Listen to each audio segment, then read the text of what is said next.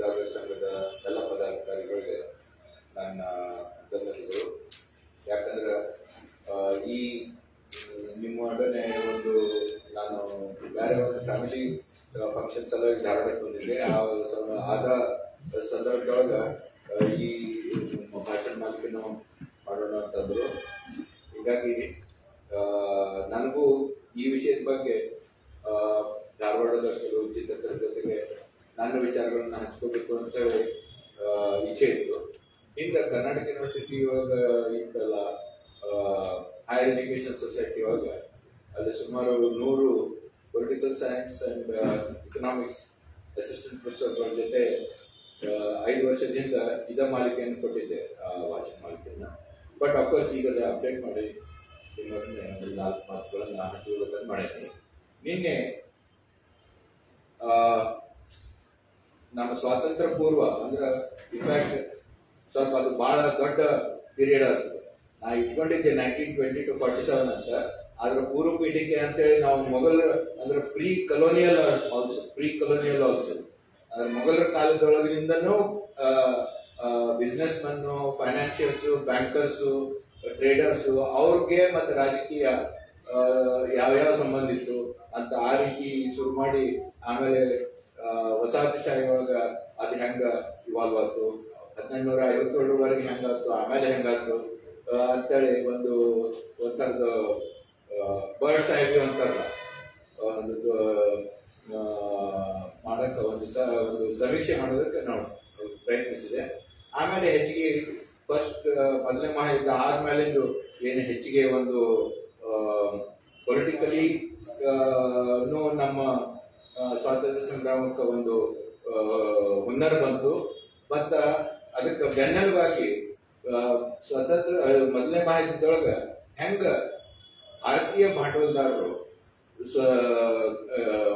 ಬಲಶಾಲಿ ಆದರು, ಮತ್ತ ಅವರು ಹೆಂಗ ಸ್ವಾತಂತ್ರ್ಯ ಸಂಗ್ರಾಮದ ಮತ್ತು ಎಸ್ಪೆಷಲಿ ಕಾಂಗ್ರೆಸ್ ಮೂವ್ಮೆಂಟ್ಗೆ ಹೆಂಗ ಯಾವ ರೀತಿ ಅದರೊಳಗೆ ಹಕ್ಕು ಹೊಸದು ಏನೇನ್ ಮಾಡಿದ್ರು, ಯಾವ ರೀತಿ ಅದನ್ನ ಶೇಪ್ ಮಾಡಕ್ ಟ್ರೈ ಮಾಡಿದ್ರು, ಮತ್ತೆ ಎಷ್ಟರ ಮಟ್ಟಿಗೆ ಅದನ್ನ ಸಕ್ಸಸ್ ಆಯ್ತು, ಎಲ್ಲಿ ಇಲ್ಲ ಅಂತೇಳಿ ಅವ್ರ ದೃಷ್ಟಿಯಿಂದ ರಾಜಕೀಯ ಇದು ವಾಣಿಜ್ಯ ಮತ್ತು ರಾಜಕೀಯ ಅದ್ರ ಸಂಬಂಧ ಅವ್ರು ಹೆಂಗ್ ಬೆಳೆಸ್ಕೊಂಡು ಬಂದ್ರು ಸುಮಾರು ಎಸ್ಪೆಷಲಿ 1880s ನಿಂದ ಅಂತ ತಿಳ್ಕೊಡ್ರಿ, ಇವನ್ ಕಾಂಗ್ರೆಸ್ ಪಾರ್ಟಿ ಫಾರ್ಮ್ ಆಗೋಕ್ಕಿಂತ ಮೊದಲಿಂದ ಅಂತೇಳಿ ಒಂದು ಡಿಸ್ಕಷನ್ ಮಾಡಿದ್ವಿ.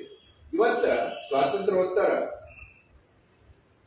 ಇವತ್ತಿದ್ದು ಮತ್ತ ಶನಿವಾರದ್ದು ಸ್ವಾತಂತ್ರ್ಯೋತ್ತರ ಭಾರತದ ಬಗ್ಗೆ ಭಾರತದೊಳಗೆ ಈ relationship business man and politics ಹೆಂಗ ಅದು ವಿಕಾಸ ಹೊಂದಿದೆ ಅಂತೇಳಿ ನೋಡಕ್ ಪ್ರಯತ್ನ ಮಾಡ್ತೀವಿ. ಯಾಕಂದ್ರೆ ನಮ್ಮಲ್ಲಿ ಯಾವುದೇ ಒಂದು ವಿಶ್ಲೇಷಣೆ ಮಾಡ್ಬೇಕಾರ ಅತಿಯಾಗಿ ನಾವು ವ್ಯಕ್ತಿಗಳು ಎಸ್ಪೆಷಲಿ ರಾಜಕೀಯ ಧೋರಣೆಗಳನ್ನ ಸೆಂಟರ್ ಆಗಿ ಇಟ್ಕೊಂಡು ನಾವೆಲ್ಲ ಮಾತಾಡ್ತೀವಿ. ನೆಹರು ಹಿಂಗ್ ಪಾಲಿಸಿ ಇತ್ರಿ, ಇಂದಿರಾ ಗಾಂಧಿ ಹಿಂಗಿತ್ರಿ, ಜಿನ್ನಾನ್ ಹಿಂಗಿತ್ರಿ, ಗಾಂಧಿ ಹಿಂಗಿತ್ರಿ, ಹಿಂಗ ಅಂದ್ರ ಆಮೇಲೆ ಈಗನು ಅದ ಮನಮೋಹನ್ ಸಿಂಗ್ ಹಿಂಗಿದ್ರು, ಸೋನಿಯಾ ಗಾಂಧಿ ಹಿಂಗದಾರ, ಮೋದಿ ಹಿಂಗದಾರ. ಬಟ್ ಆಕ್ಚುಲಿ ನಮ್ಮ ಆರ್ಥಿಕ ಏನು ಕ್ಷೇತ್ರ ಅದ ಅದ್ರೊಳಗ ಧುರೀಣರು ಏನದಾರಲ್ಲ ಬಿಸ್ನೆಸ್ ಲೀಡರ್, ಅವರು ತೆರೆಮರೆ ಇಟ್ಕೊಂಡು ಇದಕ್ಕೆಲ್ಲ ಯಾವ ರೀತಿ ಚಾಲನೆ ಕೊಡ್ತಾರ, ಯಾವ ರೀತಿ ಡೈರೆಕ್ಷನ್ಸ್ ಕೊಡ್ತಾರ, ಶೇಪ್ ಮಾಡಕ್ ಟ್ರೈ ಮಾಡ್ತಾರ. ಇವೊಂದು ಅಂದ್ರ ಈ ರಾಜಕೀಯ ಧೋರಣರು ಮುಂದಿರ್ತಾರ, ಪ್ರೈಮ್ ಮಿನಿಸ್ಟರ್ ಆಗ್ತಾರ, ಅಪೋಸಿಷನ್ ಲೀಡರ್ ಆಗ್ತಾರ, ಬೇರೆ ಬೇರೆ ಸ್ಲೋಗನ್ಸ್ ಕೊಡ್ತಾರ, ಒಂದು ಏನೋ ನಾವು ನಮ್ಮ ದೇಶಕ್ಕೆ ಒಂದು ವಿಷನ್ ಅಂತ ಕೊಡ್ತಾರ. ಆದ್ರೆ ಹಿಂದೆ ಇದ್ಕೊಂಡು ಅವ್ರು ಏನ್ ಶೇಪ್ ಮಾಡಕ್ ಟ್ರೈ ಮಾಡ್ತಾರ, ಮತ್ತೆ ಎಷ್ಟು ಮಟ್ಟಿಗೆ ಅದು ಸಕ್ಸಸ್ ಆಕೈತಿ ಅದನ್ನ ನೋಡೋದು ನನ್ನ ಮಟ್ಟಿಗೆ ಬಹಳ ಇಂಟ್ರೆಸ್ಟಿಂಗ್ ಅಂತ ಅನ್ಸುತ್ತೆ. ಇನ್ಸ್ಟೆಡ್ ಆಫ್ ಲುಕಿಂಗ್ ಅಟ್ ಯಾವುದೇ ವ್ಯಕ್ತಿಗಳ ಬಗ್ಗೆ, ರಾಜಕೀಯ ವ್ಯಕ್ತಿಗಳ ಬಗ್ಗೆ, ಅದಕ್ಕೆ ನಾನು ಈ ಮಾಲಿಕೆ ಒಳಗ ಅದ್ರ ಬಗ್ಗೆ ಹೆಚ್ಚಿಗೆ ಒತ್ತು ಕೊಡಕತ್ತೀನಿ.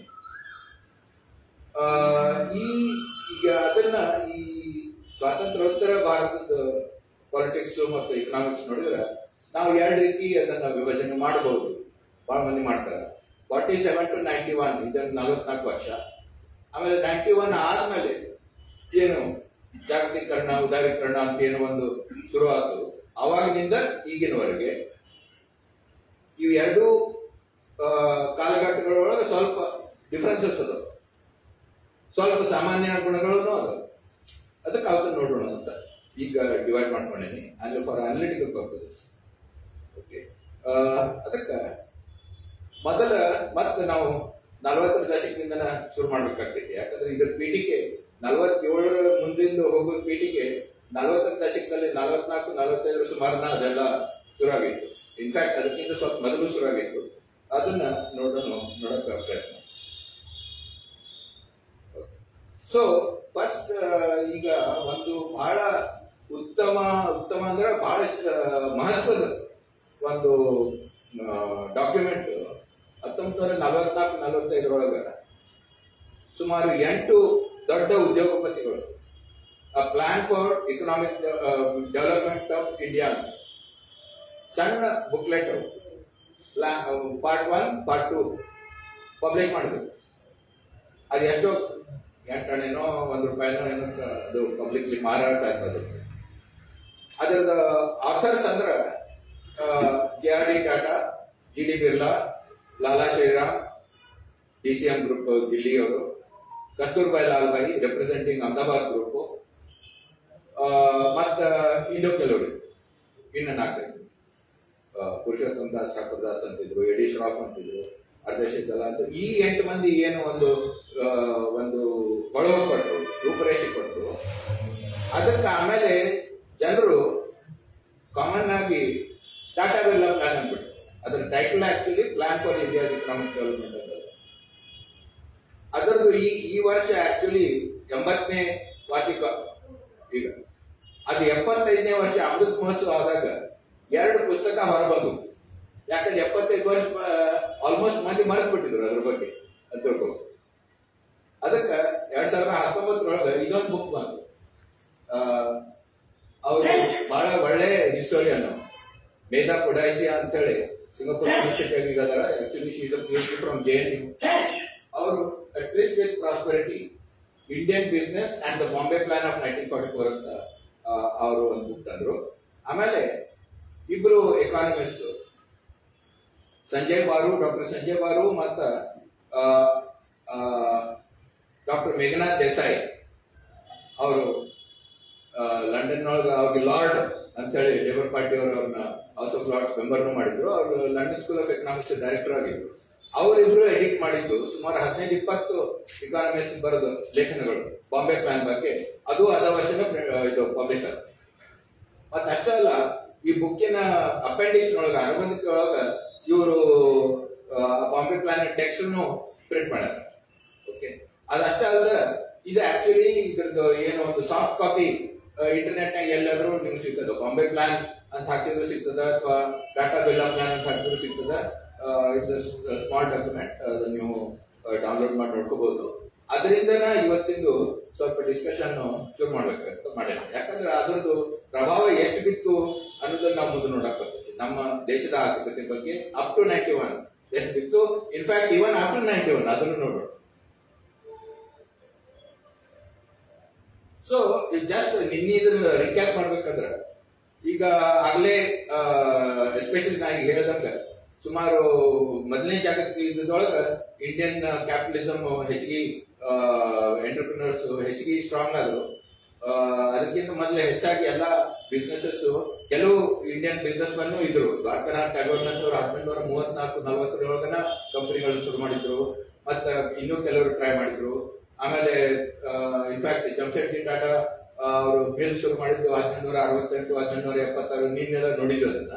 ಸೊ ಆದ್ರೆ ಮುಖ್ಯ ಈ ಚಾಲನೆ ಬಂದದ್ದು ಒಂದು ಫೆನಾಮಿನನ್ ಆಗಿ ಒಂದು ಚಾಲನೆ ಬಂದದ್ದು ಅಂದ್ರೆ ಮೊದಲೇ ಮಹಾಯುದ್ಧ. ಅವಾಗಿನ ಏನ್ ವಾರ್ ಕಾಂಟ್ರಾಕ್ಟ್ಸ್ ಅಲ್ಲಿ ಕೊಟ್ಟರು, ಅದು ಟೆಕ್ಸ್ಟೈಲ್ ಆಗ್ಲಿ ಜೂಟ್ ಮಿಲ್ಸ್ ಆಗ್ಲಿ ಏನ್ ಕಾಂಟ್ರಾಕ್ಟ್ಸ್ ಕೊಟ್ಟರು ಬ್ರಿಟಿಷ್ ಸರ್ಕಾರ, ಅದರಿಂದ ಹೆಚ್ಚಿಗೆ ಅವ್ರಿಗೆ ಅವ್ರದ್ದು ಸೇಲ್ಸ್ ಆಯ್ತು, ಲಾಭನೂ ಆಯ್ತು. ಹೀಗಾಗಿ ನಮ್ಮ ಇಂಡಿಯನ್ ಕ್ಯಾಪಿಟಲಿಸ್ಟ್ ಸ್ವಲ್ಪ ಸ್ಟ್ರಾಂಗ್ ಆದ್ಮೇಲೆ ನಮ್ಮ ದೇಶದ್ದು ನಮಗ್ ಬೆಳೆಯಾಕ ಇವರು ಆಸ್ಪದ ಕೊಡವಾದ್ರು ಅಂತೇಳಿ ಅವ್ರ ಘರ್ಷಣೆನೂ ಶುರು ಆಗ. ಅವ್ರ ಛತ್ರಛಾಯದೊಳಗೆ ಇದ್ದು ಬೆಳೆದ್ರು. ಆದ್ರೆ ಇನ್ನೂ ನಾವು ಅಂದ್ರೆ ಅವ್ರಿಗೆ you can say they had a civilisational memory. ಯಾಕಂದ್ರೆ ಮೊಘಲ್ ಕಾಲದೊಳಗನ ನಾವು ನೋಡಿದ್ವಿ ಸಂಕ್ಷಿಪ್ತವಾಗಿ, ಏಡನ್ ಜಾಂಜಿಬಾರ್ನಿಂದ ಹಿಡ್ಕೊಂಡು ಮಲಕ್ಕಾ ತನಕ ನೆಟ್ವರ್ಕ್ ಇತ್ತು, ಬ್ಯಾಂಕಿಂಗ್ ನೆಟ್ವರ್ಕ್ ಇತ್ತು, ಟ್ರೇಡ್ ಫೈನಾನ್ಸಿಂಗ್ ನೆಟ್ವರ್ಕ್ ಇತ್ತು, ಇಂಡಿಯನ್ ಬ್ಯಾಂಕರ್ಸ್. ಆಮೇಲೆ ಇದೇನು ಟ್ರೇಡ್ ಇತ್ತು, ಈ ಟ್ರೇಡ್ ಕ್ಯಾಪ್ಚರ್ ಮಾಡೋ ಸಲ ಪೋರ್ಚುಗೀಸ್ ಬಂದ್ರು. ಆಮೇಲೆ ಬಹಳ ಲಾಭದಾಯಕ ಇದು ಟ್ರೇಡ್ ಇತ್ತು ಅಂತೇಳಿ ಅರಬ್ಸು, ಇಂಡಿಯನ್ಸು, ಚೈನೀಸ್ ಮಲಯಾಕ್ ಬರ್ತಿದ್ರು. ಮಲಯಾದೊಳಗೆ ಇವ್ರ ಎಕ್ಸ್ಚೇಂಜಸ್ ಎಲ್ಲ ಆಗ್ತಿದ್ರು.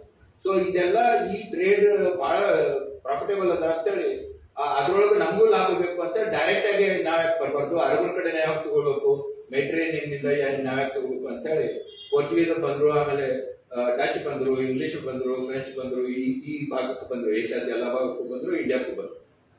ಓಕೆ, ಸೊ ಆದ್ರ ಈ ಮೊದಲನೇ ಮಹಾಯುದ್ಧದಿಂದ ಇವ್ರೇನು ಸ್ಟ್ರಾಂಗ್ ಆದ್ರು. ಇವರು ಆ ಹಿಂದಿನ ನೆನಪು ಅಂದ್ರೆ ನಾವೇನ್ ಕಡಿಮೆ ಇಲ್ಲ, ಯಾರಿಗೂ ಕಡಿಮೆ ಇಲ್ಲ ಅಂತ ಇವ್ರಿಗೆ ಒಂದು ಕಾನ್ಫಿಡೆನ್ಸ್ ಇತ್ತು. ಆಮೇಲೆ ಇಂಡಸ್ಟ್ರಿಯಲ್ ರೆವಲ್ಯೂಷನ್, ಔದ್ಯೋಗಿಕ ಕ್ರಾಂತಿ ನಾವು ತಪ್ಪಿಸ್ಕೊಂಡ್ವಿ. ಆದ್ರೆ ಅದ್ರ ಫಲಗಳನ್ನು ಇವ್ರು ನೋಡಿದ್ರು. ಬಹಳ ಮಂದಿ 1940ರಿಂದ ಏನು ಇಂಡಸ್ಟ್ರಿಯಲ್ ಫೇರ್ಸ್ ಅಂತ ಶುರು ಆದವು ಯುರೋಪ್ನಾಗ. ಎಷ್ಟೋ ಮಹಾರಾಜರು ಅದನ್ನು ನೋಡಿದ್ರು, ಎಷ್ಟೋ ಬಿಸ್ನೆಸ್ ಮನ್ ಜಮಶೆಟ್ಟಿ ಅಂತವ್ರು ಅದನ್ನು ನೋಡಿದ್ರು. ಔದ್ಯೋಗಿಕ ಕ್ರಾಂತಿ ಅಂದ್ರೆ ಏನಪ್ಪಾ, ಎಂತೆಂತ ಮಷಿನರಿ ಅದಾವು, ಅದ್ರದ್ದು ಏನ್ ಲಾಭ ಅದಾವು, ಯಾವ ರೀತಿ ಇವ್ರು ಮ್ಯಾನುಫ್ಯಾಕ್ಚರ್ ಮಾಡ್ತಾರ, ಈ ಫ್ಯಾಕ್ಟರಿ ಸಿಸ್ಟಮ್ ಅಂದ್ರೆ ಏನು, ಅಂದ್ರೆ ಹೊಸ ಟೆಕ್ನಾಲಜಿಗೆ ಅವರೆಲ್ಲ ಎಕ್ಸ್ಪೋಸ್ ಆಗಿ ಇದನ್ನ ನಾವು ಯಾಕೆ ಮಾಡ್ಬಾರ್ದು. ನಾವು ಇಲ್ಲಿ ಕಾಟನ್ ಬೆಳೆದು ಅವ್ರಿಗೆ ಕಳಿಸಿ ಅಲ್ಲಿಂದ ನಾವು ತೊಗೊಳಕತ್ತೀವಿ ಅವ್ರು ಮಿಲ್. ಇದು ನಾವು ಇಲ್ಲೇ ಯಾಕೆ ಮಿಲ್ ಹಾಕಬಾರ್ದು? ನಮ್ಮ ಹತ್ರ ಆ ಟೆಕ್ನಾಲಜಿ ಇಲ್ಲ, ಏನ್ ಅದಕ್ಕೇನು ಹಾಕಂಗಿಲ್ಲ. ನಾವು ಅಲ್ಲಿಂದ ನಾವು ಮಷಿನರಿ ಕೊಂಡ್ಕೊಳ್ಳೋಣ, ಅಲ್ಲಿಂದ ಡಬಲ್ ಪಗಾರ ಕೊಟ್ಟು ಕೆಲವು ಇಂಜಿನಿಯರ್ಸ್ ಅಂತ ಕಳ್ಸೋಣ. ಇಲ್ಲಿ ನಾವು ಅವ್ರಿಗೆ ಏನೇನ್ ಬೇಕು ಅವ್ರಿಗೆ ಆದಂತ ಸೌಲಭ್ಯ ಕೊಟ್ಟು ಇಲ್ಲಿ ನಾವು ಫ್ಯಾಕ್ಟರಿ ಸ್ಥಾಪಿಸೋಣ. ಆಮೇಲೆ ಅವ್ರ ಕೆಳಗೆ ನಮ್ಮ ಇಂಜಿನಿಯರ್ಸ್ಗಳಿಂದ ನಮ್ಮ ಟೆಕ್ನಿಕಲ್ ಸ್ಟಾಫ್ ಟ್ರೈನ್ ಮಾಡೋಣ. ಅಂದ್ರೆ ನಮ್ಮ ದೇಶಕ್ಕೂ ಲಾಭ ಆಕೈತಿ. ನಾವು ಬರೀ ಕಚ್ಚಾ ಮಾಲ್ ಯಾಕೆ ಕಳಿಸ್ಬೇಕು ಅಂತೇಳಿ ಒಂದು ಜಿಲ್ ಹಿಡಿದು ಇಂಡಿಯನ್ ಬಿಸ್ನೆಸ್ ಅನ್ನು ಎಲ್ಲ ಕಡೆ ಫಸ್ಟ್ ಟೆಕ್ಸ್ಟೈಲ್ಸ್ ಶುರು ಮಾಡಿದ್ರು. ಆಮೇಲೆ ಬೇರೆ ಬೇರೆ ಹಿಂಗ ಶುರುವಾದ್ರು. Jute mill, GD Birla first Indian jute mill ಅಂದ್ರೆ ಜಿಡಿ ಬಿರ್ಲಾ ಮಾಡಿದ್ರು 1919 ಕಲ್ಕತ್ತಾದ. ಆ ಮೊದಲು ಜೂಟ್ ಟ್ರೇಡರ್ ಇದ್ದ, ಜೂಟ್ ತಂದು ಕೊಡ್ತಿದ್ದ. ಈಗ ಬ್ರಿಟಿಷ್ ಡಾಮಿನೇಟ್ ಮಾಡ್ತಿದ್ರು ಜೂಟ್ ಮಿಲ್ಸ್ ನ. ಅಲ್ಲಿ ಅವ್ ಬಹಳ ಅವಮಾನ ಆಗ್ತಿತ್ತು, ಎಲ್ಲ ಆಗ್ತಿತ್ತು. ಅವಂದ ನಾನು ಒಂದು ಮಾಡ್ತೇನೆ ಅಂತೇಳಿ ಅವ್ನು ಜಿದ್ ಕಟ್ಟಿ ಮಾಡಿದ. ಅದನ್ನ ಅವನು ಹತ್ತಿಕ್ಲಿಕ್ಕೆ ಬಾಳ್ ಟ್ರೈ ಮಾಡಿದ್ರು. ಆಮೇಲೆ ಜಮಶೆಟ್ಟಿಗೂ ಹೆಂಗ ನಾವು ನೋಡಿವಿ, ಅವ್ರು ಸ್ಟೀಲ್ ಮಿಲ್ ಮಾಡ್ಬೇಕಂದ್ರೆ ಒಂದು 15-20 ವರ್ಷ ಓದಾಡ್ಬೇಕಾಗ್ತದೆ. ಕರ್ಸನ್ ಅವ್ರಿಗೆ ಕೊಡಕ್ ತಯಾರಿಲ್ಲ.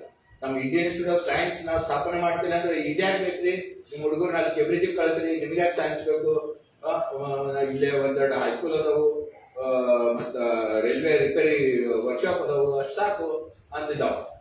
ಅದ್ರ ಅವ್ರು ಜಿದ್ ಕಟ್ಟಿ ಮತ್ತ ಎಲ್ಲೆಲ್ಲ ನಮ್ಮ ಎಲಿಟ್ ಏನಿದ್ರು ಅವ್ರೊಳಗೆಲ್ಲ ಮಾತಾಡಿ, ಮಹಾರಾಜ ಗಿರಾಜ್ ಅಂತ ಮಾತಾಡಿ, ಸ್ವಾಮಿ ವಿವೇಕಾನಂದವ್ರ ಜೊತೆ ಮಾತಾಡಿ, ವಿವೇಕಾನಂದರು ನಮ್ಮ ಮೈಸೂರು ಮಹಾರಾಜರ ಜೊತೆ ಮಾತಾಡಿ, ಮಲ್ಲೇಶ್ವರದೊಳಗಿದ್ದು 1000 ಎಕರೆ ಅವ್ರಿಗೆ ದಾನ ಮಾಡಿದ್ರು.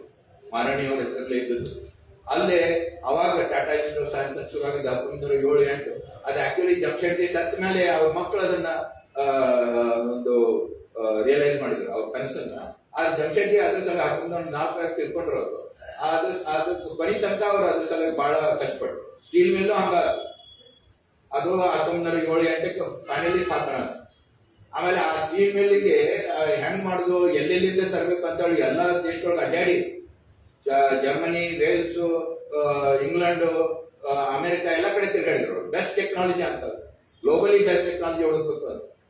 ಅಲ್ಲಿ ಹೋದ್ರೆ ಅಮೆರಿಕನ್ ಸ್ಟೀಲ್ ಬ್ಯಾರನ್ಸ್ ಅಂತಿದ್ರು, ಅವ್ರಿಗೆ ಸ್ಟೀಲ್ ಕಿಂಗ್ಸ್ ಅಂತಿದ್ರು, ಆಂಡ್ರೂ ಕಾರ್ನೆಗಿ ಅಂತವ್ರು. ಇವ್ರಿಗೆ ನಕ್ ಕಳ್ಸಿರಿ, ಏನ್ರಿ ಅಲ್ಲಿ ಹಿಂದೂಸ್ತಾನ್ ಜಂಗಲ್ದಾಗ ಏನ್ ಮಾಡ್ತೀರಿ, ನಮ್ ಸ್ಟೀಲ್ ನೀವು ಇಂಪೋರ್ಟ್ ಮಾಡ್ಕೊಡ್ರಿ.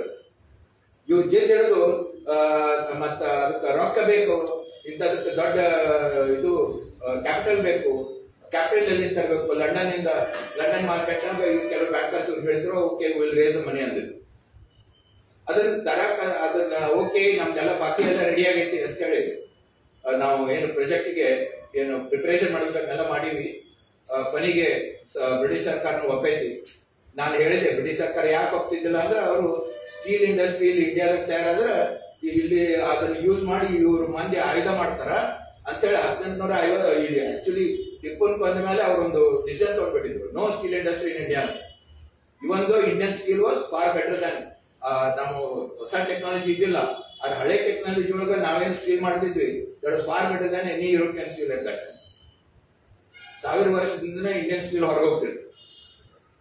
ಆದ್ರೆ ಇದು ಡೆವಲಪ್ ಆಗಬಾರ್ದು ಅಂತ ಹೇಳಿ ಯಾರಿಗೂ ಸ್ಟೀಲ್ ಇಂಡಸ್ಟ್ರಿ ಹಾಕಕ್ ಕೊಡ್ತಿದ್ವಿಲ್ಲ. ಇನ್ಫ್ಯಾಕ್ಟ್ ಒಬ್ಬ ಬ್ರಿಟಿಷ್ ಬಂಡವಾಳದಾರ ಬಂದು ಕೆಲವರು 1824 ಕುಮಾವ್ ಐರನ್ ವರ್ಕ್ಸ್ ಅಂತ ಶುರು ಮಾಡಿದ್ರು.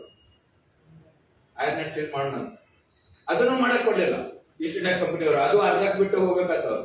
ಇವನ್ ಬ್ರಿಟಿಷ್ ಇವ್ರಿಗೆ ಅಂದ್ರೆ ಇಲ್ಲಿ ಒಟ್ಟ ಸ್ಟೀಲ್ ಇಂಡಸ್ಟ್ರಿ ಡೆವಲಪ್ ಆಗೋದು ಅಂತ ಅವ್ರು. ಅದಕ್ಕೆ ಕೊನೆಗೆ ಅವ್ರದ್ದು ಅನಿಸ್ತು ಬಹುಶಃ ಇಲ್ಲಿ ರೈಲ್ವೆ ಡೆವಲಪ್ ಆಗಕ್ಕ ಮತ್ ಬಾಕಿದೆಲ್ಲದಕ್ಕೂ ಸ್ಟೀಲ್ ಬೇಕು, ಅಲ್ಲಿಂದ ತರೋದು ಕಠಿಣ ಆಕೈತಿ ಅಂತ ಹೇಳಿ. ಅವಾಗಿನ್ನೂ ವಾರ್ ಶುರು ಆಗಿದ್ದಿಲ್ಲ. ಮೊದಲನೇ ಮಹಾಯುದ್ಧ ಶುರು ಆದ್ಮೇಲಂತೂ ಅವ್ರು ಗೊತ್ತಾಯ್ತು ಅಲ್ಲಿಂದ ಹೆಂಗ್ ಸ್ಟೀಲ್ ಮಾಡೋದು, ಇಲ್ಲಿಂದ ಸ್ಟೀಲು ತಗೊಂಡ್ರೆ ಚಲೋ ಅಂತ ಹೇಳಿ. ಬಟ್ ಕೊನೆಗೆ ಪರ್ಮಿಷನ್ ಕೊಟ್ಟರು. ಆ ರೊಕ್ಕ ಮಾರ್ಕೆಟ್ ನಿಂದ ತರಬೇಕು ಅಂತೇಳಿ ಬ್ಯಾಂಕರ್ಸ್ ಭೇಟಿ ಆಗಕ್ಕ ಜಮ್ಶೆಡ್ಜಿ ಲಂಡನ್ ಹಡಗದಾಗ ಹೋದ್ರು. ಅಲ್ಲಿ ಹೋಗಿ ಮುಟ್ಟದ್ರೊಳಗ ಕ್ರಾಶ್ ಇನ್ ಮಾರ್ಕೆಟ್ ಕ್ರಾಶ್ ಆಗಿದ್ರಿಂದ ಅಲ್ಲಿ ಬ್ಯಾಂಕರ್ಸ್ ಅಂದ್ರು, ಏನ್ರಿ ಇಲ್ಲಿ ಯುರೋಪಿಯನ್ ಬಿಸ್ನೆಸ್ ಗಳಿಗೆ ರೊಕ್ಕ ಇಲ್ಲ, ಮಾರ್ಕೆಟ್ ಕ್ರಾಶ್ ಆಗೈತಿ, ನಿಮ್ಮ ಜಂಗಲ್ನಾಗಿಂದ ಸ್ಟೀಲ್ ಮಿಲ್ಗೆ ಯಾರು ರೊಕ್ಕ ಕೊಡ್ತಾರೆ ಈಗ ಅಂತ. So Jamshedji actually felt very depressed and he came back. ಇಲ್ಲಿ ಬಂದ ಮೇಲೆ ಅವ್ರ ಗೆಳೆಯರು ಎಲ್ಲರೂ ಹೇಳಿದ್ರು, ನಮ್ದು ಇಲ್ಲಿ ಇಂಡಿಯಾದೊಳಗಿನ ಮಂದಿ ಕಡೆಯಿಂದ ರೊಕ್ಕ ಕೊಡ್ಸೋದ್ರಿ, ನಮ್ಮಲ್ಲಿ ಏನ್ ರೊಕ್ಕ ಕಡಿಮೆ ಇಲ್ಲ ಅನ್ಕೊಳ್ಳಿ. ಓಕೆ ಅಂತ ಅವ್ರು ಪ್ರಾಸ್ಪೆಕ್ಟಸ್ ತೆಗೆದ್ರ within 3 days entire capital of Tata steel was subscribed by the Indian elite. ರಾಜರು, ಮಹಾರಾಜರು, ಶ್ರೀಮಂತರು, ವ್ಯಾಪಾರಸ್ಥರು, ಬ್ಯಾಂಕರ್ಸ್, ಮನಿ ಲ್ಯಾಂಡರ್ಸ್ ಎಲ್ಲರೂ ರೊಕ್ಕ ಹಾಕಿದ್ರು. 3 ದಿವಸದೊಳಗೆ ಇಡೀ ಟಾಟಾ ಸ್ಟೀಲ್ ಇಕ್ವಿಟಿ ಎಲ್ಲ ರೇಸ್ ಇತ್ತು. ಆದ್ಮೇಲೆ ಅವ್ರಿಗೂ ಬಹಳ ಒಂದು ಉತ್ಸಾಹ ಬಂತು. ಆದ್ರೆ ಅದನ್ನ ನನಸಾಗೋದು ಅವ್ರಿಗೆ ಕಾಣಕ್ ಆಗಲಿಲ್ಲ. 4 ತಿಳ್ಕೊಂಡು ಅವ್ರ 2 ಮಕ್ಕಳು ರತನ್ ಟಾಟಾ, ದೊರಬ್ ಟಾಟಾ. ಈ ರತನ್ ಟಾಟಾ ಅಲ್ಲ, ಯುವರಾಜ್ ಅನ್ಬೋದು. ಆ ರತನ್ ಟಾಟಾ ಮತ್ತು ದೊರಬ್ ಟಾಟಾ ಅದನ್ನ ಇದು ಮಾಡಿದ್ರು. ಈ ರೀತಿ ಒಂದು ಜಿದ್ ಹಿಡಿದು ನಮ್ ದೇಶಕ್ಕೂ ಮಾಡಬೇಕು ಅಂತೇಳಿ ಮಾಡೋರು ಒಳಗ ಟಾಟಾಸ್ ಗ್ರೂಪ್ ಆಗ್ಲಿ, ಇವರು ನಮ್ಮ ಅಹಮದಾಬಾದ್ ಕೆಲವು ಮಿಲ್ ಓನರ್ಸ್ ಆಗ್ಲಿ, ಸಾರಾಭಾಯಿ, ಲಾಲ್ಬಾಯಿ ಅಂತವ್ರಾಗ್ಲಿ, ನಮ್ಮ ಬಜಾಜ್ ಫ್ಯಾಮಿಲಿ ಆಗ್ಲಿ, ಅವರೆಲ್ಲ ಶುಗರು ಕೆಮಿಕಲ್ಸ್ ಇದ್ರಾಗ ಶುರು ಮಾಡಿದ್ರು. ಅಲ್ಲಿ ಸಿಂಗಾನಿಯಾ ಕಾನ್ಪುರದಿಂದ ಶುರು ಮಾಡಿದ್ರು. ಕಲ್ಕತ್ತಾದೊಳಗೆ HD ಬಿರ್ಲಾ ಶುರು ಮಾಡಿದ್ರು. ಆಮೇಲೆ ಗ್ವಾಲಿಯರ್ ಮಹಾರಾಜ್ ಅವ್ರನ್ನ ಕರೆದು ಗ್ವಾಲಿಯರ್ದಾಗ ನೀವು ಒಂದು ಕಾಟನ್ ಇದನ್ನ ಹಾಕ್ರಿ ಅಂತಂದ್ರೆ ಅವ್ರು ಜಿಯಾಜಿರಾವ್ ಕಾಟನ್ ಟೆಕ್ಸ್ಟೈಲ್ ಮಿಲ್ ಅಂತ JCT ಮಿಲ್ ಅಂತ ಫಸ್ಟ್ ಗ್ವಾಲಿಯರ್ದಾಗ ಶುರು ಮಾಡಿದ್ರು. ಇದೆಲ್ಲ ಶುರು ಆಗಿತ್ತು. ಸೊ ಇದೆಲ್ಲ ಆಗಿದ್ದು ಸುಮಾರು 20ನೇ ಶತಮಾನದ ಶುರುವಾತಿಗೆ ಅಂತ ತಿಳ್ಕೊಳ್ರಿ. ಆಮೇಲೆ ಮೊದಲನೇ ಮಹಾಯುದ್ಧದಿಂದ ಅವ್ರಿಗೊಂದು ಚಾಲನೆ ಸಿಕ್ತು. ಓಕೆ, ಇದು ಎಷ್ಟು ಅಂದ್ರೆ ಡೆವಲಪ್ ಆಯ್ತು ಅಂದ್ರೆ ಎಸ್ಪೆಷಲಿ ಈ 1929ರಿಂದ 32ರವರೆಗೆ ಅದೇನು ಗ್ರೇಟ್ ಡಿಪ್ರೆಷನ್ ಅಂತಾರ, ವರ್ಲ್ಡ್ ಎಕಾನಮಿ, ವರ್ಲ್ಡ್ ಮಾರ್ಕೆಟ್ಸ್ ಎಲ್ಲ ಕೊಲಾಪ್ಸ್ ಆಗಿತ್ತು, ವರ್ಲ್ಡ್ ಎಕಾನಮಿಕ್ ಕ್ರೈಸಿಸ್ ಆಗಿತ್ತು. ಅವಾಗ ಇಂಡಿಯಾದ ಏನು ಯಾರು ಬಂಡವಾಳಶಾಹಿಗಳಿದ್ರಲ್ಲ ಅವ್ರ ಮೇಲೆ ಅದ್ರ ಪರಿಣಾಮ ಹೆಚ್ಚಿಗೆ ಬೀಳಲಿಲ್ಲ. ಯಾಕಂದ್ರೆ ಇವರು ಆ ಮಾರ್ಕೆಟ್ ನ ರೊಕ್ಕ ಹಾಕಿದ್ದರು. ಅಂಡ್ ದೇವರ್ ಕ್ಯಾಶ್ ರಿಚ್, ಅವ್ರ ಹತ್ರ ಕ್ಯಾಶ್ ಇತ್ತು, ಸ್ಟಾಕ್ ನಾಗ ಹಾಕಿದ್ದಿಲ್ಲ. ಅದಕ್ಕೆ ಆಕ್ಚುಲಿ 1920s ಇವ್ರ ಹತ್ರ ಸಾಕಷ್ಟು ಕ್ಯಾಶ್ ಇತ್ತು. ಹೀಗಾಗಿ ಇವ್ರ ಪ್ರಗತಿ ಇನ್ನೂ ಹೆಚ್ಚಿಗೆ ಆಗುತ್ತೆ. ಬಾಕಿ ಎಲ್ಲಾ ದೇಶದೊಳಗ ಎಕ್ಸೆಪ್ಟ್ ಸೋವಿಯತ್ ಯೂನಿಯನ್ ಎಲ್ಲಾ ದೇಶಗಳಿಗೂ ಒಂದು ಕ್ರೈಸಿಸ್ ಇತ್ತು ಅವಾಗ 20s even early 30s. But Indian capitalist var growing at good rate. ಆಮೇಲೆ ಅಷ್ಟೇ ಅಲ್ಲ, ಬೇರೆ ಬೇರೆ ಡೈವರ್ಸಿಫೈ ಮಾಡ್ಕೊತ ಹೋದ್ರು.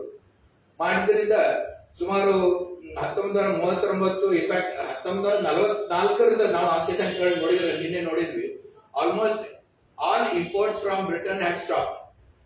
ಆಲ್ ಎಸೆನ್ಷಿಯಲ್ ಕೆಮಿಕಲ್ಸ್ ಆಗಲಿ, ಶುಗರ್, ಸಿಮೆಂಟ್, ಸ್ಟೀಲು, ಬೇರೆ ಬೇರೆ ಕನ್ಸ್ಯೂಮರ್ ಗುಡ್ಸ್ ಅವನ್ನೆಲ್ಲ ಇಂಡಿಯಾದೊಳಗನ ತಯಾರು ಮಾಡುವಷ್ಟು ತಾಕತ್ತು ಬಂದಿತ್ತು. ಓಕೆ, ಸೊ ಅದನ್ನೊಂದು ನೋಡಿದ್ವಿ. ಇನ್ನೊಂದಂದ್ರ ಅಷ್ಟೇ ಅಲ್ಲ, ಬೈ 44 ನಿನ್ನೆ ನೋಡಿದ್ವಿ ಇದನ್ನ, 62% ಆಫ್ ಆಲ್ ದೊಡ್ಡ ಉದ್ಯಮಿಗಳೆಲ್ಲ ಇಂಡಿಯನ್ಸ್ ಕೈಯಾಗಿತ್ತು ಬೈ 1944. ಇದು ಮೊದಲಿದ್ದಿಲ್ಲ. ಅಂದ್ರೆ 20-30 ವರ್ಷದೊಳಗೆ ಅಷ್ಟು ಬೆಳವಣಿಗೆ ಆಗ್ತವೆ. ಆಮೇಲೆ ಬ್ಯಾಂಕಿಂಗ್, ಇನ್ಶೂರೆನ್ಸ್ ಕಂಪನಿ ಇಂಡಿಯನ್ಸ್ ಮಾಡಿದ್ರು. ಮೊದಲೆಲ್ಲ ಅವು ಫಾರಿನ್ ಬ್ಯಾಂಕ್ಸ್ ಇದ್ವು. ಅವತ್ತನ್ನು ನೋಡಿದ್ರೆ 1914 70% of the deposits were in foreign banks. But by 1947 only 17% was in foreign banks. 83% was in Indian hands with Indian banks. Insurance ನಾಗೂ ಇದ ಪರಿಸ್ಥಿತಿ. ಆಮೇಲೆ 46 ಒಳಗ ಈ ಆವಾಗಿನ ದೊಡ್ಡ ಗ್ರೂಪ್ಸ್ ಅಂದ್ರೆ ಟಾಟಾಸ್, ಬಿರ್ಲಾಸ್ ಅಂಡ್ ದಾಲ್ಮಿಯಾ ಜೈನ್ ಅಂತ.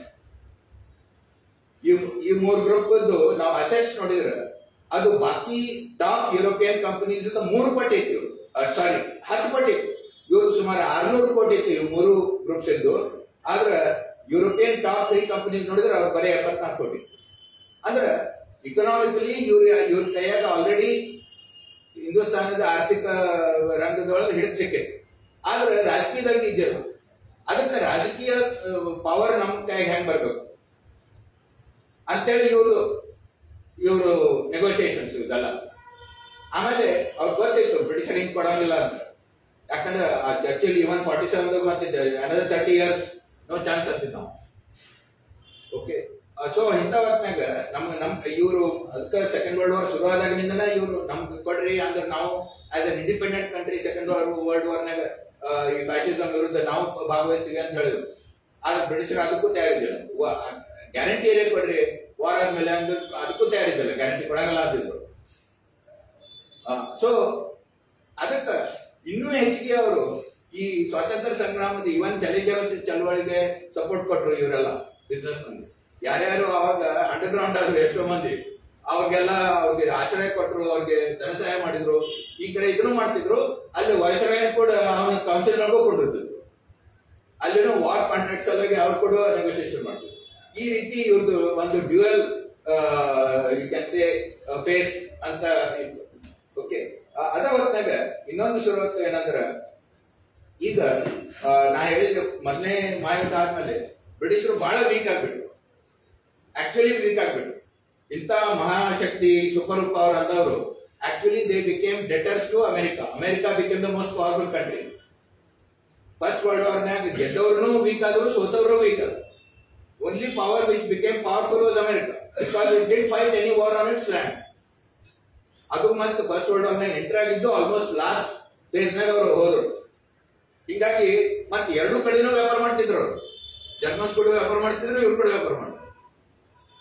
ಅದು ಮೊದಲಿಂದ ಅಮೆರಿಕಾ ಈ ರೀತಿಯಾಗಿನೇ ಬೆಳೆದೈತಿ.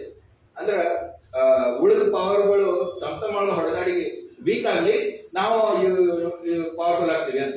ಸೊ ಫಸ್ಟ್ ವರ್ಲ್ಡ್ ವಾರ್ ನಿಂದ ಅವರು ಹೆಚ್ಚಿಗೆ ಪವರ್ಫುಲ್ ಆದ್ರು. ಬ್ರಿಟನ್ ಡೆಟರ್ ಸ್ಟೇಟ್ ಆದ್ರು. ಅದಕ್ಕೆ ಅವ್ರು ಇನ್ನೂ ಹೆಚ್ಚಿಗೆ ಕ್ರೂರತೆಯಿಂದ ಹೆಂಗಾದ್ರೂ ಮಾಡಿ ನಾವು ಹಿಂದೂಸ್ತಾನ ನಮ್ಮ ಕೈಗೆ ಹೋಗ್ಬೇಕು, ಹೆಂಗಾದ್ರೂ ಮಾಡಿ ಯಾವುದೇ ರೀತಿ logical R illogical means use ಮಾಡಿ ನಾವು ಇದರಿಂದ ರೊಕ್ಕ ಎಷ್ಟಾಕೈತೆ ಅಷ್ಟು ತೆಗಿಬೇಕು ಅಂತೇಳಿ ಪ್ಲಾನ್ ಮಾಡಿ ಮತ್ತೆ ಇದೆಲ್ಲ ಜಾಲಿಯನ್ ವಾಲ್ ಆಗೋದು ಇವೆಲ್ಲ ಏನ್ ಕ್ರೂರತೆ ನಾವು ನೋಡ್ತೀವಿ ಅದು ಇನ್ನೂ ಹೆಚ್ಚಿಗೆ ಆಗುತ್ತೆ. ಯಾಕಂದ್ರೆ they were desperate. They depended on the Indian army, British Indian Army for expansion of the empire and defense of the empire. ಯಾಕಂದ್ರೆ ನಮ್ಮ ಸೈನಿಕರು ಅಲ್ಲೆಲ್ಲ ಎಲ್ಲ ಕಡೆ ಹೋಗಿ ಹೊಡೆದಾಡ, ಬರ್ಮಾದಾಗ ಹೊಡೆದಾಡಾರ, ಅಫ್ಘಾನಿಸ್ತಾನ ಹೊಡೆದಾಡಾರ. ಬಿಫೋರ್ ವರ್ಲ್ಡ್ ವಾರ್ 19ನೇ ಶತಮಾನದಾಗ ಹೊಡೆದಾಡ ನಮ್ಮವರು ಲಕ್ಷ ಗಟ್ಟಲೆ. ಆಮೇಲೆ ಪರ್ಷಿಯಾದಾಗ ಹೊಡೆದಾಡಾರ. ಸೊ ಚೈನಾಕ್ ತಗೊಂಡೋದ್ರು ಈಗ ಓಪಿಯಂ ವಾರ್ನಾಗ. ಹಿಂಗಾಗಿ ಇನ್ನೂ ನಾ ಹೇಳಿದೆ ನಿನ್ನೆ, ಚೈನಾದ ಮಂದಿಗೆ ಇಂಡಿಯಾದ ಮೇಲೆ ಇಂಡಿಯನ್ಸ್ ಬಗ್ಗೆ ಯಾಕೆ ಒಂದು ರೀತಿ ಒಂದು ದ್ವೇಷ ಭಾವನೆ ಹುಟ್ಟಿತ್ತು ಅಂದ್ರೆ ಈ ಕಾಲದಾಗ ಹುಟ್ಟದು ಬ್ರಿಟಿಷರಿಂದ. ಯಾಕಂದ್ರೆ ಇವ್ರು ಬ್ರಿಟಿಷರ್ ಏಜೆಂಟ್ ನಮ್ಮ ಮೇಲೆ ದಬ್ಬಾಳಿಕೆ ಮಾಡಕ್ ಬಂದಾರ. ಅಂದ್ರೆ ಇವ್ರು ಬ್ರಿಟಿಷರ್ ಗುಲಾಮರಾದ್ರೂ ಗುಲಾಮರ ಅಂತ ತಿಳ್ಕೊಂಡಿಲ್ಲ, ನಮ್ಮ ಮೇಲೆ ದಬ್ಬಾಳಿಕೆ ಮಾಡಕ್ ಬಂದಾರ ಅಂತೇಳಿ ಚೈನಾ ಸೊಸೈಟಿ ಒಳಗೆ ಅದು ಸ್ಪ್ರೆಡ್ ಆಗ. ನಾ ಹೇಳಿದೆ. ಆಮೇಲೆ ಈಗ ಆಮೇಲಿನ ಕಾಲದೊಳಗಂತೂ ಚೈನೀಸ್ ಹಳ ಫ್ಯಾಮಿಲೀಸ್ನಾಗ ಮಕ್ಕಳಿಗೆ ಮಲ್ಕೊಳಕ್ ಹೇಳ್ಬೇಕಾದ್ರೆ ಹೇಳ್ತಿದ್ರಂತ, ಸುಮ್ಮನೆ ಮಕ್ಕಳು ಪಗಡಿಯವ ಬರ್ತಾನಂತ. ಪಗಡಿಯವ ಅಂದ್ರೆ Indian soldiers, Indian policemen who were being used against the Chinese people in the 30s and 40s also. Okay. So anyway, so ಹಿಂಗ ಇಂಡಿಯನ್ ಆರ್ಮಿನ ಯೂಸ್ ಮಾಡ್ಕೊಂಡು ಅದ್ರ ಮೇಲೆ ನಿಂತಿದ್ರು ಬ್ರಿಟಿಷ್ ಸಾಮ್ರಾಜ್ಯ. ಅದ್ರ ಸಲುವಾಗಿನ ಆಕ್ಚುಲಿ ಅವರು ಫೈನಲಿ ಆಗ್ಲಿಪ್ಪ ಈಗ ನಾವು ಬಿಟ್ಟು ಹೋಗ್ತೀವಿ ಅಂತೇಳಿ ತಯಾರು ಮಾಡಿದ್ದಕ್ಕ ಮುಖ್ಯ ಕಾರಣ ಅಂತಂದ್ರೆ ನನ್ನ ಮಟ್ಟಿಗೆ 1946 ಇಡೀ ಬ್ರಿಟಿಷ್ ಇಂಡಿಯನ್ ನೇವಿ ಏನಿತ್ತು ಅದೆಲ್ಲ ಒಂದು ಮ್ಯೂಟಿನಿ ಮಾಡಿ ಬಗಾವತ್ ಮಾಡಿ. All 86 ships and establishments of Royal Indian Navy they rebelled. ಅಷ್ಟೇ ಅಲ್ಲ, ಅವ್ರ ಗನ್ಸ್ ಬ್ರಿಟಿಷ್ ಗವರ್ನರ್ ಮೇಲೆ, ಬಾಂಬೆ ಗವರ್ನರ್ ಹೌಸ್ ಮೇಲೆ ಟರ್ನ್ ಮಾಡಿದ್ರು. ಅದನ್ನು ಫಾಲೋ ಮಾಡಿ ಎಷ್ಟೋ ಕಡೆ ಬ್ರಿಟೇನಿಯಸ್ ಶುರು ಆದವು, even in army cantonments and some air force stations. ಅದನ್ನ ನೋಡಿ ಬ್ರಿಟಿಷರು ಭಾರಿ ಹೆದರಿದ್ರು. ಅವ್ರ ಇಂಟರ್ನಲ್ ಕರೆಸ್ಪಾಂಡೆನ್ಸ್ ನೋಡಿದ್ರಲ್ಲ, ಯಾಕಂದ್ರೆ 1800 ಅವ್ರಿಗೆ ನಿಮ್ಗೆ ಗೊತ್ತದ, ಕೆಲವೇ few thousands or tens of thousands of British were ruling such a large country, and they depended on the Indian police and Indian jails and Indian forces army to survive, and Indian collaborators ಅವ್ರಿಗೆ ಯಾರು support ಕೊಡ್ತಿದ್ರು ಅವರು. So if that army is rebelling ಅಂದ್ರೆ ಮತ್ತೆ ನಮ್ಗೆ ಮೆಸಕರ್ ಆಕೈತಪ್ಪ ಅಂತ. 1857 ಅವ್ರಿಗೆ ಏನ್ ಮೆಸಕರ್ ಆಗಿತ್ತು ಅದ್ರದ್ದು ನೆನಪು ಇನ್ನೂ ಇತ್ತು. ಯುರೋಪಿಯನ್ಸ್ ಎಲ್ಲಿ ಸಿಗ್ತಾರ ಅಲ್ಲಿ ಹೊಡಿತಾರೆ ಇವರು, let's get out of here ಅಂತೇಳಿ ಆ ತರದ ಒಂದು ಭಯ ಹುಟ್ಟವ್ರೆ. So they decided to pack up. ನನಗನ್ಸೋ ಮಟ್ಟಿಗೆ that was probably the most important reason why they decided to leave after the 1946. ಇದು ಆಗಿದ್ದಾಗ ಅಟ್ಲಿ ಬಂದು ಅಲ್ಲಿ ಇದು ಏನೋ ಒಂದು ಕ್ಯಾಬಿನೆಟ್ ಮಿಷನ್ ಪ್ಲಾನ್ ಅಂತ ಒಂದು ಟ್ರೈ ಮಾಡಿದ್ರು. But if that is not possible, let's get out of here. Of course ಮಾಡ್ಬೇಕಾದ್ರೆ ಪಾರ್ಟಿಷನ್ ರಿಸರ್ವೇಷನ್ ಎಲ್ಲ ಮಾಡಿ ಹೋದ್ರು.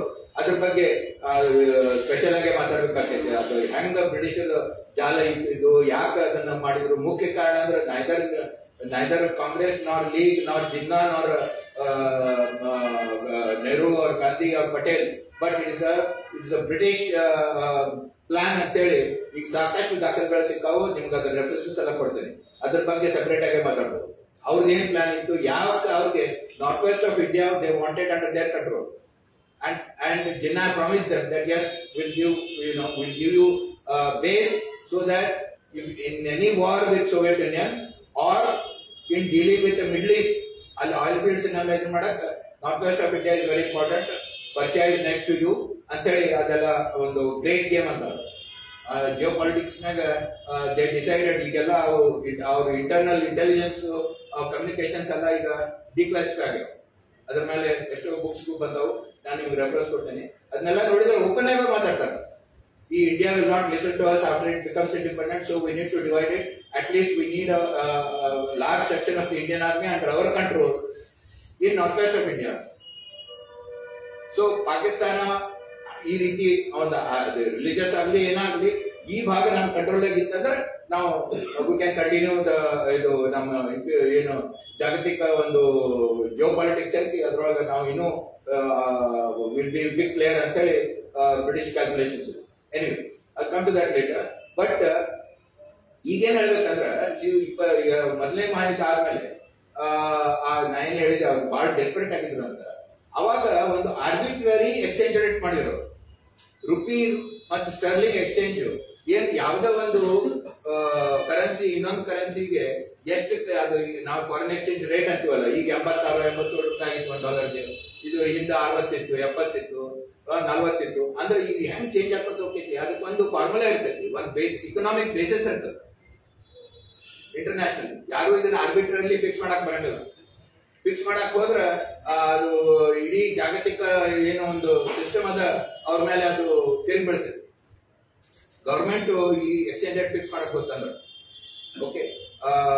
ಅದಕ್ಕೆ ಒಂದ್ ರೀತಿ ಸ್ವಲ್ಪ you can say market determine rates ಇರ್ತಾವ ಮೋರ್ ಆರ್ ಲೆಸ್. ಈಗ Indian currency is more or less market determine. Chinese ಸಾಕಷ್ಟು ಕಂಟ್ರೋಲ್ ಮಾಡ್ತಾರೆ, but still even they have to listen to how the market responds. Okay, so ಅವರು arbitrary rate fix ಮಾಡಿದ್ರು. ಹಂಗ್ ಮಾಡಿ ಇನ್ನು surplus ಇಂಡಿಯಾದಿಂದ ಅವರು ಜಗಾಕತ್ತಿದ್ರು. ಅದರ ಸಲುವಾಗಿ ಮುಖ್ಯವಾಗಿ ಈ ಇಂಡಿಯನ್ ಬಿಸ್ನೆಸ್ ಮನ್ ಅದ್ರ ವಿರುದ್ಧ ಅವ್ರಿಗೂ ನುಕ್ಸಾನ್ ಬಹಳ ಆಗತ್ತಿತ್ತು. ಅದಕ್ಕೆ ನಮ್ ದೇಶಕ್ಕೆ ನುಕ್ಸಾನ್ ಆಗ್ತೈತಿ ಅಂತ ಹೇಳಿ ಒಂದು ಎಜುಕೇಶನ್ ಶುರು ಮಾಡಿದ್ರು. ಅದಕ್ಕೆ ಈ ಮಾನಿಟರಿ ಪಾಲಿಸಿ ಏನಂತಾರ, ಈ ಫಾರಿನ್ ಎಕ್ಸ್ಚೇಂಜ್ ರೇಟ್ ಫಿಕ್ಸ್ ಮಾಡೋದು ನಮ್ ಕೈಯಾಗಿರ್ಬೇಕು. ಅದರ ಸಲುವಾಗಿ ಒಂದು ರಿಸರ್ವ್ ಬ್ಯಾಂಕ್ ನಮ್ಗೆ ಬೇಕು ಅಂತೇಳಿ Tatas and Birlas started an education. GD Birla ಬರೀ 7ನೇ 8ನೇ ಪಾಸ್ ಆಗಿದ್ದವ. ಅವ ಇಂಗ್ಲಿಷ್ ಕಲ್ತು ಎಕನಾಮಿಕ್ಸ್ ನಾಗ ಬುಕ್ಸ್ ಬರೆಯಕತ್ತ on the currency issue. John Maynard Keynes ಕೂಡ ಕಾಂಟ್ಯಾಕ್ಟ್ ಮಾಡಿ ಅವ್ನು ತನ್ನ ಬುಕ್ ಕಳಿಸಿದ. Keynes became a friend of GD Birla. Okay, ಅವ್ನಿಗೆ 20th century one of the greatest economist ಅಂತಾರ. ಅವರು ಅಂದ್ರೆ ಅಂದ್ರೆ ತಮ್ಮ ರೀತಿಯಿಂದ ಅವರು ರೆಸಿಸ್ಟೆನ್ಸ್ ಮಾಡಿದ್ರು. ಅದರ ಫಲವಾಗಿ 10 ವರ್ಷದ ಮೇಲೆ 24-25 ಇದ್ರ ಬಗ್ಗೆ ಹೆಚ್ಚಿಗೆ ಎಜುಕೇಶನ್ ಶುರು ಆಯ್ತು. ಅವಾಗ ಮತ್ತೆ ಅವರೊಂದು federation of Indian chambers of commerce and industry, FICCI ಅಂತ ಹೇಳಿ ಒಂದು ಆರ್ಗನೈಸೇಷನ್ GD ಬಿರ್ಲನ್ನ ಅದು ಮುಂದಾಗಿ ಮಾಡಿದ್ದರು. ಈ ಕಡೆ ಆಗಲೇ ಮಿಲ್ ಓನರ್ಸ್ ಅಸೋಸಿಯೇಷನ್ ಇದ್ದು, ಇಂಡಿಯನ್ ಮರ್ಚೆಂಟ್ಸ್ ಚೇಂಬರ್ ಇತ್ತು ಬಾಂಬೆದೊಳಗ, ಅಹಮದಾಬಾದ್ ಮಿಲ್ ಓನರ್ಸ್ ಅಸೋಸಿಯೇಷನ್ ಇವೆಲ್ಲ ಇದ್ವು. ಮತ್ತೆ ಬೇರೆ ಬೇರೆ ಕಡೆ ಚೇಂಬರ್ಸ್ ಆಫ್ ಕಾಮರ್ಸ್ ಇದ್ವು, ಕೊಯಂಬತ್ತೂರ್ನಾಗ, ಕಾನ್ಪುರದಾಗ, ಅಲ್ಲಿ ಇದಕ್ಕೆಲ್ಲ ಫೆಡರೇಷನ್ ಇರ್ತದೆ ಮಾಡಿ ಒಂದು ಆಲ್ ಇಂಡಿಯಾ ಕ್ಯಾಪಿಟಲಿಸ್ಟ್ ಆರ್ಗನೈಸೇಷನ್ ಮಾಡೋಣ. ನಮ್ಮ ಡಿಮಾಂಡ್ಸ್ ಬ್ರಿಟಿಷರ್ ಕೂಡ ಇಡೋ ಸಲುವಾಗಿ ಅಂತೇಳಿ ಫಿಕ್ಕಿ ಅಂತೇಳಿ ದಿಢೀರ್ನ ಅದನ್ನ ಲೀಡರ್ಶಿಪ್ ಕೊಟ್ಟು ಮಾಡಿದ್ರು. ಆದ್ರೆ ಅದರ ಪ್ರತಿ ವರ್ಷದ ಆನ್ಯುವಲ್ ಭಾಷಣಗಳೊಳಗ ಕನ್ವೆನ್ಷನ್ ಒಳಗ ಈ ಎಕ್ಸ್ಚೇಂಜ್ ರೇಟ್ ಬಗ್ಗೆ, ಅವರು ಕರೆನ್ಸಿ ಇಶ್ಯೂ ಬಗ್ಗೆ ಅವರು ಎಜಿಟೇಟ್ ಮಾಡಿದ್ರು. ಅಷ್ಟೇ ಅಲ್ಲ, 25-26 ಅವರು ಸ್ವತಃ ಅಸೆಂಬ್ಲಿ ಮೆಂಬರ್ ಆಗಿ ಗೋರಖ್ಪುರ್ ಬನಾರಸ್ ಅಸೆಂಬ್ಲಿ ಸೆಗ್ಮೆಂಟ್ ಇಂದ ಚುನಾವ್ ಗೆದ್ದು ಉತ್ತರ ಪ್ರದೇಶ ಅಸೆಂಬ್ಲಿ ಒಳಗೆ ಹೋಗಿ ಭಾಷಣ ಮಾಡಿದ್ರು ಎಷ್ಟೋ ಸರ್ತಿ. Is only big capitalist actually entered the political scene. ಯಾಕಂದ್ರೆ Tatas always try to remain behind. Tatas ಹೀಗೆ ನಾವು ಸಪೋರ್ಟ್ ಮಾಡ್ತೀವಿ ಅಂತ. ಯಾಕಂದ್ರೆ ರತನ್ ಟಾಟಾ ಸ್ವತಃ ಗೋಪಾಲ್ ಕೃಷ್ಣ ಗೋಖಲೆಗೆ ಧನ ಸಹಾಯ ಮಾಡ್ತಿದ್ರು, ಸರ್ವೆಂಟ್ಸ್ ಆಫ್ ಇಂಡಿಯಾ ಸೊಸೈಟಿ. ಆಮೇಲೆ ಗೋಪಾಲ್ ಕೃಷ್ಣ ಗೋಖಲೆ ಅವಾಗ ಹೇಳಿದ್ರು, ಈ ಸೌತ್ ಆಫ್ರಿಕಾದಾಗ ಒಬ್ರು ಅದಾರ್ಲಿ ಆಶ್ರಮ ಕಟ್ಕೊಂಡು ಒದ್ದಾಡಕತ್ತಾರ ಗಾಂಧಿ ಅಂತ, ಅವ್ರಿಗೂ ಸ್ವಲ್ಪ ರೊಕ್ಕ ಕೊಡ್ರಿ ಅಂತದಕ್ಕೆ ಇಲ್ಲಿಂದ ಆವಾಗ ರೊಕ್ಕ ಕಳ್ಸತ್ತಿದ್ರು. ಮತ್ತೆ ಇದೆಲ್ಲ data.com ನಾಗ ಐತಾ. I am not making up a story. Everything I am saying I am going to give you references. Okay, so ಅಷ್ಟೇ ಅಲ್ಲ, ದೆನ್ ಅವ್ರು ಎಲ್ಲ ಕಡೆನೂ ಟ್ರೈ ಮಾಡಿದ್ರು. ಇನ್ಫ್ಯಾಕ್ಟ್ ದಾದಾಬಾಯಿ ನೌರೋಜಿ ಕರೆಸಿ he became the first Asian to become a member of parliament. British member of house of commerce ನಾಗ 1904 ಅವರು member ಆದ್ರು. ಅಷ್ಟೇ ಅಲ್ಲ, ಅವನು ಅದನ್ನು ಬಿಡ್ಲಿಲ್ಲ. Dadabhai Naoroji went to socialist international conference in Paris in 1904-1907. ಅಲ್ಲಿ ಮಾರ್ಕ್ಸಿಸ್ಟ್ ಲೀಡರ್ಸ್ ಕೂಡ ಕುಂತು ಕೊಲೋನಿಯಲ್ ಕ್ವೆಶ್ಚನ್ ಬಗ್ಗೆ ಏನ್ ಮಾಡಬೇಕು, ನಮ್ಮ ಸ್ಟ್ಯಾಂಡ್ ಏನಿರಬೇಕು, ಎಲ್ಲ ಸೋಷಿಯಲಿಸ್ಟ್ ಪಾರ್ಟೀಸ್ ಆ ರೆಸಲ್ಯೂಷನ್ ಡ್ರಾಫ್ಟ್ ಮಾಡಿದ್ರೊಳಗೆ ಸುದ್ದ ದಾದಾಬಾಯಿ ನೌರೋಜಿ ಪಾರ್ಟಿಸಿಪೇಟ್ ಮಾಡಿದ್ರು. ಯಾಕಂದ್ರೆ he literally became in a sense representative of Tatas and you can say the capitalists of the Western India in a sense. ಆಮೇಲೆ ಅವರು ಫೇಮಸ್ ಬುಕ್ ಬರೆದ್ರು, causes of poverty in India, un British rule in India. ಅದೆಲ್ಲ ಅಂದ್ರೆ ಬೇರೆ ಬೇರೆ ರೀತಿಯಿಂದ ಇವರು ನಾವು ದೊಡ್ಡವರ, ನಾವು ಇನ್ನೂ ನಮ್ಮಲ್ಲಿ ತಾಕತ್ತದ, ಐಡಿಯಾಸ್ ಅದ, ಟೆಕ್ನಾಲಜಿ ನಾವು ಕೊಂಡ್ಕೊಂಡು ನಾವು ಕಲಿತೀವಿ, ಅಂಡ್ ವಿಲ್ ಕಂಪೀಟ್. ಈ ಸ್ಪಿರಿಟ್ ಇದ್ದವ್ರ ಈ ತರದ ಕೆಲವರು. ಇನ್ನೂ ಕೆಲವರು ಟೋಟಲಿ ದೇವರ್ part of the British system ಅಂತವ್ರು ಇದ್ರು. ಬಟ್ ಈಗೇನು ದೊಡ್ಡ ಕ್ಯಾಪಿಟಲಿಸ್ಟ್ ಏನಿದ್ರಲ್ಲ, ಈ ಟಾಟಾ ಬಿರ್ಲಾಸ್ ಅಂತವ್ರು, ಅವರು ನಾವು ಇನ್ನೂ ಬೆಳೆದು ನಾವು ಜಾಗತಿಕ ಮಟ್ಟದೊಳಗ ನಮಗೂ ತಾಕತ್ತದ, ನಮಗೂ ಐಡಿಯಾಸ್ ಅದು, ನಾವು ಮಾಡ್ಬೋದು ಅಂತ ಹೇಳುವಂತ ಒಂದರಿದ್ರು ಅವ್ರಿಗೆ. ಆದ್ರೆ ಅವ್ರಿಗೆ ರೆವಲ್ಯೂಷನ್ ಬೇಕಾಗಿದ್ದಿಲ್ಲ, ಕ್ರಾಂತಿ ಬೇಕಾಗಿದ್ದಿಲ್ಲ. ಈ ಕಲೋನಿಯಲ್ ಸ್ಟೇಟ್ ಏನದ ಇದ ಬೇಕು ನಮಗೆ, ಇದು ಬಹಳ ಚಲೋ ಅದ. ಈ ಕಲೆಕ್ಟರ್, ಈ ತಹಶೀಲ್ದಾರ್, ಈ ಫೌಜ್ದಾರ್, ಇದೇನ್ ಸಿಸ್ಟಮ್ ಅದ ಬ್ರಿಟಿಷರ್ ಕಟ್ಟ್ಯಾರ, this is very important. Only this can rule over this whole subcontinent. ಅದಕ್ಕೆ ಈ ಫ್ರೇಮ್ವರ್ಕ್ ನಮ್ಗೆ ಬೇಕು.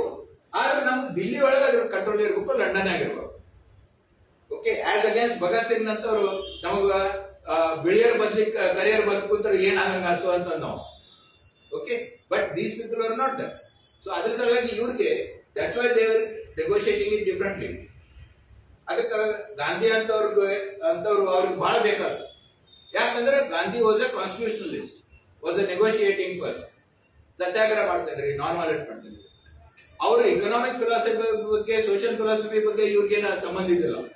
Because they are all mill owners. Gandhi was saying ಚರ್ಚಾ ಮಾಡ್ರಿ ಅಂತ. ಸೊ ಗಾಂಧಿಗೆ ಇವ್ರಿಗೆ ಎಕನಾಮಿಕ್ ಫಿಲಾಸಫಿ ಒಳಗೆ ಮೊದಲಿಂದನೂ ಸಂಬಂಧ ಇದೆ. But they saw that he can lead a peaceful movement for transfer of power. ಅದಕ್ಕೆ ಅದು ಕರೆಕ್ಟ್ ಹೆಸರನ್ನು transfer of power. State operators ಅದೇ ಇರಲಿ, ಅದೇ ಸಿಸ್ಟಮ್ ಇರಲಿ, ಆದ್ರೆ ಪವರ್ ನಮ್ಗೆ ಕೊಡ್ರಿ. ಓಕೆ, ಸೊ ಇದು ಅವ್ರ ಉದ್ದೇಶ. ಅದಕ್ಕೆ they were as they had differences and friction with British, but they also did not want any kind of revolution. ಅದಕ್ಕೆ ಅವರು ಇವ್ರು ಹೇಳ್ತಿದ್ರು, ಬಹಳ ಹತ್ತಾಳ ಮಾಡ್ಬೇಡ್ರಿ, ಮಾಡಿದ್ರು ಮತ್ತೆ ಅಂದ್ರೆ ನಮ್ಮದು ಪ್ರೊಡಕ್ಷನ್ ಎಲ್ಲ ಕಟ್ ಆಗೈತಿ, ಸ್ವಲ್ಪ ಅಂದ್ರೆ ಪೀಸ್ಫುಲಿ ಮಾಡ್ರಿ ಹಿಂಗೆಲ್ಲ. ಬಟ್ ಅದ್ರ control, you should control that movement ಅಂತ. But at the same time we need that movement. ಯಾಕಂದ್ರೆ ಬ್ರಿಟಿಷರ್ ಇವ್ರು ಏನ್ ಬೇಕಾಯ್ತು ಕೊಡ್ತಿದ್ದಿಲ್ಲ. ಸೊ ಎರಡು ಕಡೆ ಇನ್ಫ್ಯಾಕ್ಟ್ ನಾ ಹೇಳಿದಲ್ಲ, ಕ್ವಿಟ್ ಇಂಡಿಯಾ ಮೂವ್ಮೆಂಟ್ ನಾಗ ಅಲ್ಲಿ ವೈಸ್ರಾಯ್ ಕೊಡೋರು ಕೂತಾರ, ಇಲ್ಲಿ ಕ್ವಿಟ್ ಇಂಡಿಯಾ ಮೂವ್ಮೆಂಟ್ ಧನ ಸಹಾಯ ಮಾಡೋದು. ಇದು ಇವ್ರದ್ದು ಒಂದು ಮೊದಲಿಂದ ಟ್ಯಾಕ್ಟಿಕ್. ಸೊ ಇದಷ್ಟ ನಾನು I think I spend too much time what I said yesterday. ಈಗ ಇದರ ಫಲವಾಗಿ ಅಷ್ಟೇ ಅಲ್ಲದ 1944 ಬ್ರೆಟನ್ ವುಡ್ಸ್ ಕಾನ್ಫರೆನ್ಸ್ ಅಂತ ವಾಷಿಂಗ್ಟನ್ ಹತ್ರ ಆಗಿ ಅಲ್ಲಿ ವರ್ಲ್ಡ್ ಬ್ಯಾಂಕ್ ಮತ್ತು IMF ಉದಯ ಆದಾಗ ಇಂಡಿಯಾದಿಂದ 3 ಮಂದಿ ಅಫಿಷಿಯಲಿ ಭಾಗವಹಿಸಿದ್ರು ಮತ್ತು ಸಾಕಷ್ಟು ಮಂದಿ ಕೂಡ ಹೋಗಿದ್ರು. ಎಡಿ Shroff, basically he was ICS and a businessman also. He was part of the Tata Group. You can say he was the director of many Tata companies. CD Deshmukh ಅವಾಗ ಅವರು ರಿಸರ್ವ್ ಬ್ಯಾಂಕ್ ಗವರ್ನರ್ ಆಗಿದ್ರು. ನಾ ಏನು ಹೇಳಕ್ ಬರ್ತೇನೆ, ಅದೇನು ಅವ್ರು ಎಜುಕೇಶನ್ ಶುರು ಮಾಡಿದ್ರು ನಮ್ಗೆ ರಿಸರ್ವ್ ಬ್ಯಾಂಕ್ ಬೇಕಂತ. ಅದಕ್ಕೆ 24-25 ಶುರು ಮಾಡಿದ್ದನ್ನು ಫೈನಲಿ 34-35 ಬ್ರಿಟಿಷರು ಓಕೆ ರಿಸರ್ವ್ ಬ್ಯಾಂಕ್ ಮಾಡಿದ್ರು. ರಿಸರ್ವ್ ಬ್ಯಾಂಕ್ ಬೋರ್ಡ್ನೊಳಗೆ ಟಾಟಾನ ಬಿರ್ಲಾನ ಡೈರೆಕ್ಟರ್ನು ಮಾಡಿದ್ರು. ಆದ್ರೆ ಅದಕ್ಕೆ ಫುಲ್ ಪವರ್ ಕೊಡಲಿಲ್ಲ.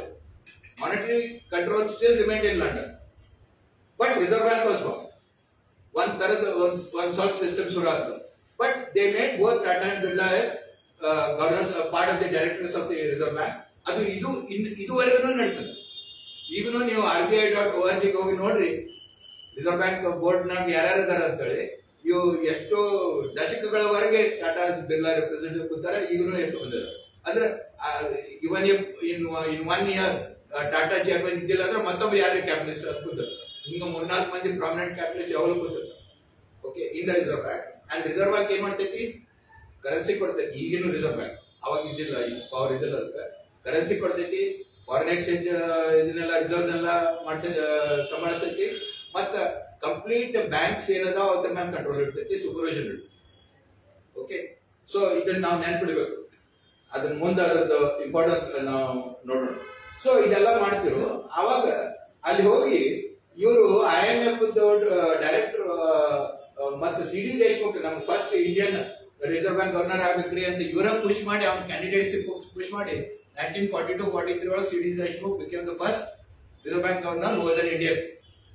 ಓಕೆ, ಆಮೇಲೆ ಇವರೆಲ್ಲ ಅಲ್ಲಿ ಬ್ರಿಟನ್ ವುಡ್ಸ್ ಹೋಗಿ CD Deshmukh IMF managing director ಮಾಡ್ರಿ ಅಂತ ಹೇಳಿ ಅಲ್ಲಿ ಲಾಬಿ ಮಾಡ್ಯಾರ. ಅವೆಲ್ಲ ಮಿನಿಟ್ಸ್ ನಾಗ ಅದಾವ ಈಗ. Okay, and they were able to convince Keynes also about this. British delegation also was ಯುದ್ಧದೊಳಗೆ ಸಾಕಷ್ಟು ಹೊಡೆದು ಬಿದ್ದಿತ್ತು. You can say they were in fact Americans ಈ ಮಿನಿಟ್ಸ್ ಹೊರಗೆ ಬಂದವು. ಅಮೆರಿಕನ್ಸ್ ನಗಾಕತ್ತಾರ ಅವ್ರಿಗೆ, ಏನ್ರಿ ಇದು ನಿಮ್ ಕಾಲನಿ ಅಂತೀರಿ, ನಿಮ್ ಮೇಲೆ ಇವರ ದಬಾಸಕತ್ತಾರಲ್ಲ ಅಂತ. So but of course Americans did allow it. We will decide will be the IMF ಅಂತ ಹೇಳ್ಬಿಟ್ಟು. ಬಟ್ ಅಂದ್ರೆ ಇವ್ರು ಇಷ್ಟು ಆಕ್ಟಿವ್ ಆಗಿದ್ರು ಫಾರಿನ್ ಅಫೇರ್ಸ್ ನಾಗಲಿ, negotiations with British, negotiations with Americans and dealing with the Congress, ಎಲ್ಲದ್ರೊಳಗೂ ಅವ್ರು ಆಕ್ಟಿವ್ ಇದ್ರು. ಓಕೆ, ಆಮೇಲೆ ಅಷ್ಟರೊಳಗೆ ಏನಾಗ್ತಂದ್ರೆ ಈಗಾಗಲೇ ಪ್ಲಾನಿಂಗ್ ಒಂದು ಸೆಂಟ್ರಲೈಸ್ ಪ್ಲಾನಿಂಗ್ ಬೇಕು. ಫ್ರೀ ಮಾರ್ಕೆಟ್ ನಿಂದ ನಡೆಯಂಗಿಲ್ಲ, ಓಲ್ಡ್ ಸ್ಟೈಲ್ ಕ್ಯಾಪಿಟಲಿಸಮ್ ನಿಂದ ನಡೆಯಂಗಿಲ್ಲ ಅಂತ ಹೇಳಿ ಇಡೀ ಜಗತ್ತಿನೊಳಗೆ ಒಂದು ಹವಾ ಹೊಂಟಿಲ್ಲ. ಓಕೆ, ಗವರ್ಮೆಂಟ್ ಇಂಟರ್ವ್ಯೂ ಮಾಡಬೇಕು, ಗವರ್ಮೆಂಟ್ ಸೆಕ್ಟರ್ ಪಬ್ಲಿಕ್ ಸೆಕ್ಟರ್ ಇರಬೇಕು. ಇದು ಎಲ್ಲಾ ದೇಶದೊಳಗೂ ನಡೆದಿತ್ತು. Of course there was the influence of Soviet Union. ಯಾಕಂದ್ರೆ ಸೋವಿಯತ್ ಯೂನಿಯನ್ ಆ ರೀತಿ ಮಾಡಿ ಯಾವ್ದು ಕ್ರೈಸಿಸ್ ಇರ್ಲಾರ್ದ ಬೆಳೆದು ಬಂದಿತ್ತು. ಈಗ 30 ವರ್ಷದೊಳಗ ಇವ್ರೇನು 300 ವರ್ಷದಾಗ ಮಾಡಿದ್ರು ಯುರೋಪ್ನಾಗ, ಅದು 30 ವರ್ಷದಾಗ ಸಾಧಿಸಿದ್ರು ಆರ್ಥಿಕವಾಗಿ. ಅದಕ್ಕ ಅದ್ರದ್ದು ಒಂದು ರೂಪರೇಷೆ ತಗೊಂಡು, ಅದ್ರ ಕಂಟೆಂಟ್ ಅಲ್ಲ, ಯಾಕಂದ್ರೆ ಅಲ್ಲಿ ಸಮಾಜವಾದಿ ಇತ್ತು, ಅದ್ರ ರೂಪರೇಷೆ ತಗೊಂಡು ನಾವು ಪ್ಲಾನಿಂಗ್ ಮಾಡೋಣ, ನಾವು ಡೆಫಿಸಿಟ್ ಫೈನಾನ್ಸಿಂಗ್ ಮಾಡೋಣ, ನಾವು ಮತ್ತ ಗವರ್ಮೆಂಟ್ ಇಂಟರ್ವೆನ್ಷನ್ ಇಂದ ಗವರ್ಮೆಂಟ್ ಸೆಕ್ಟರ್ ಎಕ್ಸ್ಪಾಂಡ್ ಮಾಡೋಣ ಅಂತೇಳಿ ಎಲ್ಲಾ ದೇಶದಾಗೂ ನಡೆದಿತ್ತು. ಅದ್ರ ಪ್ರಭಾವ ಇಂಡಿಯಾದ ಮೇಲೂ ಬೇಕು. ಹಿಂಗಾಗಿ 1930-31 ಕರಾಚಿ AICC ಸೆಷನ್ ಇಂದ ನಮ್ಮಲ್ಲಿ ಡಿಸ್ಕಷನ್ ಶುರು ಆಯ್ತು. ಪ್ಲಾನಿಂಗ್ ಬೇಕು, ನಾವು ಮತ್ತ ಇದನ್ನ ಕಂಟ್ರೋಲ್ ಮಾಡಬೇಕು ಅಂತೇಳಿ ನಮ್ಮ ಎಕಾನಮಿನ ಗವರ್ಮೆಂಟ್ ಇಂಟರ್ವ್ಯೂನ್ ಮಾಡಿ ಕಂಟ್ರೋಲ್ ಮಾಡಬೇಕು, ಫ್ರೀ ಆಗಿ ಬಿಡಬಾರ್ದು. ಇದು ಕಾಂಗ್ರೆಸ್ ಅಧಿವೇಶನ ಒಳಗ ಡಿಸ್ಕಷನ್ ಶುರು ಆಗುತ್ತೆ. ಅವಾಗ ನಾ ಹೇಳಿದೆ, ಕೆಲವು ಕ್ಯಾಪಿಟಲಿಸ್ಟ್ ಅದ್ರ ಬಗ್ಗೆ ಚಿಂತಿತರಾಗಿ GD ಬಿರ್ಲಾ ಒಂದು ಲೆಟರ್ ಬರೆದ್ರು. ಏನ್ರಿ ಇವರೆಲ್ಲ ಸೋಷಿಯಲಿಸಂ ಅಂತ ಮಾತಾಡಕತ್ತಾರ ಕಾಂಗ್ರೆಸ್ನವರು, ಹೀಗಾಗಿ ನಾವು ಒಂದ್ ಬೇರೆ ಪಾರ್ಟಿ ಮಾಡೋಣ ವಿಚ್ ವಿಲ್ ಡಿಫೆಂಡ್ ಕ್ಯಾಪಿಟಲಿಸಂ ಅಂತಂದ್ರೆ GD ಬಿರ್ಲಾ ಅವ್ರು ಹೇಳ್ದ, ನೀವು ಮೂರ್ಖರಿದ್ದೀರಿ, ಇವ್ರು ಮಾತಾಡ್ತಾರ ಅಷ್ಟ, ಇವ್ರೇನೋ ಮಾಡೋರಿಲ್ಲ, ಸುಮ್ನೆ ಇರ್ರಿ. ಮತ್ತೆ ಎಲ್ಲಾರು ಲೆಫ್ಟಿಸ್ಟ್ ರೈಟಿಸ್ಟ್ ಎಲ್ಲ ಒಂದ ಅಂಬ್ರೆಲಾದೊಳಗಿದ್ರ, ಒಂದ ಛತ್ರ ಛಾಯದೊಳಗಿದ್ರ ನಮ್ಗ್ ಚಲೋ ಆಕೇತಿ, ಇಲ್ಲಾಂದ್ರೆ ಮತ್ತ ಅದ ಮುಂದೆ ನಮ್ಗೆ ತ್ರಾಸ ಆಕೇತಿ, ನೀವು ಸುಮ್ನೆ ಸುಮ್ನೆ ಕೊಟ್ಟಿದ್ರು. ಮತ್ ಅಷ್ಟೇ ಅಲ್ಲ, ಮತ್ ಹೇಳಿದ, ನಾವು ರೊಕ್ಕ ಇದ್ದವರು ಪ್ರಾಪರ್ಟಿ ಡಿಫೆಂಡ್ ಮಾಡಿದ್ರೆ ಯಾರು ನಮ್ಮಂಗಿಲ್ರಿ, ಗಾಂಧಿ ಅಂತ ಫಕೀರ್ ಅದನ್ನ ಡಿಫೈನ್ ಮಾಡಿದ್ರೆ ನಮ್ಗೆ ಟ್ರಸ್ಟೀಸ್ ಅಂತಂದ್ರೆ ಮಂದಿ ನಮ್ ತರ ಅವನ್ನ ಗಾಂಧಿ ನಮ್ ತರ ನಮಗಿಲ್ಲ ಅಂತ ಬರದಾನೆ. This is publish in the correspondence of GD. Birla. Okay, so ಈ ರೀತಿ ಅವರು ಅಂದ್ರೆ ಮುಂದೆ ಲಕ್ಷಾಂತರ ಮಂದಿ ಅದಕ್ಕೆ ತ್ಯಾಗ ಮಾಡಿದ್ರು, ಜೈಲ್ಗೆ ಹೋದ್ರು, ಹೊಡೆತಿದ್ರು. ಆದ್ರೆ ಹಿಂದೆ ಕುತ್ಕೊಂಡು ಇವ್ರು ಅದನ್ನ ಹೆಂಗ್ ಶೇಪ್ ಮಾಡ್ತಿದ್ರು, ಯಾವ ರೀತಿ ಡೈರೆಕ್ಷನ್ ಅಲ್ಲಿ ಕೊಡ್ತಿದ್ರು, ದಿಸ್ ಇಸ್ ವೆರಿ ಇಂಟ್ರೆಸ್ಟಿಂಗ್. ಮತ್ತೆ ನಾನು ಮೊದಲೇ ಹೇಳಿದ್ದೆ, ಜಿ.ಡಿ. ಬಿರ್ಲಾ ರೌಂಡ್ ಟೇಬಲ್ ಕಾನ್ಫರೆನ್ಸ್ಗೆ ಹೋದಾಗ ಗಾಂಧೀಜಿ ಬಾಜುಕಿನ್ ರೂಮ್ ತಗೊಂಡು ಹೋಟೆಲ್ನಾಗ ಇಡೀ ರಾತ್ರಿ ಅವ್ರನ್ನ ಕರೆದಂತ. ನೆಕ್ಸ್ಟ್ ಡೇ ಮಾನಿಟರಿ ಪಾಲಿಸಿ ಬಗ್ಗೆ, ಈ ರಿಸರ್ವ್ ಬ್ಯಾಂಕ್ ಇದ್ ಬಗ್ಗೆ ನೀವು ಮಾತಾಡ್ರಿ ಅವ್ರು ಹೇಳಿದ್ರಂತ, ಮರ ನಮ್ಗೆ ಎಕನಾಮಿಕ್ಸ್ ಗೊತ್ತಿಲ್ಲ, ನೀವು ಬರೆದು ಕೊಡೋದು ಏನ್ ಮಾತಾಡೋದು ನಾ ಹೇಳ್ತೇನೆ ಅಲ್ಲ. ಅವ್ರು ಹೇಳಿದ್ರು, and it was not acceptable to London anyway. Okay, so British ಅದನ್ನು ಒಪ್ಕೊಳ್ಳಿಲ್ಲ.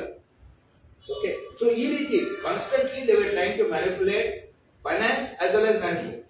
ಫೈನಾನ್ಸ್ ಮಾಡೋರು, ಆಮೇಲೆ ಮ್ಯಾನಿಪುಲೇಟ್ ಮಾಡೋರು. ಓಕೆ, ಸೊ ಈ ಸಂದರ್ಭದೊಳಗ ಸುಭಾಷ್ ಚಂದ್ರ ಬೋಸ್ ಪ್ರೆಸಿಡೆಂಟ್ ಇದ್ದಾಗ 1938 ಅವ್ರೊಂದು ಕಾಂಗ್ರೆಸ್ ಪ್ಲಾನಿಂಗ್ ಕಮಿಟಿ ಒಂದು ಇಕಾನಮಿ ಮುಂದೆ ಹೆಂಗಿರ್ಬೇಕು, ನಮ್ಮ ಅಂದ್ರೆ ಆಲ್ಮೋಸ್ಟ್ ಈಗ ಇಂಡಿಪೆಂಡೆನ್ಸ್ ಬರೋದೈತಿ, ಇವತ್ತಿಲ್ಲ ನಾಳೆ ಬರ್ತೈತಿ ಅಂತ ಅನ್ನೋಂಗ ಆ ವಾತಾವರಣ ಇತ್ತು ಅವಾಗ. ಓಕೆ, ಅದಕ್ಕೆ ಮುಂದಿನ ಎಕಾನಮಿ ಹೆಂಗಿರ್ಬೇಕು ಅಂತ ನಾವು ಪ್ಲಾನ್ ಮಾಡೋಣ ಅಂತ ಕಾಂಗ್ರೆಸ್ ಪ್ಲಾನಿಂಗ್ ಕಮಿಟಿ ಮಾಡಿದ್ರು.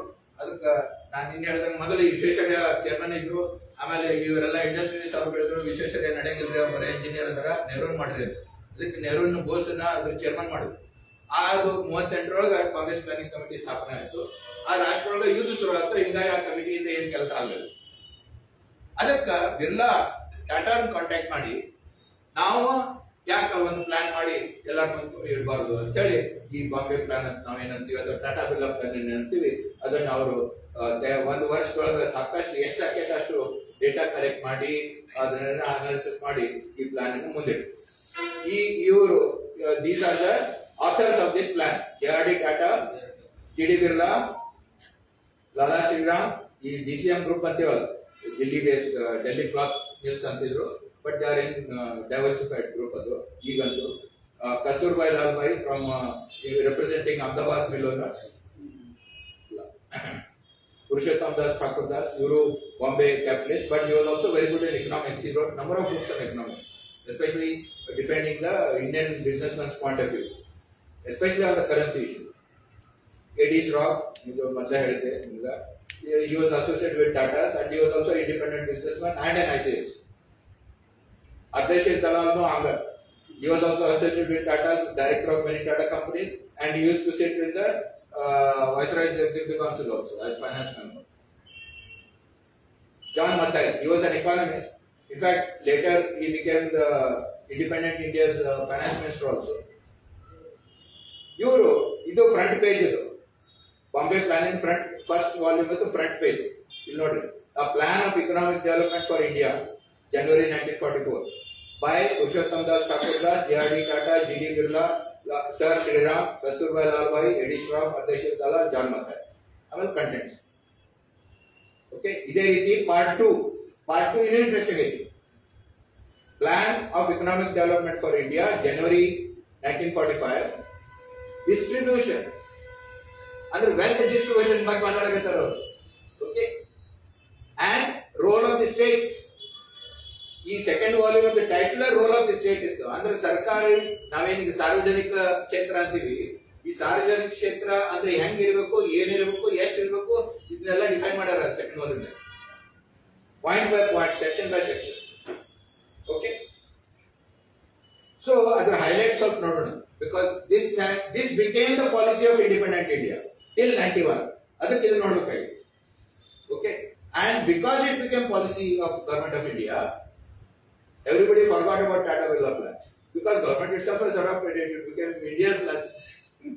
Okay, ಅದಕ್ಕೆ ನೀವು 48 policy resolution ನೋಡ್ರಿ, 56 industrial policy resolution ನೋಡ್ರಿ, that is essentially Tata Birla plan. So ಅಲ್ಲಿ ಇಲ್ಲಿ socialism ಅಂತ ಹಾಕಿದ್ದಾರೆ.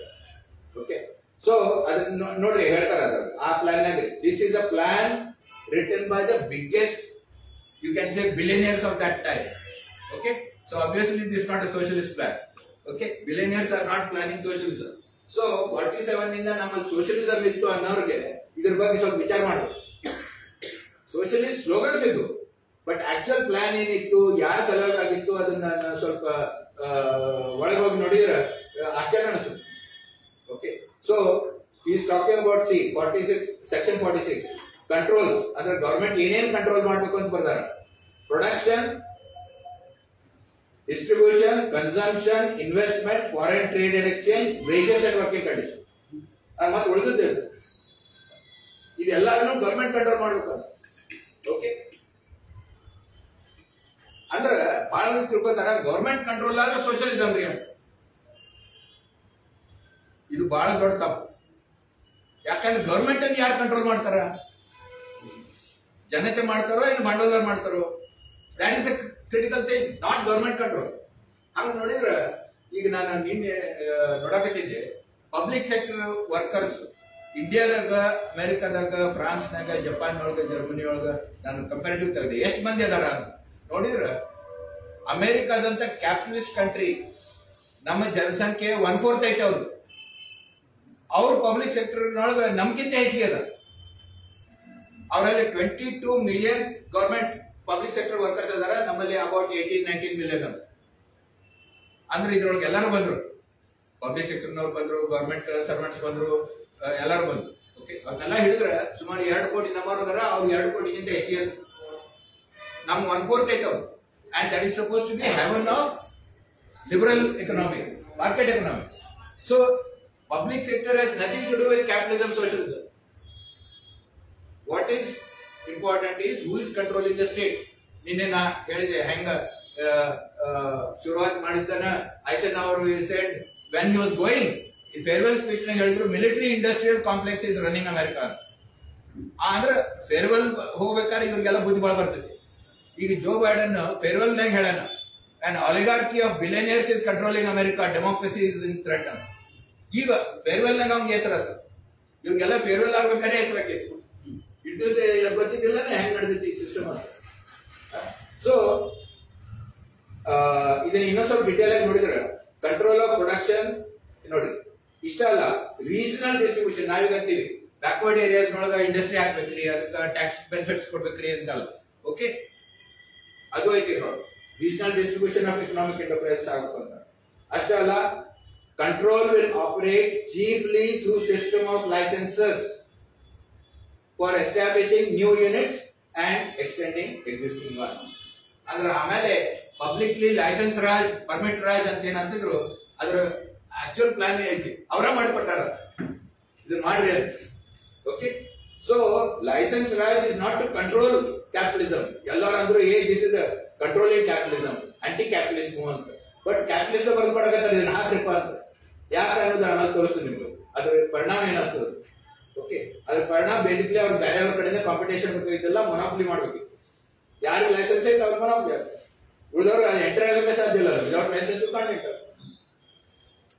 ಆಮೇಲೆ ಹೇಳ್ತಾರ ಅಂದ್ರೆ rationing and distribution of consumer goods. ನಾವೇನ್ PDS ಸಿಸ್ಟಮ್ ಅಂತೀವಿ, ಈಗ ಅದು ಹೋಗ್ಬಿಡ್ರಿ ಆಲ್ಮೋಸ್ಟ್. ಓಕೆ, ಅದು ಆಲ್ಮೋಸ್ಟ್ ಇದಾಗೈತಿ. ಅಫ್ಕೋರ್ಸ್ ಬೇರೆ ರೀತಿಯಿಂದ ಫ್ರೀ ಗ್ರೇನ್ಸ್ ಅದನ್ನೆಲ್ಲ ಕೊಡಕತ್ತಾರ. ಬಟ್ ಎಸೆನ್ಷಿಯಲ್ ಗುಡ್ಸ್ ಅನ್ನೆಲ್ಲ, ಯಾಕಂದ್ರೆ ಅವ್ರು ಇನ್ನೊಂದೇನ್ ಹೇಳ್ತಾರೆ ಅಂದ್ರೆ, ನಾವು ಡೆಫಿಸಿಟ್ ಫೈನಾನ್ಸಿಂಗ್ ಮಾಡ್ಬೇಕು ಅಂತ ಅವರೇ ಹೇಳಿ. ಡೆಫಿಸಿಟ್ ಫೈನಾನ್ಸಿಂಗ್ ಅಂದ್ರೆ ನೋಟ್ ಪ್ರಿಂಟ್ ಮಾಡ್ಬೇಕು ಅಂತ, ಅಥವಾ ಡೆಟ್ ತಗೋಬೇಕು ಅಂತ, ಹೆಚ್ಚಿಗೆ ಡೆಟ್ ತಗೋಬೇಕು ಅಂತ. ಅದ್ರ ಅರ್ಥ ಏನಾಯ್ತು, ಅದರಿಂದ ಏನಾಕೈತಿ, ಬೆಲೆ ಏರಿಕೆ ಹೆಚ್ಚಿಗೆ ಆಗ್ತೈತಿ, ಇನ್ಫ್ಲೇಷನ್ ಹೆಚ್ಚಿಗೆ. ಅದ್ ಯಾರು ಮಾಡೋದ್ ಬಿಡ್ತೈತಿ, ಬಡವರು ಬೀಳುತ್ತೆ. ಓಕೆ, ಅದಕ್ಕ ಬಡವರನ್ನು ಒಮ್ಮೆಲೆ ಹೇಳಬಾರ್ದು ಅಂತೇಳಿ ಒಂದು ಪಬ್ಲಿಕ್ ರೇಷನಿಂಗ್ ಸಿಸ್ಟಮ್ ಮಾಡೋಣ್ರಿ ಅಂತೇಳಿ ಯಾರು ಸೆಕೆಂಡ್ ವರ್ಲ್ಡ್ ವಾರ್ ನಾಗ ಆಲ್ರೆಡಿ ಬ್ರಿಟಿಷರ್ ಮಾಡಿದ್ರು, ಅದನ್ನ ಕಂಟಿನ್ಯೂ ಮಾಡೋಣ ಅಂತ ಅದನ್ನು ಆಗ್ತೈತಿ. ಅಷ್ಟೇ ಅಲ್ಲ, enforce fair selling prices for essential goods. ಆಮೇಲೆ ನೋಡ್ರಿ, no new capital issue should be approved by the state and ಅವರು capital controller of capital issues ಅಂತ ಹೇಳಿ ಒಂದು ಸಂಸ್ಥೆ ಮಾಡಿದ್ರು. ಓಕೆ, ಅಂದ್ರೆ ಯಾರು ನೀವು ನಾನು ಹೊಸ ಫ್ಯಾಕ್ಟರಿ ಹಾಕ್ತೀನಿ, ಅದ್ರ ಸಲುವಾಗಿ ನಾನು ಶೇರ್ ಮಾರಿ ಪಬ್ಲಿಕ್ ನಿಂದ ನಾನು ಇಕ್ವಿಟಿ ಜಮಾ ಮಾಡ್ತೀನಿ, ನಾನೊಂದು ಮಾಡ್ತೀನಿ ಅಂತ ಅಂದ್ರೆ ಅದಕ್ಕೂ ಅಧಿಕಾರ ಇದೆ. Government was controlling even that. ಅದ್ರ ಸಲುವಾಗಿ ಕಂಟ್ರೋಲರ್ ಆಫ್ ಕ್ಯಾಪಿಟಲ್ ಇಶ್ಯೂಸ್ ಅಂತ ತಂದಿದ್ರು. ಸೊ ಇದನ್ನೆಲ್ಲ ಮಾಡಿದವರು ಯಾರು? Tata Birla. No socialist or no communist or no leftist sitting anywhere, and neither is it Jawaharlal Nehru or Indira Gandhi. Okay, ಅವರ ಅದನ್ನ ಮ್ಯಾನೇಜ್ ಮಾಡಿದ್ರು ಅಂತ ತಿಳ್ಕೋಬಹುದು. ಮತ್ತೆ ಹೊರತು ಆಕ್ಚುಯಲ್ ರೂಪರೇಷೆ ಯಾವ ರೀತಿ ನಮ್ಮ ಆರ್ಥಿಕ ಅದಕ್ಕೆಲ್ಲ ಇದ್ರೊಳಗೆ ಐತಿ. And this is not a secret plan. ಇದು ಪಬ್ಲಿಷ್ ಆಗ್ತು, ಇದ್ರ ಬಗ್ಗೆ ರಿವ್ಯೂಸ್ ಆದವು, ಇದ್ರ ಬಗ್ಗೆ ಹಾರ್ವರ್ಡ್ ಬಿಸಿನೆಸ್ ರಿವ್ಯೂ ಆರ್ಟಿಕಲ್ಸ್ ಬಂದು, ಎಕಾನಮಿಸ್ಟ್ ನೊಳಗೆ ಆರ್ಟಿಕಲ್ಸ್ ಬಂದು, ನಮ್ಮ ದೇಶದೊಳಗೆ ಇದಕ್ಕೆ ಕೆಲವರು ಇದಕ್ಕೆ ರಿಪ್ಲೈ ಮಾಡಿದ್ರು. ಪೀಪಲ್ಸ್ ಪ್ಲಾನ್ ಅಂತ ಲೆಫ್ಟಿಸ್ಟ್ ಮಾಡಿದ್ರು. ಆಮೇಲೆ ಸರ್ವೋದಯದವ್ರದ್ದು ಒಂದು ಪ್ಲಾನ್ ಹಾಕಿದ್ರು, ಗಾಂಧಿಯನ್ ಪ್ಲಾನ್ ಅಂತ. ಅಂದ್ರೆ this was a public document, it's not a secret. But what the government adapted was this. ಇದು ಬಹಳ ಇಂಟ್ರೆಸ್ಟಿಂಗ್ ಅದು. ಇನ್ ಸೆಕ್ಷನ್ 41 ಒಳಗ ಅವ್ರು ಹೇಳ್ತಾರ, ಮೊದಲು ಪಬ್ಲಿಕ್ ಸೆಕ್ಟರ್ ಕ್ರಿಯೇಟ್ ಮಾಡ್ರಿ, ಪಬ್ಲಿಕ್ ಅಸೆಟ್ಸ್ ಅನ್ನು ಕ್ರಿಯೇಟ್ ಮಾಡಿ ಟ್ಯಾಕ್ಸ್ ಪೇಯರ್ಸ್ ಮನೆಯಿಂದ. ಬಟ್ ಒಂದ್ ಸಣ್ಣ ಪ್ಯಾರಾದಾಗ ಹೇಳ್ತಾರ, if later on private finance is prepared to take over these industries, state ownership may be replace by private ownership. 91 ಒಳಗೆ ನಾವೇನ್ ಪ್ರೈವೇಟೈಸೇಷನ್ ಶುರು ಮಾಡಿದ್ರು ಅಂತೀವಲ್ಲ, 1944 ಬರ್ದಿಟ್ಟಾರ. ಮುಂದೆ ನಾವು ಪವರ್ಫುಲ್ ಇದ್ದಾಗ ನಮ್ ಕಡೆ ಕೊಡ್ರಿ ಅಂತ. ಈಗ ನಾವು ಬೇರೆ ಉದ್ಯೋಗ ಮಾಡ್ತೀವಿ, ಈಗ ನಿಮ್ ಟ್ಯಾಕ್ಸ್ ಪೇಯರ್ ಮನಿ ಮಾಡಿ ಅದನ್ನೆಲ್ಲ ಕಟ್ರಿ, ಆಮೇಲೆ ಪ್ರೈವೇಟೈಸ್ ಮಾಡ್ರಿ. ಸೊ ಎಷ್ಟು ದೂರದೃಷ್ಟಿ ನೋಡ್ರಿ ಅವರು. ಇನ್ಫ್ಯಾಕ್ಟ್ ಇದನ್ನ ಹೊಗಳಿ ಮನಮೋಹನ್ ಸಿಂಗ್ ಇದ್ರ ಬಗ್ಗೆ ಹೇಳ, ಅದನ್ನ ನಮ್ಗೆ ತೋರಿಸ್ತೀನಿ ಏನ್ ಹೇಳಿದ್ರು ಮನಮೋಹನ್ ಸಿಂಗ್ ಈ ಟಾಟಾ ಬಿರ್ಲಾ ಪ್ಲಾನ್ ಬಗ್ಗೆ. ಅವ್ರು ಹೇಳ್ತಾರ, in no other developing country you have such a far sighted business man ಅಂತಾರ. Okay, as a anyway. So anyway, ಈಗ ಕ್ಯಾಬಿನೆಟ್ ಪಾರ್ಟಿಷನ್ ಆಯ್ತು, ಕ್ಯಾಬಿನೆಟ್ ಮಿಷನ್ ಪ್ಲಾನ್ ಬಂದಿತ್ತು. ಇದ್ರ ಬಗ್ಗೆ ನಾ ಹೆಚ್ಚಿಗೆ ಮಾತಾಡಕ್ ಹೋಗಂಗಿಲ್ಲ, ಇದ್ರ ಬಗ್ಗೆನೇ ಒಂದು ಲೆಕ್ಚರ್ ಆಗ್ಬಹುದು, ಏನೇನ್ ಪಾರ್ಟಿಷನ್ ಏನೇನ್ ಆಗ್ತಂತ. ಆದ್ರೆ ಇದ್ರೊಳಗ ಬಹಳ ಮಂದಿ ಹೇಳ್ತಾರ, ಇದು ನೆಹರು ಒಪ್ಪಿದ್ರಿ, ಆಮೇಲೆ ಮುಂಜಾನೆ ಒಪ್ಪಿದ್ರಿ, ಸಂಜೆನೆ ಒಲ್ ಅಂದ್ರಿ, ಅಂದ್ರೆ ಪಾರ್ಟಿಷನ್ ಆಗ್ತಿದ್ದಿಲ್ಲ, ಒಂದು ಕಾನ್ಫಿಡೆನ್ಸಿ ಆಗೋ ಚಾನ್ಸ್ ಇತ್ತು ಅವರು ಅಂತೇಳಿ ಎಲ್ಲ ಕನ್ಫ್ಯೂಷನ್ ಇದೆ. But there is a reason for that. Nehru, even if he wanted, he could not have accepted it, because British ಏನ್ ಪ್ರಪೋಸ್ ಮಾಡಕತ್ತಿದ್ರು ಅಂದ್ರೆ ಒಂದು ಸ್ಟ್ರಾಂಗ್ ಸೆಂಟ್ರಲ್ ಗವರ್ಮೆಂಟ್ ಇರಬಾರ್ದು. So called Muslim India, so called Hindu India and princely India, 550 ಏನು ಸಂಸ್ಥಾನಗಳಿದ್ದು ಅವು independent ಆಗಿರ್ತಾವು. Hindu India ಇರ್ತೈತಿ, ಮುಸ್ಲಿಂ ಇಂಡಿಯಾ ಇರ್ತೈತಿ. ಸೆಂಟ್ರಲ್ ನಾವು ಕೊಂಡ್ರೆ ನಿಮ್ಮನ್ನೆಲ್ಲ ಮ್ಯಾನೇಜ್ ಮಾಡ್ತೀವಿ. There be a central agency which will control defense, foreign affairs and telecommunication. ಅಲ್ಲಿ ನಾವು ಕೊಟ್ಟಿರ್ತೀವಿ ಅಂತ. And we'll all become part of the Commonwealth. And Commonwealth ಈಗ ಹೆಂಗ ಬರೀ Commonwealth ಗೇಮ್ ಆಡಕ್ ಮಾಡ್ತಾರ, ಹಂಗಿದ್ದಿಲ್ಲ. ಆ Commonwealth was like a NATO, British Neto ಇದ್ದಂಗೆ ಇತ್ತದ ಒರಿಜಿನಲ್ ಪ್ಲಾನ್. ಅಂದ್ರೆ ಅದು actually it was a military alliance. Indian leadership was not ready for that, not accepting that. ಅದಕ್ಕೆ ಅದು ಹೋಗಿ ಬರೀ Commonwealth ಗೇಮ್ಸ್ ಆತು, ಅವು ಬಂದಾಗೋ ಪರಿಸ್ಥಿತಿ ಬಂದೈತಿ. ಓಕೆ, ಸೊ ಇದ್ರ ಬಗ್ಗೆ ಹೆಚ್ಚಿಗೆ ನೀವು ಆದ್ರೆ ಅದಕ್ಕೆ that was not at all. ನಾವೇನು ಟಾಟಾ ಬಿರ್ಲಾ ಪ್ಲಾನ್ಗೆ ಸೆಂಟ್ರಲೈಸ್ ಪ್ಲಾನಿಂಗ್ ಬೇಕು ಅಂತ ಹೇಳಿದ್ರು ಅವರು. ಅಂದ್ರೆ ಪ್ಲಾನಿಂಗ್ ಕಮಿಷನ್ ಬೇಕು ಅಂತ ಟಾಟಾ ಬಿರ್ಲಾ ಪ್ಲಾನ್ ಐತ್ರಿ. Planning commission is not a child of Mahalanobis or Nehru. Planning commission is a child of Tata Birla plan. Mahalanobis was a great statistician. Statistics ಇರ್ಲಾರ್ದ ಏನ್ ಪ್ಲಾನ್ ಮಾಡ್ತೀರಿ ಅಂತ ಹೇಳಿ ಅವ್ರನ್ನ ಹೆಡ್ ಮಾಡಿದ್ರು ಅಷ್ಟ. ಓಕೆ, ಬಟ್ ಈ ಇದ್ರೊಳಗ ಆ ಸೆಂಟ್ರಲೈಸ್ ಪ್ಲಾನಿಂಗ್ ಬೇಕಂದ್ರೆ ನಿಮ್ಗೆ ಸೆಂಟ್ರಲೈಸ್ ಸ್ಟೇಟ್ ಬೇಕಲ್ಲ. ಇವೆಲ್ಲ ಇಂಡಿಪೆಂಡೆಂಟ್ ಪ್ರಿನ್ಸ್ಲಿ ಸ್ಟೇಟ್ಸ್, ಒಂದು Hindu India, Muslim India independent, Kashmir independent, Mysore independent, Hyderabad ಅಂತಿದ್ರ, ಜೈಪುರ್, ಬಿಕಾನೇರ್ ಎಲ್ಲ ರಾಜಪೂತಾನ ಸ್ಟೇಟ್ಸ್ ಇದ್ರ ಹೆಂಗ್ ಏನ್ ಪ್ಲಾನ್ ಮಾಡ್ತೀರಿ ನೀವು? ಯಾರ ಸಲುವಾಗಿ ಪ್ಲಾನ್ ಮಾಡ್ತೀರಿ?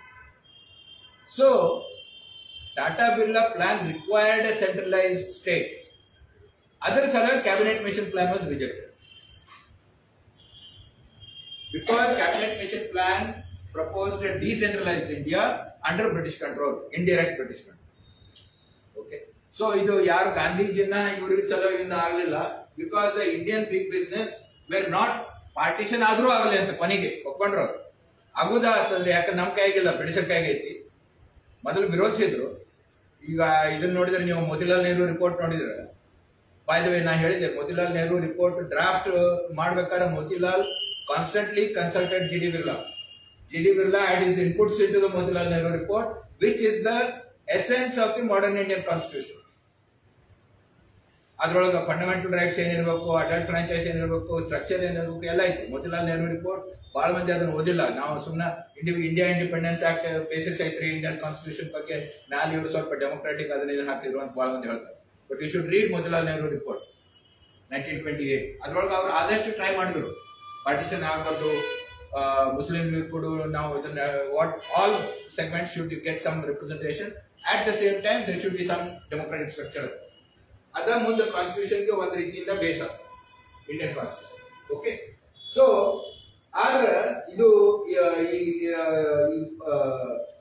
centralized state is necessary for any kind of actual growth of the Indian big business and Indian economy. ಅಂತೇಳಿ ಕ್ಯಾಬಿನೆಟ್ ಮಿಷನ್ ಡಿಸೆಂಟ್ರಲೈಸ್ ಕಾನ್ಫೆಡರೇಷನ್ ಅವರು ರಿಜೆಕ್ಟ್ ಮಾಡಿ, ವಿಕೇಂದ್ರೀಕರಣ ಬೇಡ, ನಮ್ದು ಕೇಂದ್ರೀಕೃತ ಒಂದು ಇರಬೇಕು. ಅಫ್ಕೋರ್ಸ್ ಅದ್ರೊಳಗೆ ಸ್ಟೇಟ್ಸ್, ಪ್ರಾವಿನ್ಸಸ್, ಲಿಂಗ್ವಿಸ್ಟಿಕ್ ಪ್ರಾವಿನ್ಸಸ್ ಅದನ್ನೆಲ್ಲ ಮಾಡೋಣ ನಡೀತೈತಿ. ಯಾಕಂದ್ರೆ ಹಿಂದಿನ ಕಾಂಗ್ರೆಸ್ನಾಗಿನ ಅವರು ಪ್ರದೇಶ ಕಾಂಗ್ರೆಸ್ ಕಮಿಟಿ ಮಾಡಿದ್ರು, ಬೇರೆ ಬೇರೆ ಭಾಷಾವಾರಿ ಎಲ್ಲ ಮಾಡಿದ್ರು. So that concept was already ಇದೆ. ಇನ್ಫ್ಯಾಕ್ಟ್ ಗದರ್ ಪಾರ್ಟಿ ಅಂತ ರೆವಲ್ಯೂಷನರಿ ಪಾರ್ಟಿ 1915 ಒಳಗ ಯುನೈಟೆಡ್ ಸ್ಟೇಟ್ಸ್ ಆಫ್ ಇಂಡಿಯಾ ಅಂತೇಳಿ ಅವರು ಒಂದು ಪ್ರಪೋಸಲ್ ಆಗಿದೆ. ಗದರ್ ಪಾರ್ಟಿ ಇದನ್ನ ನೀವು ನೋಡ್ಬೇಕು. It was a far reaching programme, a secular and united states of India ಹೆಂಗಿರ್ಬೋದು ಅಂತೇಳಿ ಅವರೊಂದು ಪ್ರೆಸೆಂಟ್ ಮಾಡಿದ್ರು ಅವರು. ಎನಿವೆ, ಸೊ ಇದ್ರ ಬಗ್ಗೆ ಹೆಚ್ಚಿಗೆ ನೀವು ನೋಡ್ಬೇಕಂದ್ರೆ ಪಾರ್ಟಿಷನ್ ಯಾವ ರೀತಿ ಬ್ರಿಟಿಷರು ಅದನ್ನು ಮ್ಯಾನಿಪುಲೇಟ್ ಮಾಡಿದ್ರು, ಯಾವ ರೀತಿ ಜಿನ್ನಾನ್ ನಮ್ಮ ಮುಂದೆ ತಂದಿಟ್ರು. When the chief minister of Punjab, chief minister of Bengal, chief minister of Sindh, chief minister of united Punjab, united Bengal, united Punjab, Sindh and north west frontier, they were all against partition. ಅವ್ರು ಒಬ್ರೊಬ್ರು ಸತ್ರು, ಜಿನ್ನಾ ಸೋಲ್ ರೆಪ್ರೆಸೆಂಟೇಟಿವ್ ಅಂತ ಮುಂದೆ ಬಂದು. ಇದು ಹೆಂಗಾತು? ಬ್ರಿಟಿಷರು ಒಳಗಿನ ಕರೆಸ್ಪಾಂಡೆನ್ಸ್ ಏನೈತಿ ಇದನ್ನೆಲ್ಲ ಈ ಬುಕ್ಕಿನೊಳಗ ಇವ್ರು ನರೇಂದ್ರ ಸಿಂಗ್ ಸರಿಲಾ ಅಂತ ಬಹಳ ಚಂದ ವಿತ್ ಡಾಕ್ಯುಮೆಂಟೇಶನ್ ಕೊಟ್ಟ. Because lot of these documents were declassified around 2002 in London. ಅವತ್ನೆಲ್ಲ ಅವ್ರು ಲಂಡನ್ಗೆ ಹೋಗಿ ಸ್ಟಡಿ ಮಾಡಿ ಬರೆದ್ರು. ಅವರು he was also part of the small princely state. In fact ಹಿಂದೆ ಮೌಂಟ್ ಬ್ಯಾಟನ್ ಎಡಿಸಿ ಆಗಿದ್ರು ಅವರು. ಮುಂದೆ ಈ became an ambassador independent India and all that. So he wrote this book, the shadow of the great game ಅಂತ. Great game ಅಂದ್ರೆ imperialist powers ನೊಳಗಿನ game ಅಂತ. Shadow of the great game, the untold story of India's partition. Okay, so I not further discuss this. Let's go to ಆಮೇಲೆ ಇನ್ನೊಂದು ಏನಂದ್ರೆ ನಿಮ್ಗೆ ಹೇಳಿದೆ 44-45 G D Birla and J R D Tata went to London and Washington. ಆಮೇಲೆ ಅವ್ರಿಗೆ ಅಲ್ಲಿ capitalist ಕೂಡ ಮಾತಾಡಿ, ನಮಗೆ ಇಲ್ಲಿ ಮಾಡರ್ನ್ ಏರೋಸ್ಪೇಸ್ ಇಂಡಸ್ಟ್ರಿ ಬೇಕು, ಆಟೋಮೊಬೈಲ್ ಇಂಡಸ್ಟ್ರಿ ಬೇಕು, ನಮಗೆ ನೀವು ಟೆಕ್ನಾಲಜಿ ಕೊಡ್ರಿ, ನಾವಿಲ್ಲಿ ಇಂಡಸ್ಟ್ರಿ ಮಾಡ್ತೀವಿ, ನಿಮ್ಗೆ ರಾಯಲ್ಟಿ ಕೊಡ್ತೀವಿ. ಅವ್ರು ಅಂದ್ರೂ ಸಾಧ್ಯ ಇಲ್ಲ ಅಂತ. ನಮಗ ನಿಮ್ ಮಾರ್ಕೆಟ್ ಓಪನ್ ಮಾಡ್ರಿ, ನಮ್ಗೆ ಎಷ್ಟು ಬೇಕು ಅಷ್ಟು ಮಾರ್ತೀವಿ, ಇಲ್ಲಿ ನಿಮ್ಮಲ್ಲಿ ಎಷ್ಟು ಡಿಮಾಂಡ್ ಐತಿ ನಮ್ಗೆ ಗೊತ್ತಿಲ್ಲ. ಒಂದ್ ವೇಳೆ ಡಿಮಾಂಡ್ ಇತ್ತಂದ್ರೆ ನಾವು ಒಂದು ಫ್ಯಾಕ್ಟ್ರಿ ಹಾಕ್ತಿವಿ, but that will be our factory ಅಂದ್ರು. ಇವ್ರು ಅಂದ್ರು no, at the you just sell us the technology, ನಿಮ್ಗೆ ರಾಯಲ್ಟಿ ಕೊಡ್ತೀವಿ, ಭಾಳ ಅಂದ್ರೆ ನಿಮಗೆ ಮೈನಾರಿಟಿ ಶೇರ್ ಕೊಡ್ತೀವಿ ಅಂದ್ರು. ಅವ್ರು ಒಳ್ಳೆ ಅಂದ್ಕೊಳ್ಳೆ ಇವ್ರು 300% ಟ್ಯಾಕ್ಸ್ ಹಾಕಿದ್ರು ಆನ್ ಇಂಪೋರ್ಟೆಡ್ ಗೂಡ್ಸ್. ಅದ್ರ ಸಲುವಾಗಿ 40 ವರ್ಷ ನಾವು ಮಾರುತಿ ಬರೋ ತನಕ ಅಂಬಾಸಡರ್ ಕಾರ್ನಾಗ ಓಡಾಡಿದ್ವಿ. Not because of Nehru, because these people said we want a protected market, and if the Fords and General Motors are not ready to give, then doesn't matter. Now hale gaadi olaga odaಡ್ತೀವಿ. Of course rich always had Rolls Royces, ಅವ್ರಿಗೇನ ಫರಕ್ ಇದ್ದಲ್ಲ. ಮಹಾರಾಜರ ಕಡೆನೂ rolls Royce ಇದ್ದು, ನಮ್ ದೊಡ್ಡ capitalist ಕಡೆನೂ rolls Royce ಇದ್ದು. But ಜನಸಾಮಾನ್ಯರಿಗೆ ಇದು ಇಂಥ ಮಾರ್ಕೆಟ್ ನಾವು ಓಪನ್ ಮಾಡಂಗಿಲ್ಲ. ಸೊ ಕ್ಲಿಯರ್ ಆಗಿ ಬರ್ತಾರೆ, foreign capital should not be allowed, exchange rate should be controlled, and foreign goods should not be allowed in the Indian market. ಅದಕ್ಕೆ 250-300% ಡ್ಯೂಟೀಸ್ ಎಲ್ಲ ಕಡೆ ಆಗ್ತದೆ. ಓಕೆ, ಸೊ ಇದೆಲ್ಲ ಆಗಿದ್ದು not due to socialism, but because of Tata Birla. ಅದನ್ನು socialism ಅಂತ marketing ಮಾಡಿದ್ರು ಕೆಲವರು.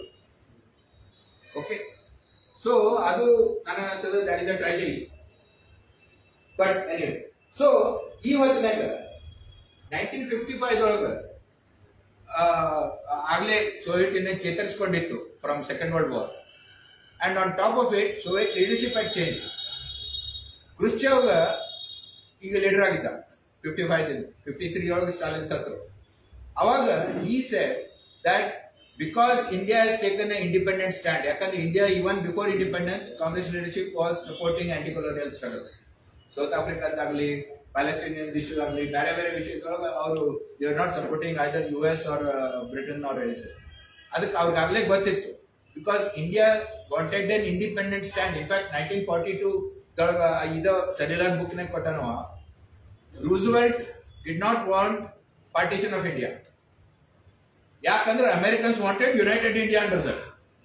ಅರ್ಧಂಬರ್ಧ ಯಾಕೆ ಹೋಗ್ಬೇಕು ಅಂತ.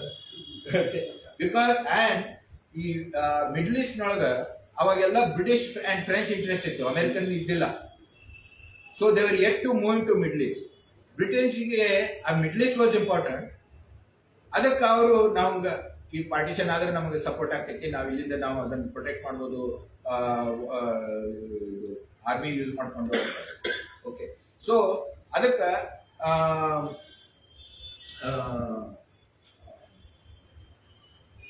ಸೊ ಆ ಹೊತ್ನಾಗ ಇಂಡಿಯನ್ಸ್ ಇದು ಒಂಥರದ್ದು ನ್ಯೂಟ್ರಲ್ ಸ್ಟ್ಯಾಂಡ್ ತೊಗೊಳಕತ್ತಾರ, ನಾವು ಯಾವ ಕ್ಯಾಂಪಿಗೂ ಹೋಗಂಗಿಲ್ಲ ಅಂತ ಮೊದಲಿಂದ ಶುರು ಆಗುತ್ತಲ್ಲ.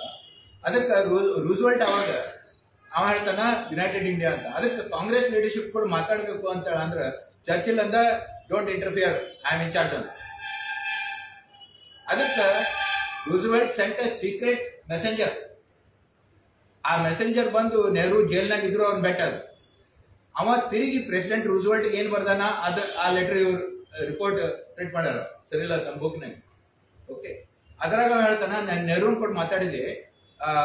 ಅವಾಗ ಅವ್ನು ಕೇಳಿದೆ ಹಂಗ ಅವ್ನ ವಿಷನ್ ಏನು ಅಂತೇಳಿ. ಮತ್ತ what you think what will be the future post, ಇದು 42ದಾಗ ಅದಕ್ಕೆ ಪೋಸ್ಟ್ ವಾರ್ ಫ್ಯೂಚರ್ ಹೆಂಗ್ ನೀವು ಹೆಂಗ ಜಗತ್ತನ್ನ ಹೆಂಗ್ ನೋಡ್ತೀರಿ ಅಂತಂದ್ರ ನೆಹರು ಅವ್ನ್ ಹೇಳಿದ್ರಂತ ದೇರ್ ಬಿ 4 ಗ್ರೇಟ್ ಪವರ್ಸ್ ಅಂತ ಹೇಳಿದ್ರು. ಅನ್ಕೊಳ್ಳ ಅವ್ನು ಕೇಳಿದಂತ which will be the 4 great powers. ಅವ್ರು ಹೇಳಿದ್ರಂತ united states, Soviet Union, China and India. ಅವ ಅಂತಾನ he's in a British jail. ನಾ ಅದಕ್ಕೆ ಕೇಳಿದೆ ವಾಟ್ ಅಬೌಟ್ ಬ್ರಿಟನ್ ಅಂದ್ರೆ there will be a second rate power ಅಂತ. ಆ ಕಾನ್ಫಿಡೆನ್ಸ್ ಇತ್ತು ಇಂಡಿಯನ್ಸ್ಗೆ, will become a great power ಅಂತ ಅವಾಗ 40ಸ್ನಾಗ. And Britain was weak and was further weekend. In fact totally bankrupt ಆಗಿತ್ತು. ಸೆಕೆಂಡ್ ವರ್ಲ್ಡ್ ವಾರ್ ಆದ್ಮೇಲಂತೂ ಅವ್ರ ಮೂಗ್ ತಿಕ್ಕ್ಯಾರಿ ಇಟ್ಟು ಅಮೆರಿಕನ್ಸ್. ಯಾವ ಸೂಪರ್ ಪವರ್ನು ಇನ್ನೊಬ್ಬರಿಗೆ ಹ್ಯಾಂಡ್ ಓವರ್ ಮಾಡಂಗಲ್ಲ ಖೋಖೋ ಅಂತ. ಅವ್ರನ್ನ ತಿರುಗಿ ಮೂಗ್ ತಿಕ್ಕಿ ಇವರು ನಂಬರ್ 1 ಆಗ್ಯಾರ, ಸೂಪರ್ ಪವರ್ ಆಗ್ಯಾರ. ಅವಾಗ ಕಾಲಿಗೆ ಬೀಳುವಂಗ್ ಮಾಡ್ಯಾರ ಅವರು. ಅಷ್ಟು ಇಂಡೆಟೆಡ್ ಆಗಿದ್ರು ಬ್ರಿಟಿಷ್ ಅಮೆರಿಕನ್ಸ್ಗೆ. ಟೋಟಲಿ ಬ್ಯಾಂಕ್ರಪ್ಟ್ ಆಗಿತ್ತು. ಫಸ್ಟ್ ವರ್ಲ್ಡ್ ವಾರ್ನಾಗ already they had become debtors. After second world war they are finished and most of Europe was also finished and Japan, Germany anyway were destroyed. So ಇಂಥ ಇದ್ರೊಳಗೆ ಇದೇನು ಒಂದು ಯಾವ ಕ್ಯಾಂಪಿಗೆ ಹೋಗಬಾರ್ದು, ನಮ್ದ ಒಂದು ಸ್ಪೇಸ್ ಮಾಡ್ಕೋಬೇಕು. ನಾವು ಬಡವರದಿವಿ, we are not powerful yet. ಈಗೇನ್ ನಾವು ಅಂತೀವಿ, ನಾವು we want to Indian government ಅಂತೈತಿ, we are third largest economy, will be want to sit at high table ಅಂತ ಎಲ್ಲ ಮಾತಾಡ್ತಾರಲ್ಲ. ಬಟ್ ಇದಕ್ಕ ಅವಾಗ ತಾಕತ್ತಿಲ್ಲ ಅಂದ್ರೂ but we have a future, why should we join anybody else's camp ಅಂತ ಇದೇನೊಂದು ಫೀಲಿಂಗ್ ಇತ್ತಲ್ಲ. ಅದಕ್ಕೆ ಆಕ್ಚುಲಿ ಟಾಟಾ ಬಿರ್ಲಾ ನೀನ್ ಎಕ್ಸ್ಪೀರಿಯನ್ಸ್ ಆಯ್ತು ವಾಷಿಂಗ್ಟನ್ನಾಗ, ಲಂಡನ್ನಾಗ, ಅದಕ್ಕೆ ಹೊಂದ್ಕೊಂತದ್ದು. Even though they were pro-West capitalists, but that time Khrushchev came in 55 and said, "I will give all technical support. I don't want any equity. ನಿಮ್ಗೆ share ಬೇಕಾಗಿಲ್ಲ ನಂಗೆ." ಅವ್ರು ಹೇಳ್ತಿರಲ್ಲ ನಮ್ಮ ಓನರ್ಶಿಪ್ ಇರಬೇಕು ಅಂತ. ಹೇಳಿದ್ರೆ ನನಗೇನು ಓನರ್ಶಿಪ್ ಬೇಕಾಗಿಲ್ಲ, ನಿಮ್ಗೆ ಟೆಕ್ನಾಲಜಿ ಬೇಕಾದೆಲ್ಲ ಕೊಡ್ತೀನಿ, ನಿಮ್ಗೆ ಲೋನ್ಸ್ ಬೇಕಂದ್ರೆ ಕೊಡ್ತೀನಿ, ನಿಮ್ಗೆ ಮಷಿನರಿ ಬೇಕಂದ್ರೆ ಕೊಡ್ತೀನಿ. Okay, because he thought that India being neutral is good ಅಂತ. ಈಗ ಇಂಡಿಯಾನು ಅಮೆರಿಕ ಕಡೆ ಹೋಗ್ತಂದ್ರೆ ಬಹಳ ತ್ರಾಸ ಆಗ್ತೈತಿ, ಅದಕ್ಕೆ India being neutral is good ಅಂತ ನಾವು ಕ್ಯಾಲ್ಕುಲೇಟ್ ಮಾಡಿದ ಅಂತೇಳಿ ನೆಹರು ಹೇಳಿದ್ರು. ಅವಾಗ ಅವಡಿ ಸೆಷನ್ ಒಳಗ Congress pass socialistic pattern of society ಅಂತ. ಇವತ್ತಿನ ಭಾಷಣದ title socialistic pattern of society. We aim to build a socialistic pattern of society. Socialism ಅಲ್ಲ. ಓಕೆ, ಅದನ್ನ ಅವಡಿ ಕಾಂಗ್ರೆಸ್ ಅಡಾಪ್ಟ್ ಮಾಡ್ತು. Immediately 1955-56 ನಿಂದ ಸೋವಿಯತ್ ಹೆಲ್ಪ್ ಬಂತು. And because of that India openly and Indian big business was very happy about it because they wanted technology and they are not giving any control to Soviets. Best of both worlds, and it is being built by taxpayers' money, not their money. ಅದಕ್ಕೆ steel plant ಆಗಲಿ, refineries ಆಗಲಿ, oil and gas ONGC ಆಗಲಿ, ಇಸ್ರೋದ satellites ಆಗಲಿ, IITs ಕಟ್ಟೋದ್ರೊಳಗಾಗ್ಲಿ, ಮತ್ತೆ ಎಷ್ಟೋ ಸಾವಿರಾರು ಮಂದಿಗೆ ಸ್ಕಾಲರ್ಶಿಪ್ ಕೊಟ್ಟು ಇಲ್ಲಿಂದ ಇಂಜಿನಿಯರ್ಸ್ ಸೈಂಟಿಸ್ಟ್ ಇನ್ ಮಾಸ್ಕೋ ಯೂನಿವರ್ಸಿಟಿಯಿಂದ ಬೇರೆ ಬೇರೆ ಯೂನಿವರ್ಸಿಟಿಯಿಂದ ಟ್ರೈನಿಂಗ್ ಆಯ್ತು. Power generation, hydro power, ಬಕ್ರಾನಂಗಲ್ dam, Gorbakul thermal power station, ಇವೆಲ್ಲ these are all because of the fruits of playing the non-alignment game. It was a game. ನೀವು ಏನೇ ಹೇಳ್ರಿ, ನಾವು ಆಂಟಿ ಇಂಪೀರಿಯಲಿಸ್ಟ್ ಅದೀವಿ, ಇವ್ರ ಕಡೆನೂ ಇಲ್ಲ ಅವ್ರ ಕಡೆನೂ ಇಲ್ಲ, ಈಗ ಹೇಳ್ತೀವಿ ಸ್ಟ್ರಾಟಜಿಕ್ ಅಟಾನಮಿ ಅಂತ. Basically it was a game. ಯಾಕಂದ್ರೆ ಇವ್ರಿಗೆ ರಿಫೈನರಿ ಬೇಕಾಗಿತ್ತು. ಒಂದು ಉದಾಹರಣೆ ಕೊಡ್ತೇನೆ. ಇವ್ರಿಗೆ ರಿಫೈನರಿ ಬೇಕಾಗಿತ್ತು. ಯಾಕಂದ್ರೆ ಬ್ರಿಟಿಷರು ಅಮೆರಿಕನ್ಸ್ ಪೂರ್ತಿ ಆಯಿಲ್ ಮಾರ್ಕೆಟ್ ಕಂಟ್ರೋಲ್ ಮಾಡ್ತಿದ್ರು. ಇಲ್ಲಿ ಪೆಟ್ರೋಲ್, ಡೀಸೆಲ್, ಕೆರೋಸಿನ್ ಸಪ್ಲೈ ಬೇಕಾದ ಪ್ರೈಸ್ ಹಾಕ್ತಿದ್ರು. ಅವ್ರದ್ದು ಒಂದು ರಿಫೈನರಿ ಇತ್ತು ಅಬದಾನ್ದೊಳಗೆ, ವರ್ಷದಾಗ. ಅಲ್ಲಿಂದ ತಂದು ಇಲ್ಲಿ ಬೇಕಾದ ಪ್ರೈಸಿಗೆ ಮಾರ್ತಿದ್ರು. Indian government kept saying you start refinery ಇರುತ್ತೆ. ಇಲ್ರಿ, ಇದು ಅಷ್ಟು ಮಾರ್ಕೆಟ್ ಇಲ್ಲ. ಕೊನೆಗೆ ಇರಾನ್ದೊಳಗ ಒಬ್ಬ ಡೆಮೊಕ್ರಾಟ್ ಪ್ರೈಮ್ ಮಿನಿಸ್ಟರ್ ಆದ, ಹೊಸದೇಕ, ಅವ ಅದನ್ನ ನ್ಯಾಷನಲೈಸ್ ಮಾಡಿದ. ಆಂಗ್ಲೋ ಪರ್ಷಿಯನ್ ಆಯಿಲ್ ಕಂಪನಿ ಅಂತ ಏನಿರ್ತದ, ಬೇಸಿಕಲಿ ಶೆಲ್ ಕಂಪನಿ ಇರ್ತದ. Shell was part Dutch, part British multinational. So ಅದು ನಾವು ಕಂಟ್ರೋಲ್ ಮಾಡಿದ್ದಕ್ಕೆ, ನ್ಯಾಷನಲೈಸ್ ಮಾಡಿದ್ದಕ್ಕೆ ಅವ್ರದ್ದು ರಿಫೈನರಿ ಹೋತಲ್ಲ. ಈಗ ಅಮೆರಿಕದಿಂದ ಅಲ್ಲಿಂದ ಇಲ್ಲಿಂದ ಬ್ರಿಟನ್ ನಿಂದ ತರೋದು ಕಷ್ಟ ಆಕೈತೆ ಅಂತೇಳಿ ಅವಾಗ they were ready to start one small refinery. ಅದರಿಂದ ಏನೋ ಆಗ್ತಿದ್ರು. ಅವಾಗ ಇಂಡಿಯನ್ಸ್ ಏನ್ ಮಾಡಿದ್ರು, ಸೋವಿಯಟ್ಸ್ ಹೇಳಿದ್ರು, ನಾವು ಇಂಡಿಯನ್ ಆಯಿಲ್ ಅಂತ ನಮ್ದ ಒಂದು ಕಂಪನಿ ಮಾಡಿವ್ರಿ, ನಮಗೆ ನೀವು ರಿಫೈನರಿ ಟೆಕ್ನಾಲಜಿ ಕೊಟ್ಟದಕ್ಕೆ first Indian refinery came up in Koyali under Indian Oil because of Soviet. ಅದನ್ನ ತಗೊಂಡು ಇವ್ರೇನ್ ಮಾಡಿದ್ರು, they didn't join the Soviet camp. Then they started negotiating with the Americans and the French and others to get Cochin refinery and Chennai refinery, which were built with the Western help. And they always played this game. ಈಗೇನ ಅಂತೀವಲ್ಲ, Russian ಕಡೆನೂ ನಾವು oil ತಗೊಂಡ್ರಿ, American ಕಡೆಯಿಂದ guns ತಗೊಂಡು ತಗೊಂಡು ಅಂತರ ನಾವು ಒಂದು ದೊಡ್ಡ ಅಚೀವ್ ಮಾಡಿವಿ ಅಂತ, ಅಂದ್ರೆ ನಾವೇನೋ ಸ್ವತಂತ್ರ ಆಗಿವಿ ಅಂತ ಅಲ್ಲ. Basically, India is very important for everybody. You use that situation because Indian businessmen want that situation. They think that they will become big by playing one against the other and getting something from both sides. This is the basis of Nehru's non-alignment. Publicly, the Panchshila, non-alignment to anti-imperialism, but basic interest ಅಂದ್ರೆ ಈಗ ಸುಧಾ ಅದ ನೋಡ್ರಿ. Socialism ಎಲ್ಲ ಏನಿಲ್ಲ, ಆದ್ರೂ they want to have relationship with China, have relationship with Russia and have relationship with Japan, Australia and America. Okay, so this is because they think by playing different things they will create space for themselves. Okay, so that's all I wanted to say about this non-alignment business. ಈಗ ಇನ್ನೂ ಕೆಲವರು ಅಂತಾರ, ಆಮೇಲೆ Mrs Gandhi, Shrimati Indira Gandhi ಅವರು ಆದಾಗ ಕೆಲವು steps ತಗೊಂಡ್ರು.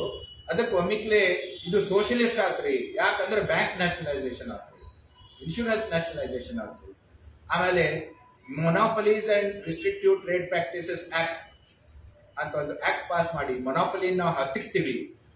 ಅದಕ್ಕೆ she is anti monopoly government. ಇದಕ್ಕೆ ನಾವು ಸಪೋರ್ಟ್ ಮಾಡಬೇಕು, this is a leftist government ಅಂತೇಳಿ ಎಲ್ಲ ಪ್ರಚಾರ. ಓಕೆ, ಸೊ ಅದಕ್ಕೆ ಈ ಪ್ರಚಾರ ಬಿಡ್ರಿ, ಸ್ಲೋಗನ್ ಬಿಡ್ರಿ. You look at what happened because of MRTPC. If it is actually against monopolies, then monopolies should come down. Monopolies should be restricted. But MRTPC ಕೆಳಗ ಯಾರು ಎಷ್ಟು ಲೈಸೆನ್ಸಸ್ ಸಿಕ್ಕಿತು ಅಂತಂದ್ರೆ 1983 ಒಳಗೆ ಪಬ್ಲಿಷ್ ಆದ ಸ್ಟಡಿ ನೋಡಿದ್ರೆ Birlas and Tatas got 50% of all the industrial licenses. Birlas got 220, Tata's 198, Motilal 35, Singhania 35, Thapar 43. ಆಮೇಲೆ 17 top groups ಅದು ಎಲ್ಲ ಕುಡಿಸಿದ್ರೆ 800 ಆಗ್ತಾವು. ಇವ್ರಿಬ್ಬರದ 425. Okay, so 50% of the industrial licences are cornered by Tatas and Birlas. Cornered ಅಂತೀನಿ ಯಾಕಂದ್ರೆ ಇದ್ರೊಳಗ less than 25% they actually used, 75% block ಮಾಡಿದ್ರು ಅವರು. That is the actual secret of licensing raj. ಯಾಕಂದ್ರೆ ನಿಮ್ಮ ಹತ್ರ ಲೈಸೆನ್ಸ್ ಆದ್ಮೇಲೆ ಇನ್ನೊಬ್ರು ಕೊಡಕ್ ಬರಂಗಿಲ್ಲ. ಅವರು ಈ ಫೀಲ್ಡ್ನಾಗ ಒಬ್ಬರಿಗೆ ಕೊಡ್ತೀವಿ,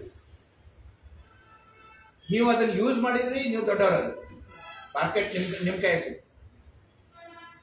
ಇನ್ನೊಂದು ಸಬ್ಜೆಕ್ಟ್ ಅನ್ನು ನೀವು ತೊಗೊಳ್ರಿ, ಅದನ್ನ ನೀವು ಯೂಸ್ ಮಾಡಲಿಲ್ಲ ಅಂದ್ರೆ ಬೇರೆಯವ್ರಿಗೂ ಕೊಡಲಿಲ್ಲ, ನಿಮ್ಗೂ ಬರಲಿಲ್ಲ ಅಂದ್ರೆ ಏನಾಯ್ತು, ಕಾಂಪಿಟೇಟರ್ ಬರಂಗಿಲ್ಲ.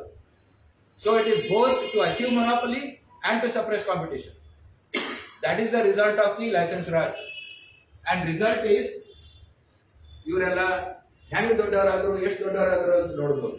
ಆಮೇಲೆ ಈಗ ಇವರು 14 ಬ್ಯಾಂಕ್ಸ್ ನ್ಯಾಷನಲೈಸ್ ಆದವು. ಅವಾಗ ನೋಡ್ರಿ ದಿಸ್ ಇಸ್ ಅ ಸೋಷಿಯಲಿಸಮ್ ಅಂತ. ಯಾಕಂದ್ರೆ ಪ್ರೈವೇಟ್ ಬ್ಯಾಂಕ್ಸ್ ಇವ್ರು ನ್ಯಾಷನಲೈಸ್ ಮಾಡಾರ. ಅಫ್ಕೋರ್ಸ್ ಅದು ವಿತ್ ಕಾಂಪೆನ್ಸೇಷನ್ ಎಲ್ಲ ಕೊಟ್ರ ಅವ್ರು. ಓಕೆ, ಹಂಗ ನೋಡಿದ್ರೆ ಟಾಟಾ ಕಡೆ ಸೆಂಟ್ರಲ್ ಬ್ಯಾಂಕ್ ಇತ್ತು, ಬಿರ್ಲಾಂದು ಒಂದು ಸಣ್ಣ ಬ್ಯಾಂಕ್ ಇತ್ತು, ಯೂನಿಯನ್ ಬ್ಯಾಂಕ್, ಯುಕೋ ಬ್ಯಾಂಕ್ ಏನೋ ಇತ್ತು. ಹಿಂಗ 14 ಬ್ಯಾಂಕ್. ಅಫ್ಕೋರ್ಸ್ ನಮ್ಮ ಪೈ ಮಂತನದ 4 ಇದ್ವು, ಈ ನಮ್ಮ ಮಂಗಳೂರಿನ 4 ಇದ್ವು, ಸಿಂಡಿಕೇಟ್, ವಿಜಯ ಕಾರ್ಪೊರೇಷನ್, ಇವೆಲ್ಲ ಕೆನರಾ, ಇವೆಲ್ಲ ಇದ್ವು. ಓಕೆ, ಅವೆಲ್ಲ ಸಣ್ಣ ಇದ್ದು ಬಿಡ್ರಿ ಅವಾಗ. But state bank Dwarakanath Tagore ಶುರು ಮಾಡಿದ್ದು bank of Bengal became imperial bank, became state bank of India. Okay, in 1951. That is still the biggest bank in terms of number of assets, number of accounts and all that. Okay, ಆದ್ರೆ ಈ 14 bank ಮಾಡಿದ್ಮೇಲೆ was it really ಅದರಿಂದ ಏನಾಗ್ಪ ಅಂತ ನೋಡ್ಬೇಕು. ಅವರೆಲ್ಲ protest ಮಾಡಿದ್ರು, supreme ಕೋರ್ಟ್ಗೆ ಹೋದ್ರು, ಕೇಶವಾನಂದ ಭಾರತಿ ಆಯ್ತು, ಇದಾಯ್ತು, ಅದಾಯ್ತು, ಎಲ್ಲ ನಾವು ಕೇಳ್ತೀವಿ. ಓಕೆ, ಆದ್ರೆ ಆಕ್ಚುಲಿ ಈ ಬ್ಯಾಂಕ್ ಅಂಡ್ ಇನ್ಶೂರೆನ್ಸ್ ನ್ಯಾಷನಲೈಸೇಷನ್ ಆದ್ರಿಂದ ಯಾರಿಗೆ ಲಾಭ ಆಯ್ತು, ಎಷ್ಟಾಯ್ತು ಅಂತ ನೋಡಿದ್ರೆ ಅಫ್ಕೋರ್ಸ್ ಬ್ಯಾಂಕ್ ಬ್ರಾಂಚಸ್ ಹೆಚ್ಚಿಗೆ ಆದವು. ಸಣ್ಣ ಸಣ್ಣ ಊರಾಗ ಹಳ್ಳಿ ತನಕ ಬ್ಯಾಂಕ್ ಬ್ರಾಂಚಸ್ ಹುಟ್ಟಿದ್ವು. ನಮಗೆ ಬ್ಯಾಂಕಿಂಗ್ ಸುಲಭ ಆಯ್ತು. ಇದರ ಅರ್ಥ ಏನು? ದಿಸ್ ಈಸ್, ನೀವು ಈಗೇನ ಗೂಗಲ್ ಪೇ ಅಂತೀವಲ್ಲ, UPI 1.0 ಅನ್ಬೇಕಲ್ಲ. ಯಾಕಂದ್ರೆ ಬ್ಯಾಂಕಿನ ಕೆಲಸ ಏನ್ರಿ? What is the purpose of banks? ನಿಮ್ಮ ಡೆಪಾಸಿಟ್ ತಗೊಂಡು, ಸೇವಿಂಗ್ಸ್ ತಗೊಂಡು ಇಂಡಸ್ಟ್ರಿ ಕೊಡ್ತಾರ. They are financial intermediaries. History of banking ನೋಡ್ರಿ ನೀವು. ಹಿಂದಿನ ಕಾಲದಾಗ ಸಾಹುಕಾರ ತಮ್ಮ ರೊಕ್ಕ ಕೊಡ್ತಿದ್ರು. ಆದ್ರೆ ಯಾವಾಗ 1770 ಒಳಗೆ ಫಸ್ಟ್ ಇಂಡಿಯನ್ ಬ್ಯಾಂಕ್, ಇಂಡಿಯಾದೊಳಗೆ ಒಂದು ಬ್ಯಾಂಕ್ ಒಬ್ಬ ಈಸ್ಟ್ ಇಂಡಿಯಾ ಕಂಪನಿ ಶುರು ಮಾಡಿದ. ಅವಾಗಿಂದ ಬ್ಯಾಂಕಿಂಗ್, ಮಾಡರ್ನ್ ಬ್ಯಾಂಕಿಂಗ್ ಶುರು ಆಗ. ಅವಾಗ ಏನ್ ಮಾಡ್ತಾರ ಅಂದ್ರೆ ಬೇರೆ ಬೇರೆ ಕಡೆ ಡೆಪಾಸಿಟ್ ತಗೊಂಡು ಆ ರೊಕ್ಕನ ಹೆಚ್ಚಿಗೆ ಬಡ್ಡಿ ದರಕ್ಕೆ ಲೋನ್ ಕೊಡ್ತಾರ. ನಿಮ್ಗೆ 6% ಕೊಡ್ತಾರ, ಅಲ್ಲಿ 11% ಲೋನ್ ಕೊಡ್ತಾರ. 5% ಅವ್ರದ್ದು ಲಾಭ ಆಗ್ತಿಲ್ಲ. 5%ನಾಗ ಅವ್ರದ್ದೆಲ್ಲ ಬ್ರಾಂಚಿಂದು, ಸ್ಟಾಫ್, ಅದು ಇದು ಆಪರೇಟಿಂಗ್ ಎಕ್ಸ್ಪೆನ್ಸಸ್ ಎಲ್ಲ ತೆಗೆದು ಮತ್ತೆ ಅವ್ರ ಪ್ರಾಫಿಟ್ ಆಗ್ತೈತಿ. ಆದ್ರೆ ಇದೊಂದು ಬಿಸ್ನೆಸ್ ಅಂತ ತಿಳ್ಕೊಳ್ಳಿ. ಆದ್ರೆ ಇದ್ರ ಲಾಭ ಯಾರಿಗಾಯ್ತು? ಯಾರಿಗೆ ಆ ಲೋನ್ ತಗೊಂಡು ಇಂಡಸ್ಟ್ರಿ ಮಾಡಿ ಆಮೇಲೆ ಆ ಇಂಡಸ್ಟ್ರಿ ನಮ್ದಂತಾರಲ್ಲ, ಕಟ್ಟಿದ್ದು ಲೋನ್ ಮೇಲೆ. ನಮ್ ಬಂಡವಾಳ ಮಾಡಿ ನಾವು ಕಟ್ಟಿದ್ರಪ್ಪ, ಈ ಫ್ಯಾಕ್ಟ್ರಿ ಕಟ್ಟಿದ್ರೆ ನಾವು ಮತ್ತೆ ಬೇರೆ 5% 10% ಬಂಡವಾಳ ಹಾಕಿ ಬಾಕಿ ಎಲ್ಲ ಪಬ್ಲಿಕ್ ಸೇವಿಂಗ್ಸ್ ನಿಂದ ಏನ್ ಇವ್ರು ಸಾಮ್ರಾಜ್ಯ ಕಟ್ತಾರ. ಆಮೇಲೆ ಇದು ನಮ್ ಸಾಮ್ರಾಜ್ಯ ಅಂತಾರ. ಆಮೇಲೆ ಒಂದ್ ವೇಳೆ ಅದು ಬಿಸ್ನೆಸ್ ನಡೀಲಿಲ್ಲ ಅಂದ್ರೆ ರೈಟ್ ಆಫ್ ಆಗ್ತದೆ. ಲಕ್ಷ ಕೋಟಿ ಗಟ್ಟಲೆ ರೈಟ್ ಆಫ್ ಆಗ್ತದೆ. ಆ ರೈಟ್ ಆಫ್ ಯಾರ್ದು? ನಮ್ ಡೆಪಾಸಿಟರ್ಸ್ ಮನಿಯಿಂದ. ಆಮೇಲೆ ಇದಕ್ಕೆ ರೀಕ್ಯಾಪಿಟಲೈಸೇಷನ್ ಮಾಡ್ಬೇಕ್ರಿ ಅಂತೇಳಿ ಟ್ಯಾಕ್ಸ್ ಪೇಯರ್ಸ್ ಮನಿಯಿಂದ ರೀಕ್ಯಾಪಿಟಲೈಸ್ ಮಾಡ್ತಾರೆ ಅದ ಬ್ಯಾಂಕ್ಸ್. ಸೊ ಇದನ್ನೆಲ್ಲ ನೋಡಿದ್ರೆ ಈ ಬ್ಯಾಂಕ್ ನ್ಯಾಷನಲೈಸೇಷನ್ ಮೊದಲ ಈ ದೊಡ್ಡ ದೊಡ್ಡ ಟಾಪ್ 5 ಬಿಸ್ನೆಸ್ ಹೌಸಸ್ ಅಸೆಟ್ಸ್ ಎಷ್ಟಿದ್ವು? ಬ್ಯಾಂಕ್ ನ್ಯಾಷನಲೈಸೇಷನ್ ಆದ್ಮೇಲೆ 1990 ಒಳಗ ಇವ್ರ ಅಸೆಟ್ಸ್ ಎಷ್ಟಿದ್ವು ನೋಡ್ಬೇಕು ನೀವು. ಅದನ್ನ ನೋಡಿದ್ರೆ this is the figure.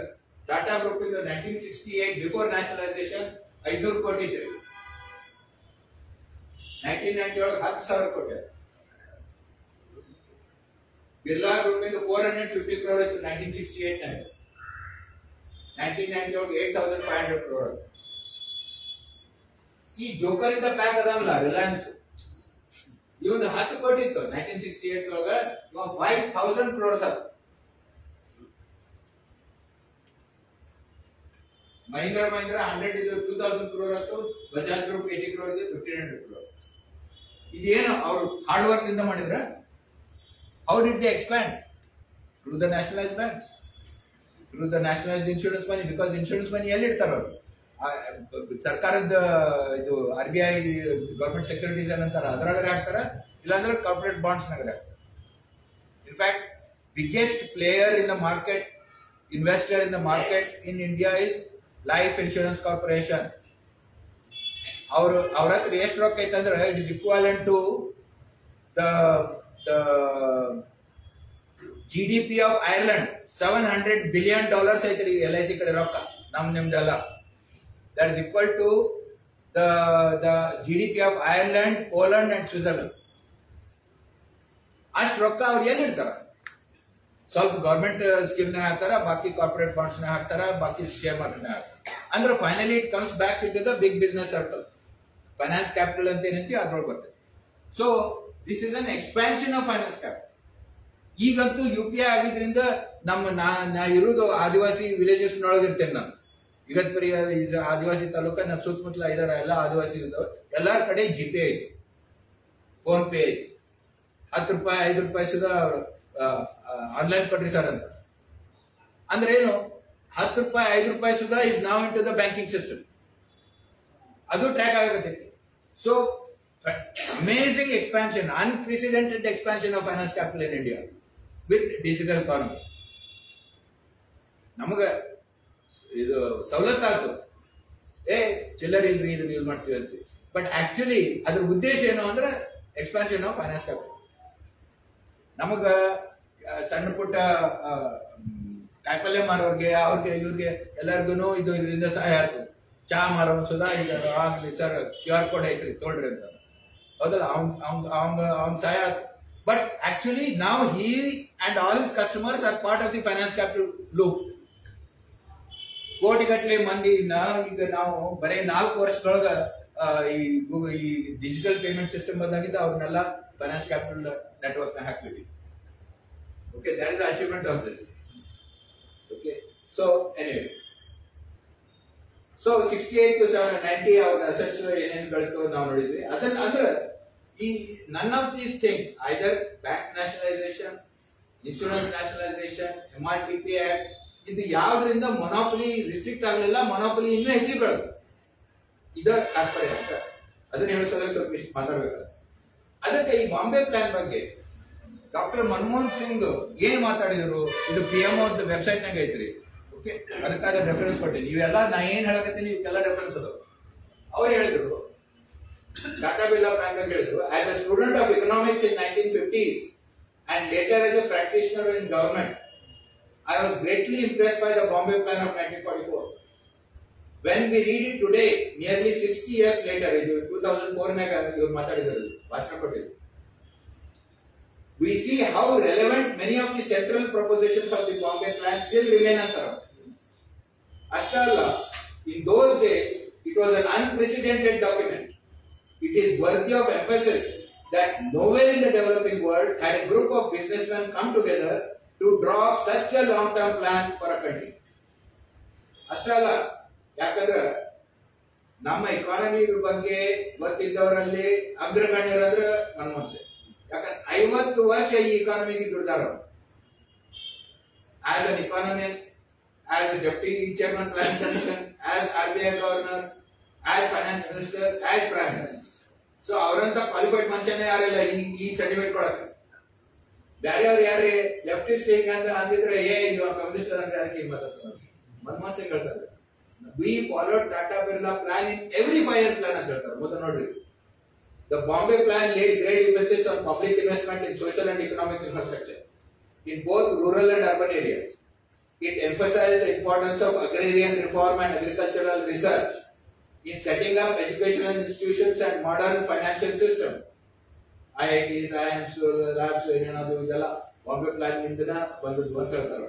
Above all, it defined the framework for India's transition from agrarian feudalism to industrial capitalism. But of course, capitalism is that is human ಅಂತ ಎಲ್ಲ ಹೇಳ್ತಾರೆ. But ಅಂದ್ರೆ ನೋಡ್ರಿ, and he says further that this is what we followed in every single 5 year plan ಅಂತ ಹೇಳ್ತಾರೆ. ಯಾಕಂದ್ರೆ actually Bombay plan ಒಳಗೆ ಬರೀ first 2 and 3rd 5 year plan ಬಗ್ಗೆ ಮಾತಾಡ್ತಾರ. ಅದಕ್ಕಿಂತ ಹೆಚ್ಚಿಗೆ ಮುಂದೆ ನೋಡೋಣ ಅಂತ ಹೇಳ್ತಾರೆ. ಇವ್ರು ಹೇಳ್ತಾರ 2012 ತನಕ ಎಲ್ಲಿ ತನಕ ಪ್ಲಾನಿಂಗ್ ಕಮಿಷನ್ ಇತ್ತು ಅಲ್ಲಿ ತನಕ ಫಾಲೋ ಮಾಡಿದೆ ಅಂತ ಹೇಳ್ತಾರ. ಓಕೆ, ಸೊ ಎನಿವೆ, ಈಗ ಇನ್ನೊಂದು ಬಗ್ಗೆ ಮಾತಾಡ್ಬೇಕು. ಏನಂದ್ರೆ ಈಗ ಬರೀ ಬಿಸ್ನೆಸ್ ಆಯ್ತು. ಬಿಸ್ನೆಸ್ ಪಾರ್ಟಿ ಪಾಲಿಟಿಕ್ಸ್ ನಾಗ, ಪಾರ್ಲಿಮೆಂಟರಿ ಪಾಲಿಟಿಕ್ಸ್ ನಾಗ ಯಾವ ರೋಲ್ ಮಾಡ್ತು ಅನ್ನೋದಕ್ಕೆ ಒಂದು ಉದಾಹರಣೆ ಅಂದ್ರೆ this is a letter written by JRD Tata to Jawaharlal Nehru in 1961. ಇದರ ತಾತ್ಪರ್ಯ ನಾನು ಕೃತಿ ಓದಕ್ ಹೋಗಿಲ್ಲ, ಟೈಮ್ ಜಾಸ್ತಿ ಆಗೈತಿ.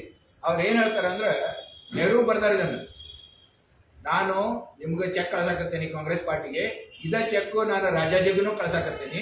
ಯಾಕಂದ್ರ ನೀವು ಚಲೋ ಕೆಲಸ ಮಾಡಿರಿ, ಆದ್ರೆ ನಿಮಗೆ ಅಪೋಸಿಷನ್ ಬೇಕು, ಇಂಥ ಆಲ್ಟರ್ನೇಟಿವ್ ಇದ್ದಿಲ್ಲ ಅಂದ್ರೆ ಮಂದಿ ಕಮ್ಯುನಿಸ್ಟ್ ಆಗ್ತಾರ ಅಂತ.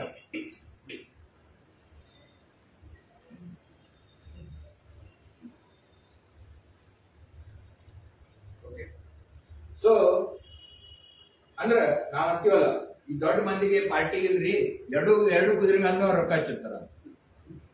And this is true. And this is a published letter in collected letters of J.R.D. Tata to Jawaharlal Nehru in 1961.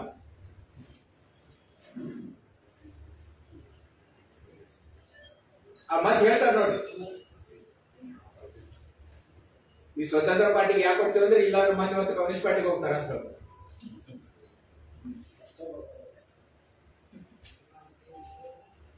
Okay, so this is just one example how big business looks at party politics and parliamentary politics.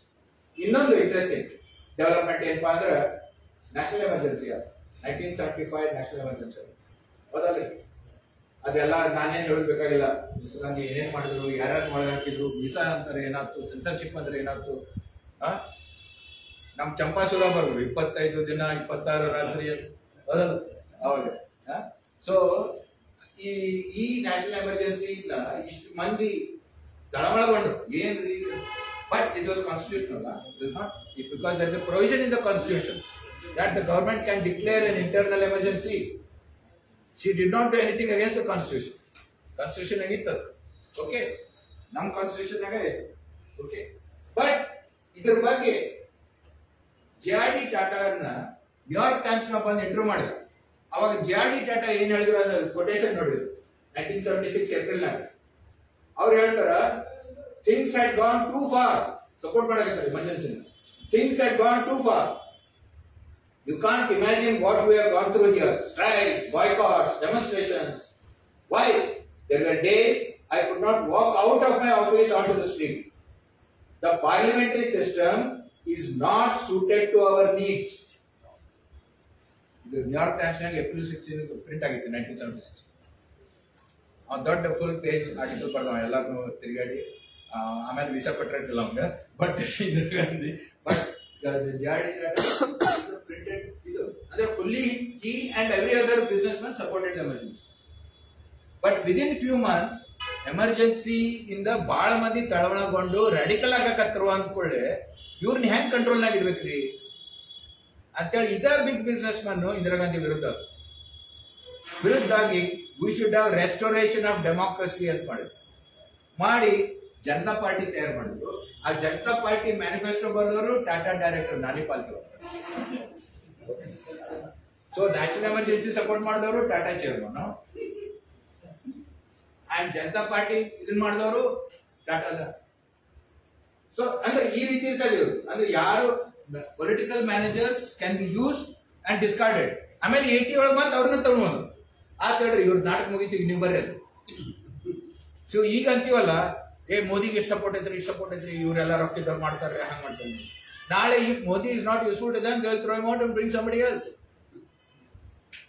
ಹೆಂಗ್ ಇಂದಿರಾ ಗಾಂಧಿ ಮಾಡಿದ್ರು ಹಂಗೆ ಎಲ್ಲರೂ ಮಾಡ್ತಾರೆ ಅವರು. They have no. ಮತ್ತೆ ನಿಮ್ಗೆ ಒಂದು ಶನಿವಾರದೊಳಗೆ ನಿಮ್ಗೆ ತೋರಿಸ್ತೀನಿ, ರತನ್ ಟಾಟಾ 2014 ಇಲೆಕ್ಷನ್ಗಿಂತ ಮೊದಲು ಸೆಕೆಂಡ್ ಅವ್ರಿಗೆ 2-3 ಪೊಲಿಟಿಕಲ್ ಇಂಟರ್ವ್ಯೂಸ್ ಕೊಟ್ಟಾರ ತಮ್ಮ ಲೈಫ್ನಾಗ. ಒಂದು 2007 ಕೊಟ್ಟರು, ಇಂಡೋ US ನ್ಯೂಕ್ಲಿಯರ್ ಡೀಲ್ ಬಗ್ಗೆ ವೋಟ್ ಆಫ್ ನೋ ಕಾನ್ಫಿಡೆನ್ಸ್ ಆಗೋದಿತ್ತು ಪಾರ್ಲಿಮೆಂಟ್ನಾಗ. ಅವಾಗ ಫಸ್ಟ್ ಟೈಮ್ ಅವ್ರು ಪೊಲಿಟಿಕಲ್ ಇಂಟರ್ವ್ಯೂ ಕೊಟ್ಟರು. ಬಂದು ಹೇಳಿದ್ರು, I can understand why communists are opposing it, but why is BJP opposing it? Vajpayee and all started this discussion with America. This deal has to go through. ಅಂದ್ರು. ಆಮೇಲೆ ಏನಾಯ್ತು, vote of no confidence ನಾಗ ಏನಾಯ್ತು, opposition walkout ಅಂದ್ರೆ pass ಆಗ್ತದೆ. Walking out is a way of supporting what the resolution is, not voting against it. It's a parliamentary tactic where basically you support what the government is doing, but for public you say no, protest ಮಾಡಿ ಹೊರಗೋದ್ರಿ. ಅದ್ರ ವಿರುದ್ಧ vote ಹಾಕಿದ್ರೆ ಮತ್ತೆ ಬೇರೆ ಆಗ್ತಿತ್ತು, ಡಿವಿಷನರೇ ಆಗ್ತಿತ್ತು, ನೀವು ಯಾರು ಎಲ್ಲಿ ನಿಂತಾರಪ್ಪ ಬರ್ತಾರೆ ಆಗ್ತಿತ್ತು. This is a typical parliamentary text. Walking out is not a protest, is so called protest, but is actually agreement with the ruling party. So ಅದಾದ 2007ನಾಗ ಫಸ್ಟ್ ಇಂಟರ್ವೆನ್ಷನ್ ಬೈ ಟಾಟಾ. ಆಮೇಲೆ ನಾನು ಒಬ್ರು ಯಾರಿಗೋ ದೊಡ್ಡ ಉದ್ಯೋಗಪತಿ ಕೇಳಿದೆ, ನೋಡ್ರಿ ಟಾಟಾ ಹಿಂಗಂತಾರ. Yes, he speaking on behalf of all of us. ಅದು ಅಂದ್ರೆ ಈ India US nuclear deal has to go through. It is in our national interest. It only China and Pakistan will be happy ಅಂತ ಹೇಳ್ತಾರೆ ಟಾಟಾ ಇಂಟರ್ವ್ಯೂದಾಗ, if this does not go through. ಆಮೇಲೆ 2013 ಒಳಗೆ ಒಂದು interview ಕೊಟ್ಟು, ಅದ್ರದ್ದು ನಿಮ್ಗೆ ಹಂಗ ಅದೆಲ್ಲ ವಿಡಿಯೋ ಅದಾವ ನನ್ನ ಹತ್ರ. ಓಕೆ, ಅದ್ರೊಳಗ ಹೇಳ್ತಾರ ಅವರು, I have great respect for Manmohan Singh, but this coalition is not working. We want a majority government ಅಂತ ಹೇಳ್ತಾರೆ. This is 2 months before the 2014 election. ಅವಾಗ ಅವ ಇಂಟರ್ವ್ಯೂ ಮಾಡವ ಕೇಳ್ತಾನ ಅವ್ರಿಗೆ, what you think about Modi ಅಂತ. ಅವ್ರು ಏನ್ ಹೇಳ್ತಾರೆ ಗೊತ್ತೈತೇನ್ರಿ? Yes, he has done good work in Gujarat, but he has to prove himself in the center ಅಂತ. ಓಕೆ, ಅಂದ್ರೆ ಇವರು ಈ ರಾಜಕಾರಣಿಗಳನ್ನ ನೋಡೋ ರೀತಿ ಇದು ಯಾವ ರೀತಿ ಅಂದ್ರೆ, ಮೆಜಾರಿಟಿ ಬೇಕು. ಯಾಕಂದ್ರೆ ನಮ್ಗೆ ಬಹಳ ಕೆಲಸ ಲಘು ಮಾಡ್ಬೇಕಾಯ್ತು. ನಾವು ನೋಡಿದ್ವಲ್ಲ ಹೋದ ಸೆಷನ್ ಒಳಗೆ ಏನು ಒಂದ್ ದಿವಸದೊಳಗೆ 13 ಬಿಲ್ ಪಾಸ್ ಮಾಡಿದ್ರು. ಅದನ್ನ ಯಾರು MP ಓದಿಲ್ಲ, ನನ್ಗೆ ಅನ್ಸೋ ಮಟ್ಟಿಗೆ ಮತ್ತೆ ಯಾರು ಓದೇ ಇಲ್ಲ. ಯಾರು ಕನ್ಸಲ್ಟೆಂಟ್ಸ್ ಅದನ್ನ ಡ್ರಾಫ್ಟ್ ಮಾಡಿ ಕೊಟ್ಟಿದ್ರು, ಕಾರ್ಪೊರೇಟ್ ಕನ್ಸಲ್ಟೆಂಟ್ಸ್, ಅದು ಅಷ್ಟೇ. ಈ ಬಿಲ್ ತಯಾರಾಗೋದ ಹಂಗರಿ, ಎಲ್ಲ ಕಾರ್ಪೊರೇಟ್ ಕನ್ಸಲ್ಟೆಂಟ್ಸ್ ತಯಾರು ಮಾಡ್ಕೊಡ್ತಾರ. ಲಾ ಮಿನಿಸ್ಟ್ರಿಗೆ ಹೋಗಿ ಅದನ್ನ ಲಾ ಪ್ರಾಪರ್ ಶೇಪ್ ಐತಿ ಅಂತ ನೋಡ್ತಾರ. ಆಮೇಲೆ ಕ್ಯಾಬಿನೆಟಿಗೆ ಸಪ್ಲೈ, PMO ಹೋಗ್ತೈತೆ, ಅದು ಕ್ಯಾಬಿನೆಟ್ಗೆ ಹೋಗಂಗಿಲ್ಲ. PMO ಅಂತ ಮತ್ತೆ ಕೆಲವು ಕಾರ್ಪೊರೇಟ್ ಇಂಟ್ರೆಸ್ಟ್ ಅಲ್ಲಿ ಹೋಗ್ತಾರ. ಅವಾಗ PMO ಹೇಳ್ತಾರ, ಈ ಕ್ಲಾಸ್ ಹಿಂಗ್ ಮಾಡ್ರಿ, ಹಂಗ್ ಮಾಡ್ರಿ. PMO ಅದನ್ನ ಅಮೆಂಡ್ ಮಾಡಿದ್ಮೇಲೆ ಅದು ಕ್ಯಾಬಿನೆಟ್ಗೆ ಬರ್ತೈತಿ. ಕ್ಯಾಬಿನೆಟ್ನವ್ರು ಅದಕ್ಕೆ ಅಂಗುಟ ಹೊಡಿತಾರ. ಕ್ಯಾಬಿನೆಟ್ನವರು ಓದಂಗಿಲ್ಲ ಅದು ಪಾರ್ಲಿಮೆಂಟಿಗೆ ಬರ್ತೈತಿ. ಪಾರ್ಲಿಮೆಂಟಿಗೆ ಬಂದ್ಮೇಲೆ ಈಗಂತೂ ಸ್ಟ್ಯಾಂಡಿಂಗ್ ಕಮಿಟಿಗೆ ಹೋಗಂಗೇ ಇಲ್ಲ, ಸೆಲೆಕ್ಟ್ ಕಮಿಟಿ ಸ್ಟ್ಯಾಂಡಿಂಗ್ ಕಮಿಟಿಗೆ ಹೋಗಂಗಿಲ್ಲ. ಇನ್ಫ್ಯಾಕ್ಟ್ ಅಪೋಸಿಷನ್ ಕಂಪ್ಲೇಂಟ್ ಏನಂದ್ರೆ, ಸ್ಟ್ಯಾಂಡಿಂಗ್ ಕಮಿಟಿಗೆ ಯಾಕೆ ಕೊಡಂಗಿಲ್ಲ ನೀವು, ಸ್ಟ್ಯಾಂಡಿಂಗ್ ಕಮಿಟಿಗೆ ಯಾಕೆ ಕೊಡಂಗಿಲ್ಲ, ಕೈ ಎತ್ರಿ ಅಂತ ಹೇಳ್ಬಿಡ್ತೀರಿ ಅಂತ. That is the biggest complaint. ಯಾಕಂದ್ರೆ ಸ್ಟ್ಯಾಂಡಿಂಗ್ ಕಮಿಟಿ ಒಳಗ ಅಪೋಸಿಷನ್ ರೂಲಿಂಗ್ ಪಾರ್ಟಿ ಇಬ್ರು ಮೆಂಬರ್ಸ್ ಕೂತ್ಕೊಂಡು 10-15 ಮಂದಿ ಕೂತಿರ್ತಾರ. In close door again corporate consultants come there, ಅವ್ರದ್ದೆಲ್ಲ ಹಿಯರಿಂಗ್ ಮಾಡಿ ಏನೇನ್ ಅಮೆಂಡ್ಮೆಂಟ್ಸ್ ಮಾಡ್ಬೇಕು ಅಂತ ಮಾಡ್ಕೊಂಡು ಅದನ್ನ ಮತ್ತೆ ಸಬ್ಮಿಟ್ ಮಾಡ್ತಾರೆ. ಎಲ್ಲರೂ okay. This is how bills are pass, this is how bills are frame. ಅದಕ್ಕೆ ಯಾರು MP ಓದಾರೇನೋ ಇಲ್ಲೋ, ಮಿನಿಸ್ಟರ್ ಓದಾರೇನೋ ಇಲ್ಲೋ ಅಂತ ನಾವು ತಿಳ್ಕೊತೀವಲ್ಲ, they are irrelevant. Okay, so anyway ಇದ್ರ ಬಗ್ಗೆ ನೆಕ್ಸ್ಟ್ ಇದ್ರೊಳಗೆ ಮಾತಾಡೋಣ. More or less this is take completes my today's week. ಇಷ್ಟ 91 ಒಳಗೆ ಏನ್ ಹೇಳ್ಬೇಕಂದ್ರೆ ಲಾಸ್ಟ್ ಇದು, because I am suppose to end at 91. ಈಗ ಏನ್ ರಿಫಾರ್ಮ್ಸ್ ಏನಾದ್ರು ಹೊಸ ಅವಾಗೊಂದು ಏನ್ ಕ್ರೈಸಿಸ್ ಆಗಿತ್ತು, ಆ ಕ್ರೈಸಿಸ್ ಅನ್ನ ಸಾಲ್ವ್ ಮಾಡಕ್ IMF ನಿಂದ ಒಂದು ಲೋನ್ ತಗೊಂಡು ಅದನ್ನ ಕ್ರೈಸಿಸ್ ಸಾಲ್ವ್ ಮಾಡಬಹುದಿತ್ತು. ಇಂದ 1980 ಒಳಗೂ ಇಂದಿರಾ ಗಾಂಧಿ ಕ್ರೈಸಿಸ್ ಆದಾಗ, ಬ್ಯಾಲೆನ್ಸ್ ಆಫ್ ಪೇಮೆಂಟ್ಸ್ ಕ್ರೈಸಿಸ್ ಆದಾಗ IMF ನಿಂದ ಲೋನ್ ತಗೊಂಡಿದ್ರು. ಓಕೆ, ಸೊ ಈಗ 91 ಒಳಗೂ ಲೋನ್ಗೆ ಅಪ್ಲೈ ಮಾಡಿದ್ರು. ಆ ಲೋನ್ ನಿಂದ ಕ್ರೈಸಿಸ್ ನಾವು ಸಾಲ್ವ್ ಮಾಡಬಹುದಿತ್ತು. ಯಾಕಂದ್ರೆ ಈಗ ಪಾಕಿಸ್ತಾನ 24 ಸತಿ ಮಾಡಿದ್ದು ಹಿಂಗೆ IMF ಕಡೆ. ಸೊ IMF ಕಡೆ ಹೋಗುದು, ಲೋನ್ ತಗೊಳ್ಳೋದು, ಟೆಂಪರರಿ ಕ್ರೈಸಿಸ್ ಸಾಲ್ವ್ ಮಾಡೋದು is the regular for many governments. But ಅವಾಗ Manmohan Singh, Montek Singh and various other people who are in that, Narasimha Rao, what they said is, we should not waste a crisis. This is a term that is used in the corridors of Delhi. We should not waste a crisis. Ida crisis ನೊಳಗೆ ಎಲ್ಲರೂ ಹೆಂಗಂದ್ರು minority government ಐತಿ, ಆದ್ರೂ ಎಲ್ಲರೂ ಸುಮ್ಮನೆ ಕುಂತಿರ್ತಾರೆ opposition ಅವರು. ಈ crisis use ಮಾಡ್ಕೊಂಡು ನಮ್ಗೆ ಏನೇನ್ ರಿಫಾರ್ಮ್ ಮಾಡ್ಬೇಕಾಯ್ತು ಎಲ್ಲ ಮಾಡ್ಬಿಡ್ಬೋದು. ಯಾಕಂದ್ರೆ 80s ರಿಂದನೇ ಶುರುವಾಗಿತ್ತು ರಿಫಾರ್ಮ್ ಮಾಡಬೇಕು ಅಂತ. 87 ಒಳಗೆ ಅದೊಂದು M ನೋಟ್ ಅಂತೇಳಿ ಸರ್ಕ್ಯುಲೇಟ್ ಆಗ್ತಿತ್ತು. ಅದು M ನೋಟ್ ಅಂತ ಯಾಕೆ ಅಂತಿದ್ರು ಅಂದ್ರೆ, author was supposed to be Montek Singh Ahluwalia, but he didn't want, it was not publicized. ಅದ್ರೊಳಗೆ ಏನೇನ್ ಮಾಡ್ಬೇಕಂತ ಎಲ್ಲ ಇದಾಗಿ ಅದೆಲ್ಲ ಸೆಕ್ರೆಟ್ ಆಗಿತ್ತು. ಎಲ್ಲರಿಗೂ ಗೊತ್ತಿತ್ತು ಏನೇನು ಮಾಡ್ಬೇಕು, ಚಂದ್ರಶೇಖರ್ಗೂ ಗೊತ್ತಿತ್ತು, ಎಲ್ಲರಿಗೂ ಗೊತ್ತಿತ್ತು. ಆದ್ರೆ ಅದನ್ನ ಅವಾಗ ಮಾಡಕ್ ಆಗ್ಲಿಲ್ಲ. ಈ ಕ್ರೈಸಿಸ್ ಆಯ್ತು, ಕ್ರೈಸಿಸ್ ಆದ್ಮೇಲೆ ಅದನ್ನೆಲ್ಲ ಮಾಡ್ಬೇಕು. ಆದ್ರೆ ಇದ್ರ ಮೂಲ ಕಾರಣ ಯಾರು? ಬಹಳ ಮಂದಿ ಹೇಳಿದ್ರು, ವರ್ಲ್ಡ್ ಬ್ಯಾಂಕ್ ಪ್ರೆಷರ್ ಬಂದೈತ್ರಿ, IMF ಪ್ರೆಷರ್ ಬಂದೈತ್ರಿ. I don't think that's correct. ಯಾಕಂದ್ರೆ ವರ್ಲ್ಡ್ ಬ್ಯಾಂಕ್ IMF ಪ್ರೆಷರ್ 60ರ ದಶಕದಿಂದನೂ ಇತ್ತು. ಇಂಡಿಯನ್ ಗವರ್ಮೆಂಟ್ ಅದನ್ನು ಫಾಲೋ ಮಾಡಿದ್ದಾರೆ. ಯಾಕಂದ್ರೆ Indian businessman did not want it in 1960s.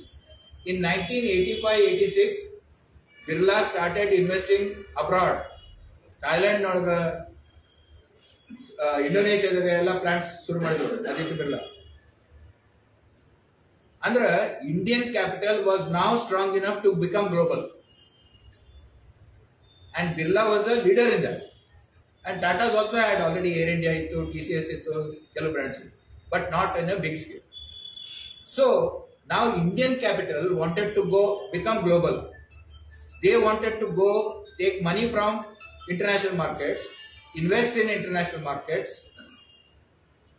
Adakka foreigners andru barri, you are welcome, but open your house also.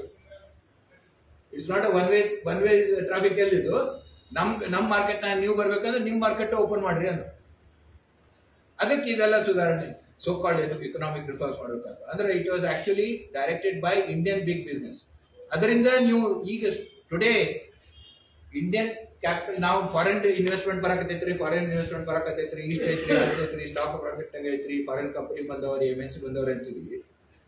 ಈಗ ಪ್ರತಿ ತಿಂಗಳ ರಿಸರ್ವ್ ಬ್ಯಾಂಕ್ನವ್ರು ಪಬ್ಲಿಷ್ ಮಾಡ್ತಾರ ಡೇಟಾ, ಎಷ್ಟು ಫಾರಿನ್ ಕಂಪನೀಸ್ ಇಂಡಿಯನ್ ಕ್ಯಾಪಿಟಲಿಸ್ಟ್ ಕೊಂಡ್ಕೊಂಡಾರ ಅಂತ, ಈ ತಿಂಗಳದಾಗ ಎಷ್ಟು ಕೊಂಡ್ಕೊಂಡಾರ ಅಂತ.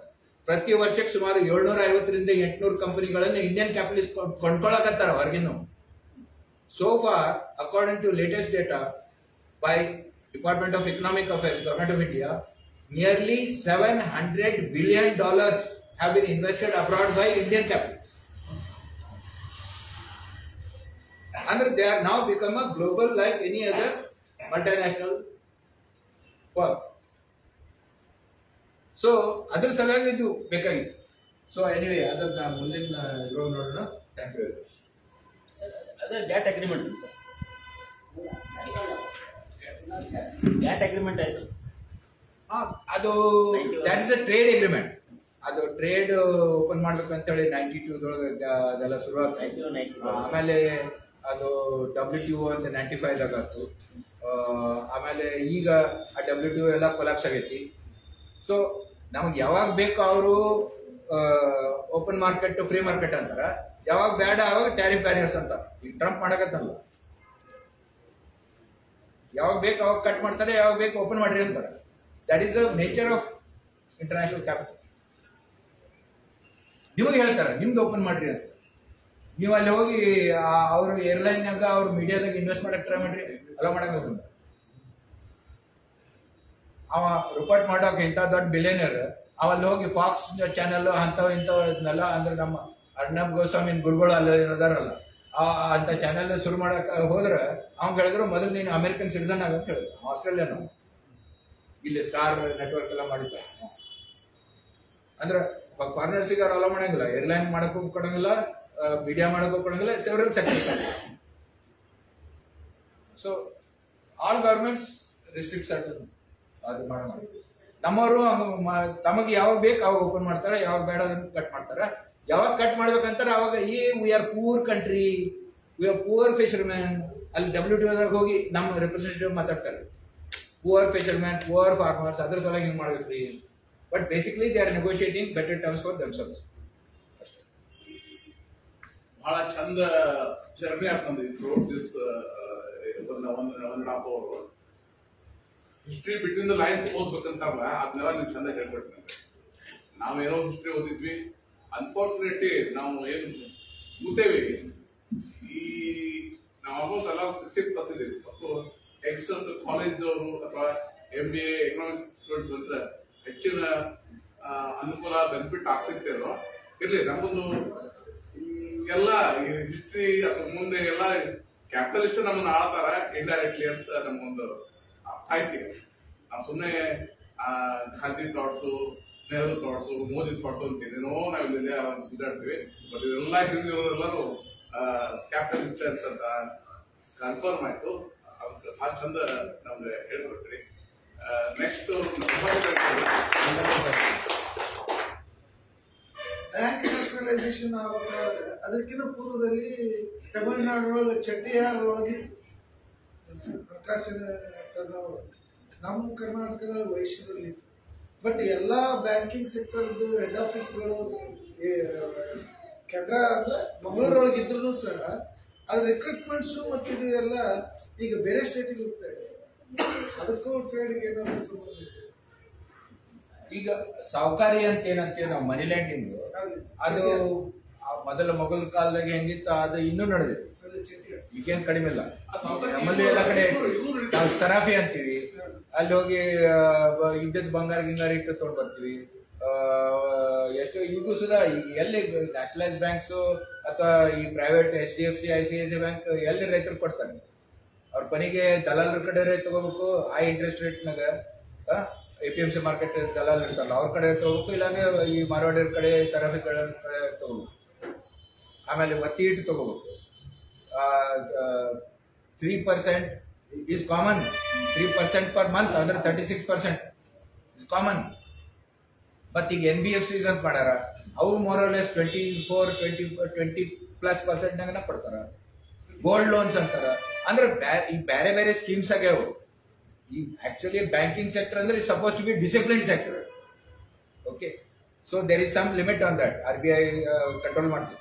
ಈಗ ನಾನ್ ಬ್ಯಾಂಕಿಂಗ್ ಸೆಕ್ಟರ್ನಾಗ ಇವೆಲ್ಲ ಬರ್ತದೆ. ಆಮೇಲೆ ಈ ಸಾಹುಕಾರಿನೂ ಇನ್ನೂ ನಡೆದಿದೆ. But banking sector is expanding. And one of the reasons for demonetization is that. ನಾಳೆ ನೋಡೋಣ ಅದು ಅಂದ್ರೆ ಇದರಿಂದ ಎಲ್ಲರಿಗೂ ತ್ರಾಸ ಆಗ್ತದೆ ಅಂತ ಗೊತ್ತಿತ್ತು.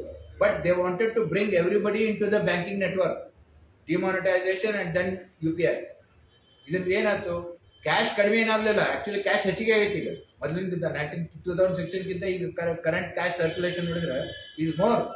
ಬಟ್ ಏನಾಯ್ತು, ಎಲ್ಲಾರು ಒಂದಿಲ್ಲ ಒಂದ್ ರೀತಿಯಿಂದ ಬ್ಯಾಂಕಿಂಗ್ ನೆಟ್ವರ್ಕ್ ನೇ ಬಂದ್ಬಿಡ್ತು. ಬಟ್ ನೀವು UPI ಮಾಡಿದ್ರೆ ಬರೀ ನಮ್ಮ ದೇಶದೊಳಗೆ ಚಹಾ ಕುಡಿಯೋದು ಟರ್ನ್ ಓವರ್ 14,000 ಕೋಟಿ ಒಂದ್ ದಿವಸ. ಮೊದಲು ಈಗ ಅವು ಲಿಂಕ್ ಆಗ್ತದೆ. ಸರ್, ಇನ್ನೊಂದು ಅಬ್ಸರ್ವೇಷನ್, ಈಗ ನಾವು ಇತ್ತಿತ್ತ ನೋಡಿದ್ರೆ ಬಿಸ್ನೆಸ್ ಆಫ್ ಪರ್ಟಿಕ್ಯುಲರ್ ಕಮ್ಯುನಿಟಿ ಅದು ಗ್ರೂಪ್ ಮಾಡ್ಕೊಳ್ತಾರೆ. ಬಿಸ್ನೆಸ್ ನಮ್ಮ ಪರ್ಟಿಕ್ಯುಲರ್ ಕಮ್ಯುನಿಟಿಗೆ ಒಂದೇ ಬಿಸ್ನೆಸ್, ಅದ್ರ ಸರ್ಕ್ಯುಲೇಷನ್ ಬಿಸ್ನೆಸ್ ನಮ್ಮ ನೋಡಿದ್ರೆ ಇದು ಎಷ್ಟು ಮಟ್ಟಿಗೆ ನೆಟ್ವರ್ಕ್ ಬಿಸ್ನೆಸ್ ತಮ್ಮ ಕಮ್ಯುನಿಟಿ ನೋಡ್ತಾ ಇದೆ. ಪೇಪರ್ನಾಗೆಲ್ಲ ಅದೇ ಜಾತಿ ಹೆಸರು ಹೇಳೋದು ಬೆಳಕಾಗಿಲ್ಲ, ಎಲ್ಲ ತಮ್ಮ ಜಾತಿಗೆ ಒಂದು ಗ್ರೂಪ್ ಮಾಡ್ಕೊಳ್ತಾರೆ, ಅದರೊಳಗೆ ಮಾಡ್ತಾರೆ. ಇದು ಎಷ್ಟು ಮಟ್ಟಿಗೆ ಸರಿ ಅಥವಾ ನಮ್ಮ ಎಕನಾಮಿಕ್ ಗ್ರೋತ್ಗೆ ಏನಾದ್ರು ಅಥವಾ ಇದೆ ರೆಲೆವೆಂಟ್ ಅದು ಸರಿ ತಪ್ಪು ಅಂತ ಅನ್ನೋದಕ್ಕಿಂತ ಅದು ಮೊದಲಿಂದ ಅದ ಅಂತ ಅನ್ನೋದು ಒಪ್ಪೋದು. ಎಲ್ಲ ಬಿಸ್ನೆಸ್ ಕಮ್ಯುನಿಟೀಸ್ ನೊಳಗೂ ಹಿಂಗದಾವ್ರಿ. ಅವು ಕಾಸ್ಟ್ ಬೇಸ್ಡ್ ಇರ್ದಿರ್ಲಿ, ಯಾರ ಮೇಲೆ ನಾವು ಟ್ರಸ್ಟ್ ಮಾಡಿ ಅವು ಕೋರ್ಟಿಗೆ ಹೋಗಂಗಿಲ್ರಿ, ಅವು ಹೊಡೆದಾಟ ಅಲ್ಲೇ ಸೆಟ್ಲ್ ಆಗ್ಬಿಡ್ತಾವ. ಒಬ್ಬ ದಿವಾಳಿ ಆದ್ರೂ ಅಲ್ಲೇ ಸೆಟ್ಲ್ ಆಗ್ತಾವ. ಓಕೆ, ಇಂಥವು ಭಾಳ ಕಮ್ಯುನಿಟೀಸ್ ಅದಾವ ನಮ್ಮಲ್ಲಿ. ಒಬ್ರಿಗೊಬ್ರು ಹೆಲ್ಪ್ನು ಮಾಡ್ತಾರ, ಒಬ್ಬ ದಿವಾಳಿ ಆದ್ರೆ ಅದ್ರ ಇದನ್ನು ವಜನು ತಗೋತಾರ. ಇದು ಭಾಳ ಕಮ್ಯುನಿಟೀಸ್ ಅದಾವ ಇಂಡಿಯಾದ ಎಲ್ಲ ಪ್ರತಿ ಕಾರ್ನರ್ನಾಗೂ ಇಂಥ ಕಮ್ಯುನಿಟೀಸ್ ಅದಾವ. ಆಮೇಲೆ ಅದೇನು ತಪ್ಪು ಸರಿ ಅನ್ನೋದಿಲ್ಲ, ಅದು ಐತಿ. Okay, but when you go to a so called bank, ಅಲ್ಲಿ they are suppose to value your project in itself, not who you are and all that. Whether this is a profitable thing, ಇಲ್ಲೂ ನೀವು ಅಷ್ಟು ಅದರಿಂದ ದುಡ್ಡು ಗಳಿಸಿ ಅವ್ರಿಗೆ EMI ಕೊಡಕ್ ಆಕೈತೋ ಇಲ್ಲೋ, ಇದ್ರ ಫ್ಯೂಚರ್ ಏನೈತಿ, ನಿಮ್ ಬಿಸ್ನೆಸ್ ಪ್ಲಾನ್ ಏನೈತಿ, ಅದನ್ನ ನೋಡಿ ನಿಮ್ಗೆ ಲೋನ್ ಕೊಡ್ಬೇಕು ಅವ್ರ ಕರೆ ಅಂದ್ರೆ. ನಾಟ್ ನಿಮ್ ಜಾತಿ ಧರ್ಮ ಅದನ್ನೆಲ್ಲ ನೋಡ್ಬಾರ್ದು. ಅಲ್ಲೇ ಈ ನೆಟ್ವರ್ಕ್ ಯೂಸ್ ಮಾಡೋದು ಬಸ್ ಆಗ್ತದೆ, ಅಲ್ಲಿಯೂ ಆಗ್ತದೆ. ಯಾಕಂದ್ರೆ ಈಗ ಇಷ್ಟು ಮಂದಿ ನಾನು ದೊಡ್ಡ ದೊಡ್ಡ ಉದ್ಯೋಗಪತಿಗಳು ಕುಡ್ಕೊಂಡು ಮಾತಾಡೀನಿ, ಸಾವಿರಾರು ಕೋಟಿಗಳನ್ನ ಅವರು ಬ್ಯಾಂಕಿಂಗ್ ಡಬ್ ಮಾಡಿನೂ ಹೊರಗೆ ಇಟ್ಟಾರ. ಮತ್ತ ಪ್ರೈವೇಟ್ ಈಗ ಅನಿಲ್ ಅಂಬಾನಿ ಚೈನೀಸ್ ಕಡೆಯಿಂದ $10 ಬಿಲಿಯನ್ ಲೋನ್ ತಗೊಂಡಿದ್ದ ತನ್ನ ಪವರ್. ಅವೆಲ್ಲ ಮುಗಿಸ್ಯಾರ, ಮತ್ತೆ ಬೇರೆಯವ್ರದ್ದು ಮುಗಿಸ್ಯಾರ. ಲಂಡನ್ ಒಳಗೆ ಆರ್ಬಿಟ್ರೇಷನ್ ಕೋರ್ಟ್ನಾಗ ಅದು ಕೇಸ್ ಇದ್ದಾಗ ಅಲ್ಲಿ ಅಟೆಂಡ್ ಆದವ.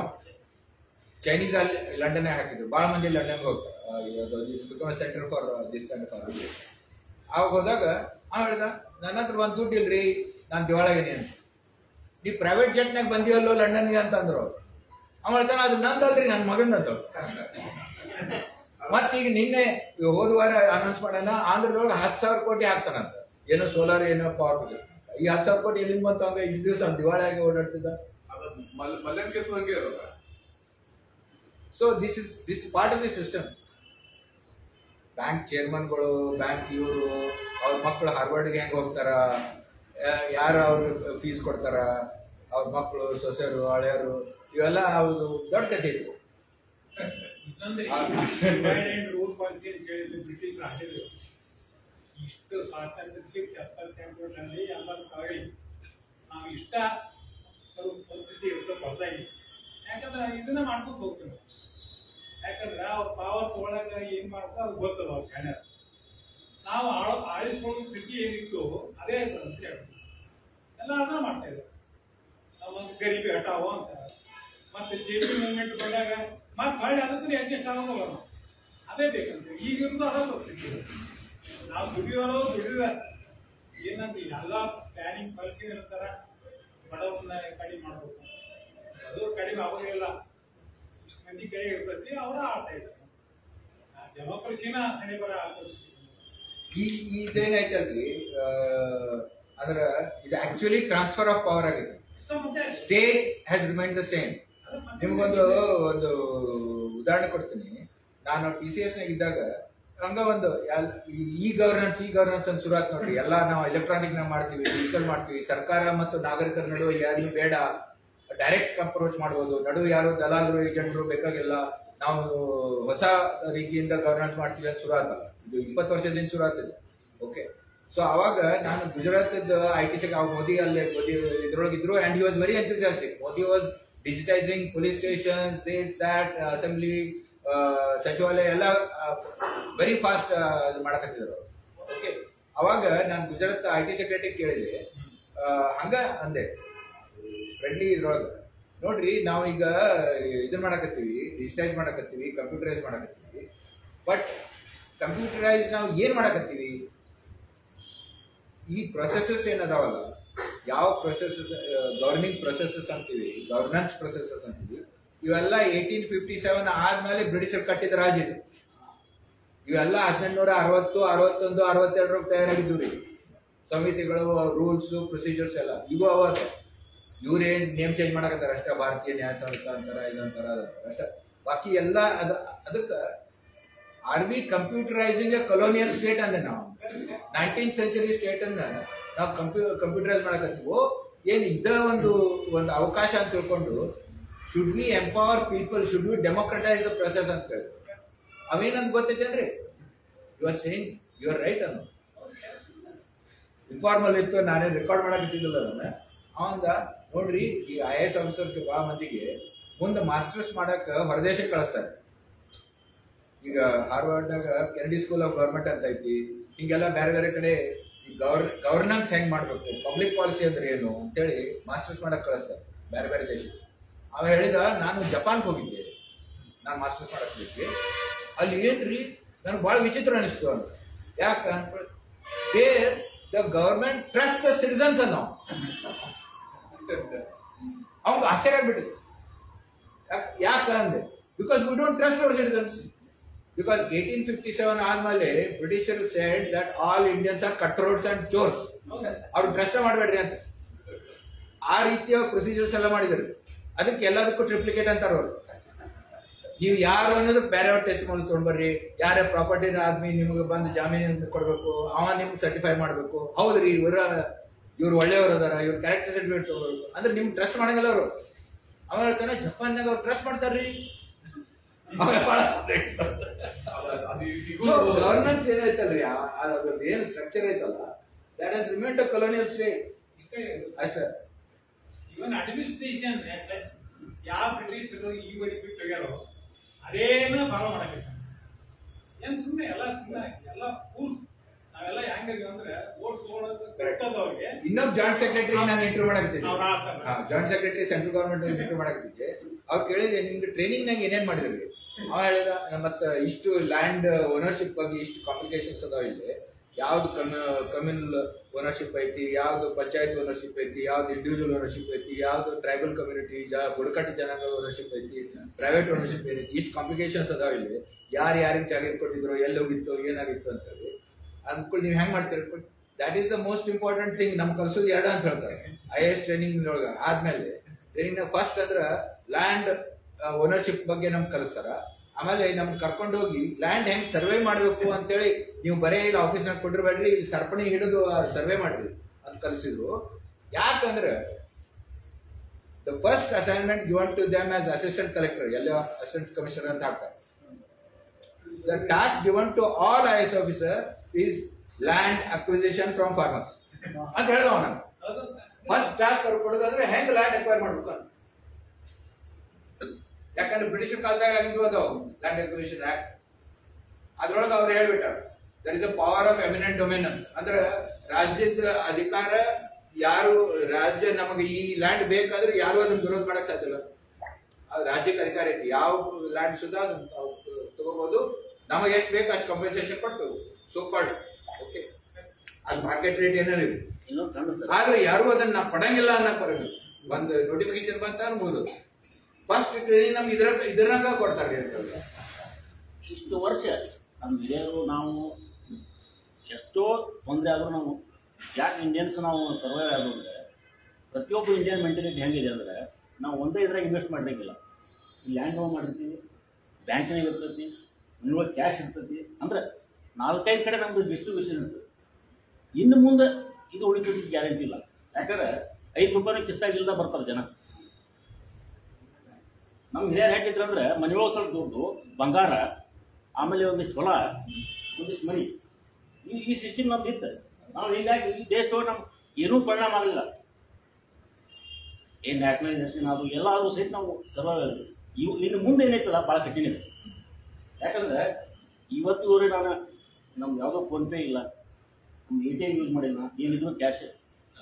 ಬ್ಯಾಂಕಿನಾಗಷ್ಟು, ಮನೆಯಾಗಷ್ಟು, ಕಿಸ್ತಾಗಿದ್ರೆ ಒಂದೇ ಕಿಸ್ತಾಗಿದ್ರೆ 3 ಕಡೆ ಇರುತ್ತೆ. ಒಂದು ಹೊಡೆದ್ರು ಇನ್ನೊಂದು ಉಳಿಬೇಕು. ಅಂದ್ರೆ ಈ ಮೆಂಟಾಲಿಟಿ ಇದುವರೆಗೆ ಬೇಕು ನಮ್ದು. ಇನ್ನು ಮುಂದೆ ಆ ಮೆಂಟಾಲಿಟಿ ಇಲ್ಲ. ಜಪಾನ್ದವ್ರು ಹೇಳಿದ್ರು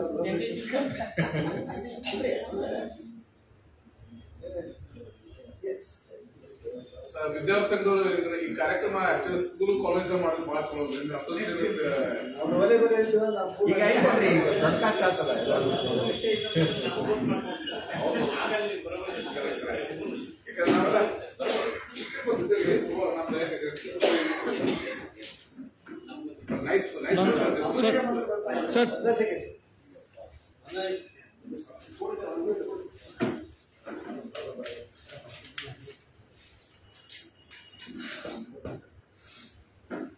ನಮ್ಮ ನಡುವೆ ನಮಗೆ ಗೊತ್ತಿರದಂತ ಏನು ಜ್ಞಾನ ಅಂತ ಏನು ಹೇಳ್ತೀವಿ, ಜ್ಞಾನದ ನಿಧಿ ಅಂತ ಏನು ಹೇಳ್ತೀವಿ, ಅಂತ ಜ್ಞಾನದ ಕನಿಷನ ನಮ್ಮ ಶ್ರವಣ ಕನ್ವಿ ಸರ್ ಅಲ್ಲಿ ಮೇಯಿಸಿದೆ. ನಮಗೆ ಅದು ತೆರ್ಕೊಂಡಿದ್ದಾರೆ, ತೆರ್ಕೊಂಡು ಹೋದಾಗ ನಾವೆಲ್ಲಿದ್ದೀವಿ ಅಂತ ಹಾಗಾಗಿ ಅಷ್ಟೇ. ಏನಿದು ನಮಗೆ ಫೋನ್ಪೇ ಅನುಕೂಲನ ನಾವೆಲ್ಲರೂ ಇಷ್ಟು ಈಜಿ ಆಗ್ತದೆ. ಅದ್ರ ಹಿಂದಿನ ಭಯಾನಕ ಇದು ಇದೆ, ಸತ್ಯ ಇದೆ ಅಲ್ಲ, ಯಾವ ಜನರೂ ಇರಲ್ಲ, ಇಲ್ಲ ಏನು ಎಕಾನಮಿ ರಿಯಲಿ ಇದು ಎಷ್ಟು ನೀಡದ ಅಂತ ಹೇಳಿದ್ರೆ, ನಾವು ಏನಾದರೂ ರಾಜಕಾರಣ ಬೈತಿರ್ತೇವೆ, ನಾವು ಇನ್ನೂ ರಾಜಕಾರಣ ಬೈತಿರ್ತೇವೆ. ಅದು ಎದುರು ಇವ್ರು ಬೈದೇ ಇಲ್ಲ, ಯಾರು ಇಂಡಸ್ಟ್ರಿಗಳು ಯಾರು ಬೈಯಲ್ಲ, ಅವಾಗೇನೋ ಪಾಪ ಅಂತ ಹೇಳ್ತೀವಿ. ಬಟ್ ವಾಸ್ತವವಾಗಿ ಇಡೀ ವ್ಯವಸ್ಥೆನೇ ಅದು ಕ್ಯಾಪ್ಚರ್ ಮಾಡಿ ನಮ್ಮನ್ನ ಆಟ ಆಡಿಸೋಕ್ಕಾಗತ್ತಲ್ಲ. ಇದಕ್ಕೆ ಸೂತ್ರ ಏನು ಪರಿಹಾರ ಏನು ಅನ್ನೋಂಥದ್ದು ಬಹುತೇಕ ಯಾವುದೂ ಐತೆ ಇಲ್ಲ ಗೊತ್ತಿಲ್ಲ. ನಾಡಿದ್ದಿದ್ರೆ 9ನೇ ತಾರೀಕು ತವರ ಒಂದು ಸೂಚಿ ತಿಳಿಸ್ಬೋದೇನೋ ಅಂತಂದರೆ, ನೀವು ಹೇಳಿದ ಕರೆ ಇದೆಲ್ಲ ಪೊಲಿಟಿಕಲ್ ಅಂದರೆ ಇದು ಇಂಡಸ್ಟ್ರಿಯಲ್ ಇದ್ರೊಳಗೆ ಇದು ಇದೆ ಅಂತ. ಬಟ್ ಆದರೆ ಆ ಕ್ಯಾಪ್ಚರ್ನಿಂದ ಏನಾದರೂ ಜಗತ್ತು ಹೊರಗಡೆ ಬರೋದಕ್ಕೆ ಸಾಧ್ಯತೆ ಇದೆ ಅಂತ. ಇವತ್ತು ಅಮೇರಿಕಾ ಹಿಡ್ಕೊಂಡು ಎಲ್ಲವೂ ಸಹಿತ ಟ್ರಂಪ್ ಇದ್ರೊಳಗೆ ಅವ ಜಗತ್ತಿನೊಳಗೆ ಅತ್ಯಂತ ಶ್ರೀಮಂತ ಅವ ಇದನ್ನು ಕ್ಯಾಪ್ಚರ್ ಮಾಡ್ಕೊಂಡಾರ. ಹಂಗೆ ಈ ಇದನ್ನು ಹೊಳ್ಳಿ ಬರ್ಲಿಕ್ಕೆ ಏನಾರ ಅಥವಾ ಒಟ್ಟೆ ಹಿಂಗೆ ಬಂದೇ ಇಲ್ಲ, ಮೊದಲಿಗೂ ಹೀಗಿದೆ ಕಾಮರ್ಸ್ ಒಳಗಿನ ದೇಶ ಆಡಳಿತ ಆಗ್ತದೆ ಅಂತ.